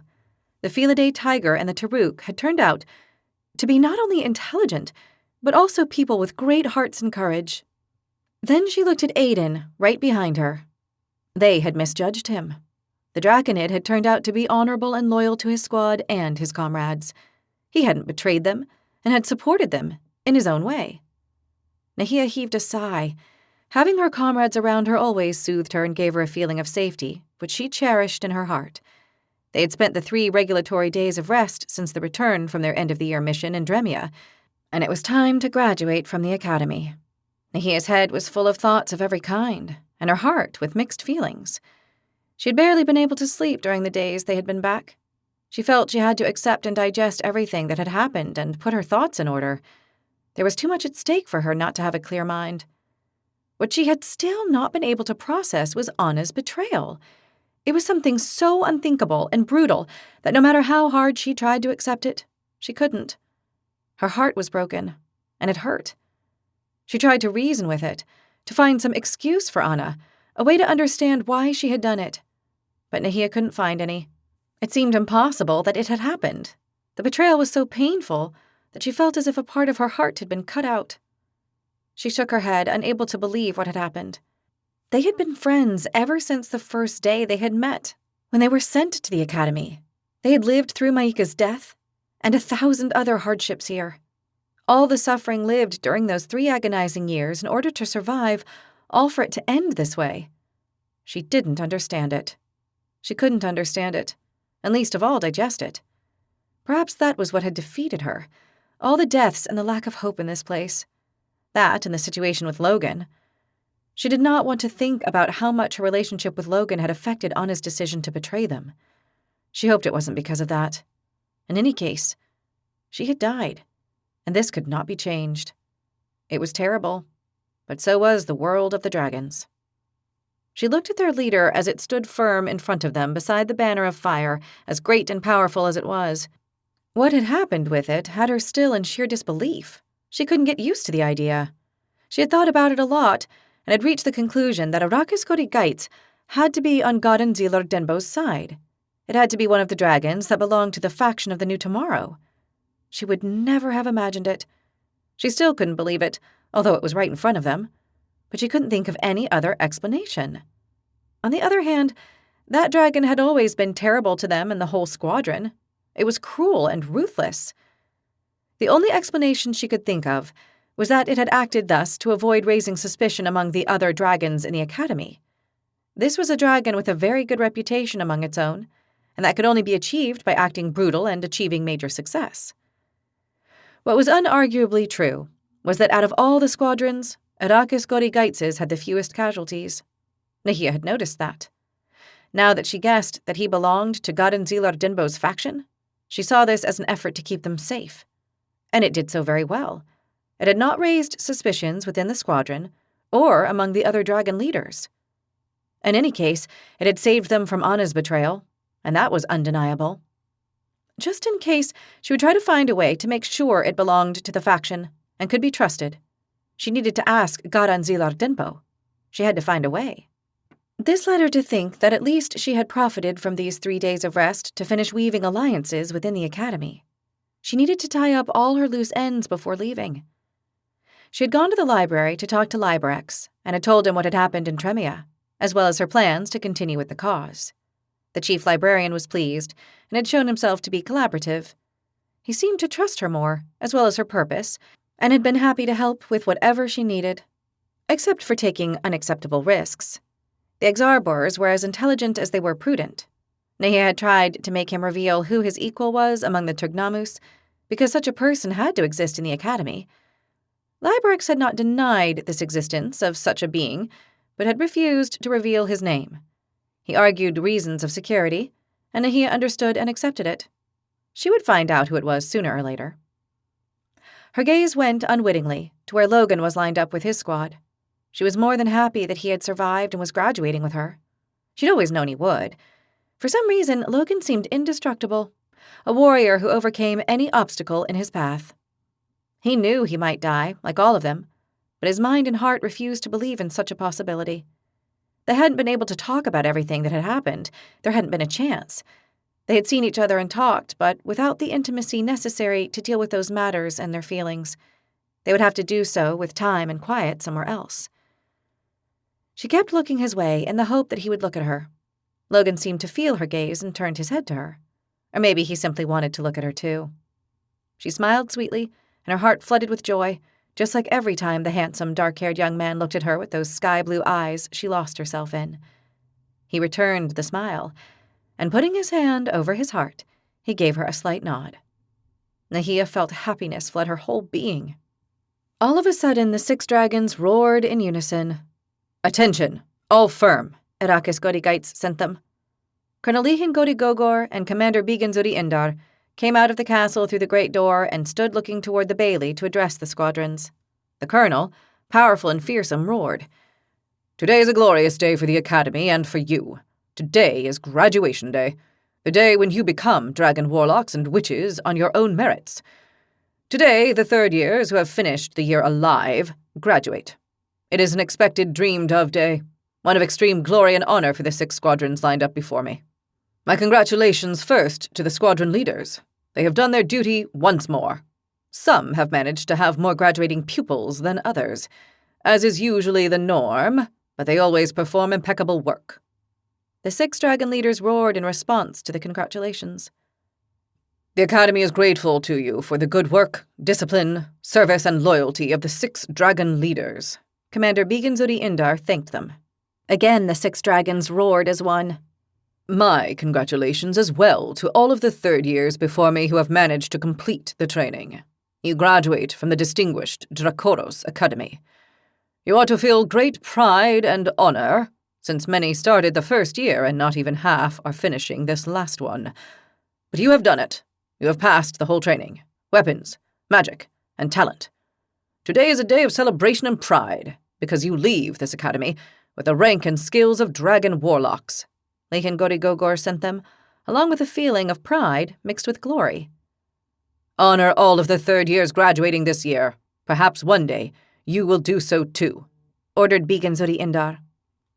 The pupils from the first and second years lined up behind them with their squadron leaders and let out cheers to the sky. Blood and glory! Conquest and power! It is time to proceed with handing out the graduation badges, Beganzodi Indar announced. Nahia had been waiting for this moment, not for the badges, which she didn't care about, but for those who brought them and left her speechless every year. This, her last year, would not be different. She raised her gaze and saw them coming. 6 powerful dragons flew down, one of each elemental color. That was not what impressed Nahia, but the fact that they each bore a rider. She watched them. There was a human, a Taruk, a Draconid, a Fatum, a Scarlatum, and a Felidae, each wearing heavy armor. They carried a spear and shield. They landed in the great square between those who were graduating and the first and second years who were watching spellbound. They put away their spears and shields and got off their dragons with ease, approaching the 6 third-year leaders. In their hands, they carried the silver chests with the graduation badges. Nahia watched without missing a detail. She didn't even pretend she wasn't interested, and she was not the only one. Her squad mates were watching too. They went to stand beside the banner of each squadron.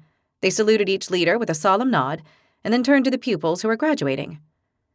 Nahia couldn't help but ask herself why the dragons allowed those riders to ride them. It didn't make sense. She had not managed to find out, but she would keep investigating. There had to be a reason, and it had to be important, or otherwise no dragon would ever allow an inferior creature, a slave, to ride it. It is time to hand out the graduation badges of the Dracoros Academy, Beganzodi Indar announced. Each leader called the members of their squadron. The dragon rider gave each of them a silver badge with an engraved dragon and a number 3 under it. Nahia took hers and went back to her place. Daphne, Lily, Taika, Evo, and Aiden took theirs after. Out of the corner of her eye, she watched them each take theirs. She felt very proud of her friends. They were the best. Thanks to them, she had survived and managed to graduate. She could never thank them enough. Once they all had their badges, the dragon riders closed the chests, went back to their dragons, and got on them. Nahia watched them, waiting for them to take off. Lekan Gorigogor roared loud. My congratulations to all who have graduated from the Dracoros Academy as dragon warlocks. Tomorrow morning you will leave the academy. You have been destined to serve in the war in Dramea. It is an important post, and I am sure you will bring honor and glory to this academy with your performance in the war. The first and second years cheered again, in honor of the third years at the order of their leaders. Blood and glory! Conquest and power! Nahia looked at her comrades. They all exchanged worried gazes. They had been expecting that would be their destination. It was the most logical. They had been sent to that war several times already, so it surprised no one when the colonel announced it. Going to the war in Dramea was not good news, but at least they would leave the academy and their suffering there would end. She felt well. She realized she had survived the academy. She had just graduated. She had the badge. But it was more that filled her with pride. She was no longer the weak girl without magic or strength, unable to defend herself who had arrived there. Now she was strong in body, mind, and magic. She could fight with a dagger, sword, spear, and shield. She could use her elemental magic, and she was a powerful sorceress, an impressive dragon witch. The dragons didn't know what they had done. They would pay for making her who she was. Everything she had learned there, how powerful she had become, she was going to use against them. She now had no doubt of her destiny, achieving freedom for the slave peoples of Craido. She would fight to succeed with everything the dragons had taught her, and they would pay. The colonel roared. "There is one last announcement of great importance. This is a special year. It is not usually the case, since this happens very few times, but this year it has. We have a candidate to become a dragon rider, an incredible honor only bestowed on the best." The announcement took everyone by surprise. There were muffled cries and blank looks among the third years, and also surprise among the first and second years who were attending the graduation ceremony. "Commander, name the candidate to become a dragon rider," it called. The commander roared. "Of the Red Squadron Igneous Squad, the human Nahia," it announced. Nahia's head was thrown back, and her eyes opened wide with surprise. "What?" she muttered, unable to understand what was happening. Daphne and Lily turned to her with troubled looks. "It's an amazing honor," Aiden whispered in her ear. Taika and Evo also looked at her worried. Suddenly, the commander roared again. "From the White Squadron, Whirlwind Squad, the human Logan," it announced. Still stunned, Nahia looked at Logan. He shook his head. He hadn't been expecting this either, and the announcement had left him as numbed as her. "Let those nominated approach me," Lihan Gogor ordered. Nahia and Logan looked at each other, then at the great red dragon, and they walked up to it. They stood before its gigantic presence at a prudent distance, over 50 paces. Beside the colonel, a little further back, Commander Beaconsudi Indar looked at them fixedly. The colossal white dragon seemed to be analyzing them. Commander and colonel looked at each other and seemed to exchange private messages. Colonel Lihan Gogor spoke. "Interesting. It makes perfect sense. A Flameborn and a Stormson. You certainly have much potential. I trust you will not waste it. You have a different destination than your comrades. You will not go to serve in Dramea. Tomorrow morning, you will go to Jadrakos, where you will train to become dragon riders. It is the highest honor a dragon warlock can receive. Do not waste it. Kneel and accept the honor you have been granted." Nahia and Logan knelt and bowed until their foreheads touched the ground. "The selected have accepted this honor. The third-year graduation ceremony ends now. Go and prepare yourselves to serve your dragon lords." Colonel Lihan Gogor sent as an unappealable order. The dragon riders took off, and a moment later they vanished in the sky. The colonel and the commander withdrew inside the castle. "Break ranks." They received the order from their leaders, as a moment later they also took off. Nahia rose slowly. She was very confused by this turn of events. She'd counted on going to Tremia with her squad. What awaited her in Jadrakos? Why her? Why Logan? As she was wondering, she felt a tingle in the nape, one that grew warm. She knew it was Gaden Zilardinbo's scale. An instant later, it was burning. This meant that going to Jadrakos and becoming a dragon rider was part of her destiny. This is what the scale indicated as it let off a silver flash. She was startled because of where she was. She looked around, but there were no longer any dragons there. They had all withdrawn. Logan looked at her concerned. She realized this and made a sign of encouragement with her fist. She suddenly felt strong. Knowing that this was part of her destiny gave her strength. She could cope with any obstacle that came their way, no matter how difficult and dangerous it might be. This was an uncertain, strange turn of events, but they would overcome it. "We'll make it," she told Logan, convinced, fire in her eyes. Logan looked at her and nodded. "I'm with you. Always." Nahia went over to him and kissed him. Together, we'll conquer all.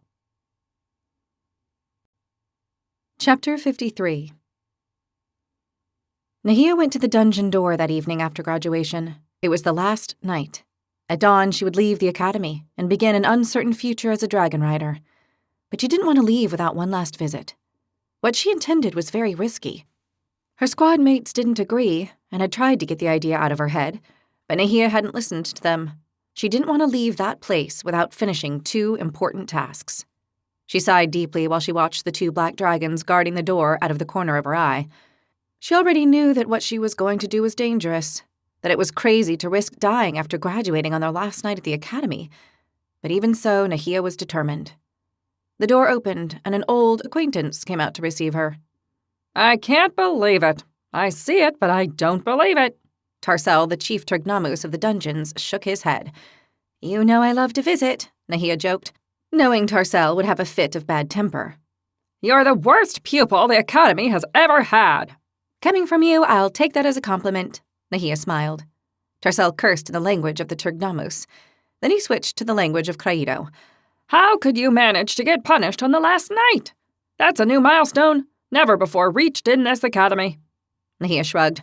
You know my leader hates me, and it has punished me one last time. I think it doesn't want me to leave the academy alive. I'm sure your punishment is well deserved. You must have done something. I haven't the slightest doubt. Follow me inside. Nahia went with Tarsel. As she went in, she felt an unpleasant sensation, a mix of danger and anxiety.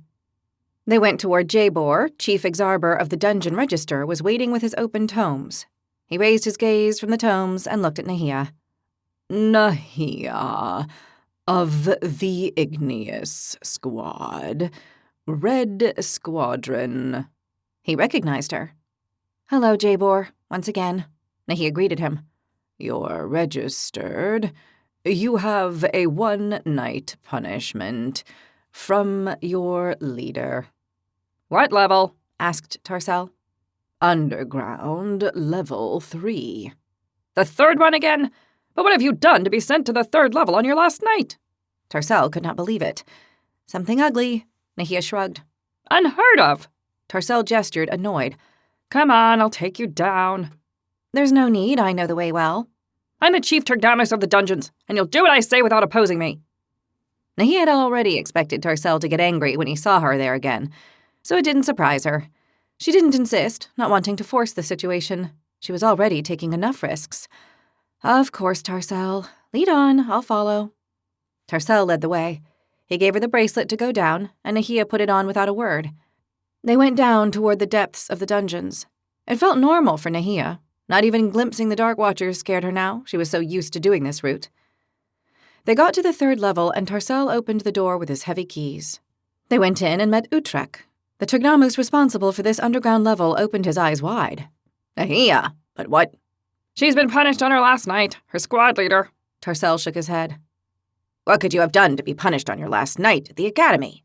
Utrecht made a face of disbelief. It seems I have a tendency to infuriate my leader.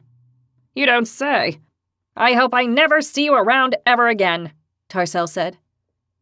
Well, it's practically guaranteed that I never see you again.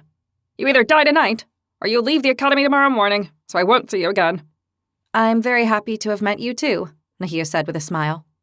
Tarsel made a gesture of extreme frustration and left. Tarsel only hopes you don't end up dead. He's a good Turgnamus, Utrecht said. Nahia nodded. I know. I'll miss him.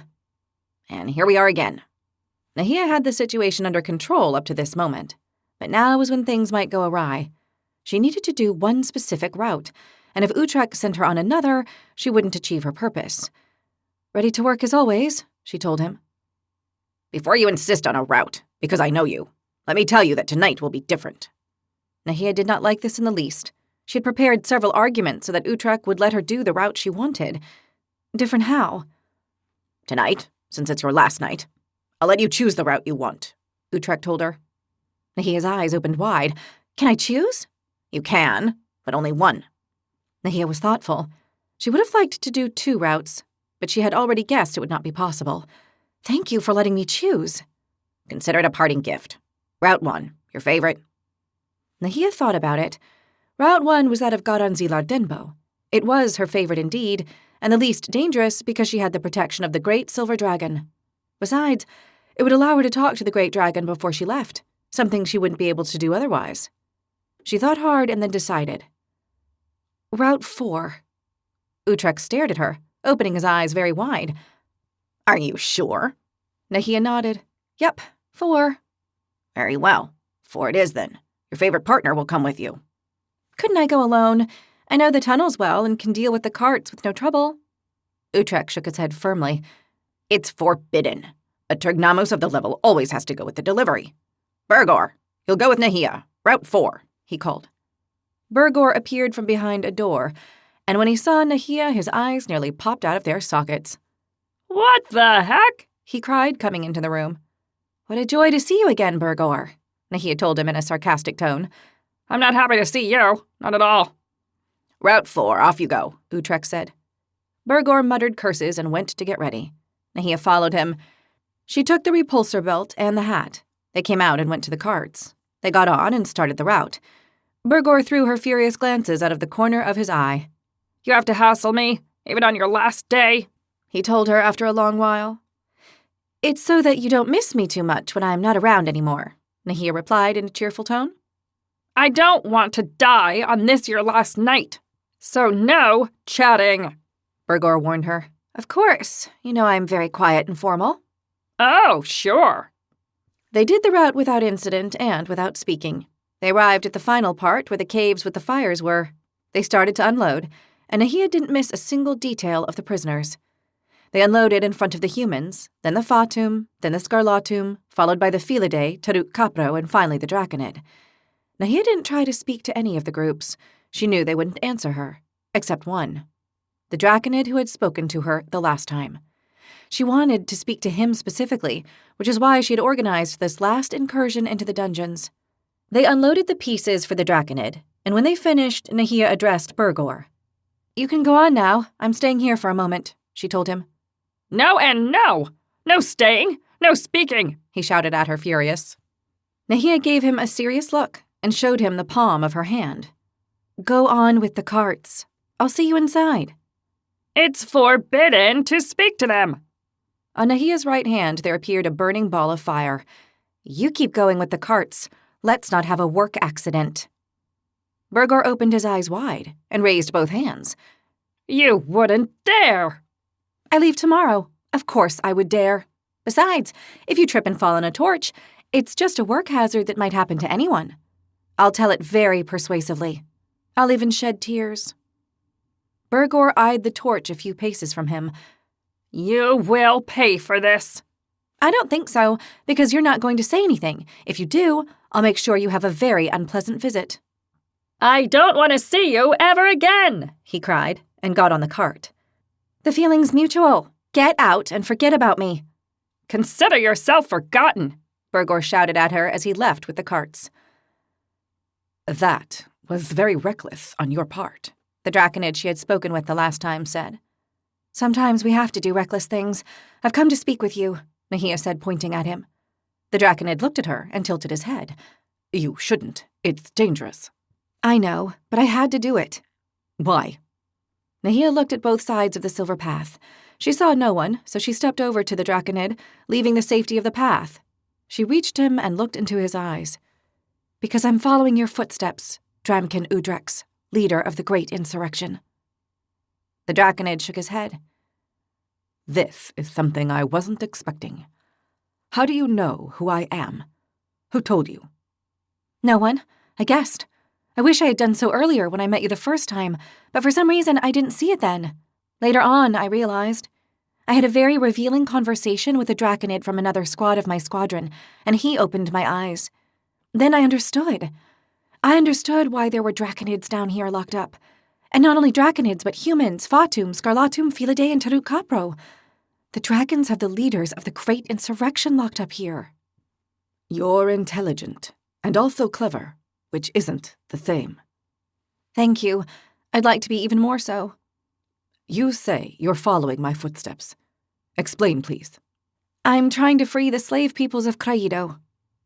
Dramkin Udrex shook his head. You shouldn't.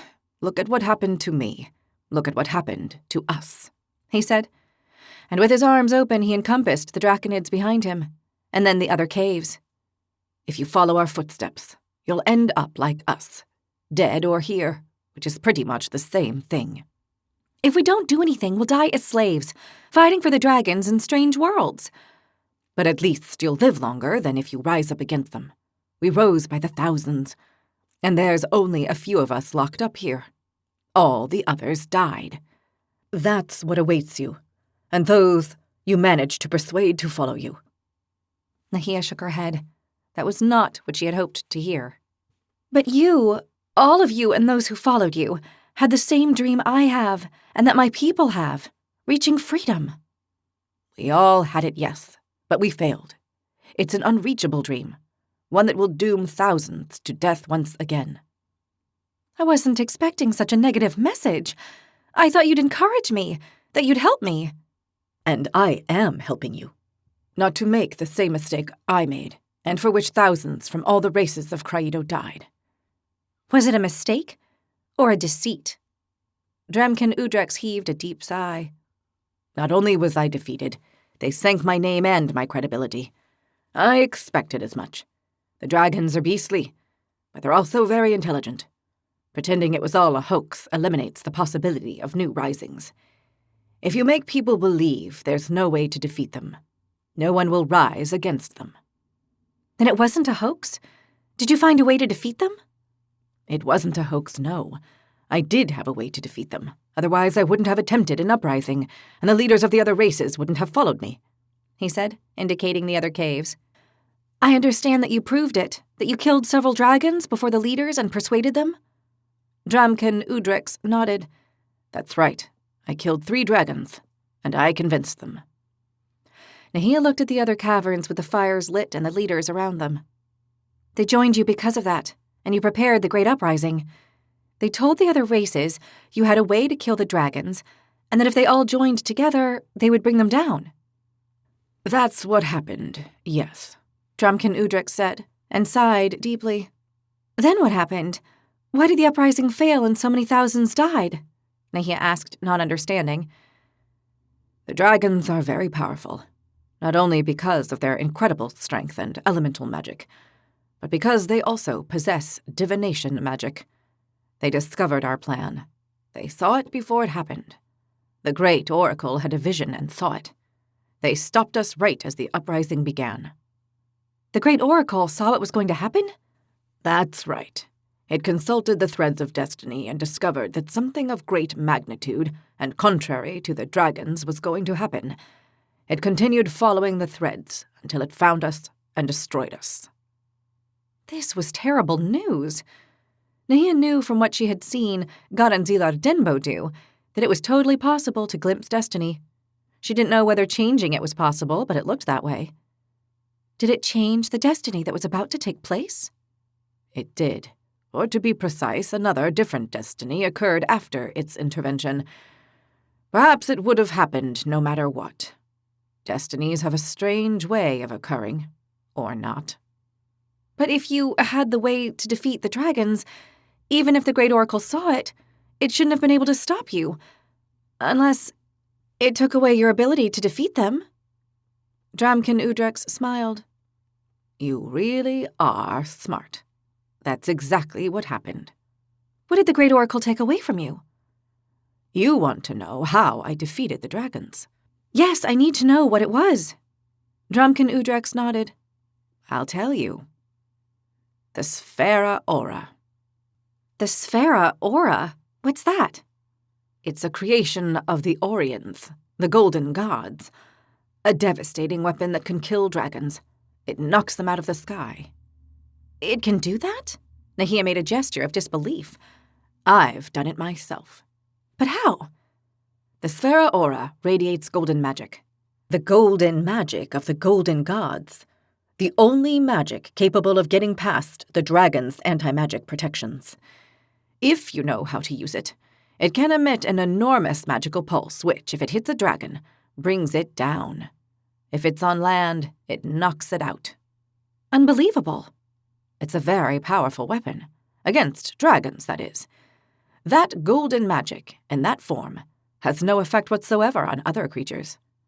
That's awesome. And who are the Orions? The ones who created it and have that magic? The Orions are the deadly enemies of the dragons. Golden beings with a magic capable of killing dragons. They've been fighting for thousands of years. Where are they? No one knows. They have vanished with the passing of time. No one knows how many are left or where they are. How did you find the Sphera Aura? You wouldn't believe me if I told you. Oh, I'll believe you. I've seen many strange things in my short life. I stumbled upon it. Literally. In Craido? In the country of the Draconids? Drumkin Udrex shook his head.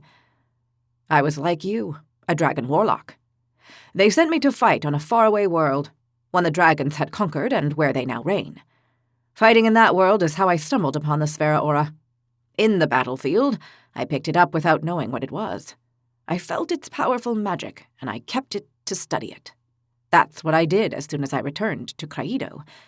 Here I spent a long time trying to interact with the magic of the spear, but didn't succeed. It was a different magic from ours, from the dragons. It took me years, but in the end I did it. When I discovered it was golden magic, I knew I had a weapon we could defeat the dragons with in my hands. And you organized the Great Insurrection. That's what happened, yes. The feelings of rebellion were strong in me. I had passed through the academy. I had conquered worlds for the dragons. I had seen all their evil and the destiny that awaited us all. I decided to rebel, to fight for freedom. And you showed the Sphera Aura to the other leaders and persuaded them. I did, yes. I used it and killed 3 dragons. They were all convinced, and they joined the Great Insurrection. What happened then? The day we rose, that ill-fated day, they took the Sphera Aura from my hands as we were leaving to fight. But it couldn't have been the dragons. You could have killed them with that weapon. It wasn't the dragons. It was 6 squadrons of dragon warlocks. Their leaders sent them to my home to capture me. I was with 500 loyal draconids. The squadrons massacred them, and then they captured me and took away the weapon. Because its magic doesn't affect the races of Craido. Only the dragons. It's a weapon created to kill them, not other creatures. Nahia nodded. It was like the weapons Aegil had told her about. Like Glasgow's bow, only more powerful still. Then it wasn't a hoax. It was all real. It just went terribly wrong. Horribly wrong. Thousands died. And the few the dragons didn't kill are here, awaiting our deaths. That's why I beg you not to follow in my footsteps. Don't try what I tried to do, or you'll end up the same way.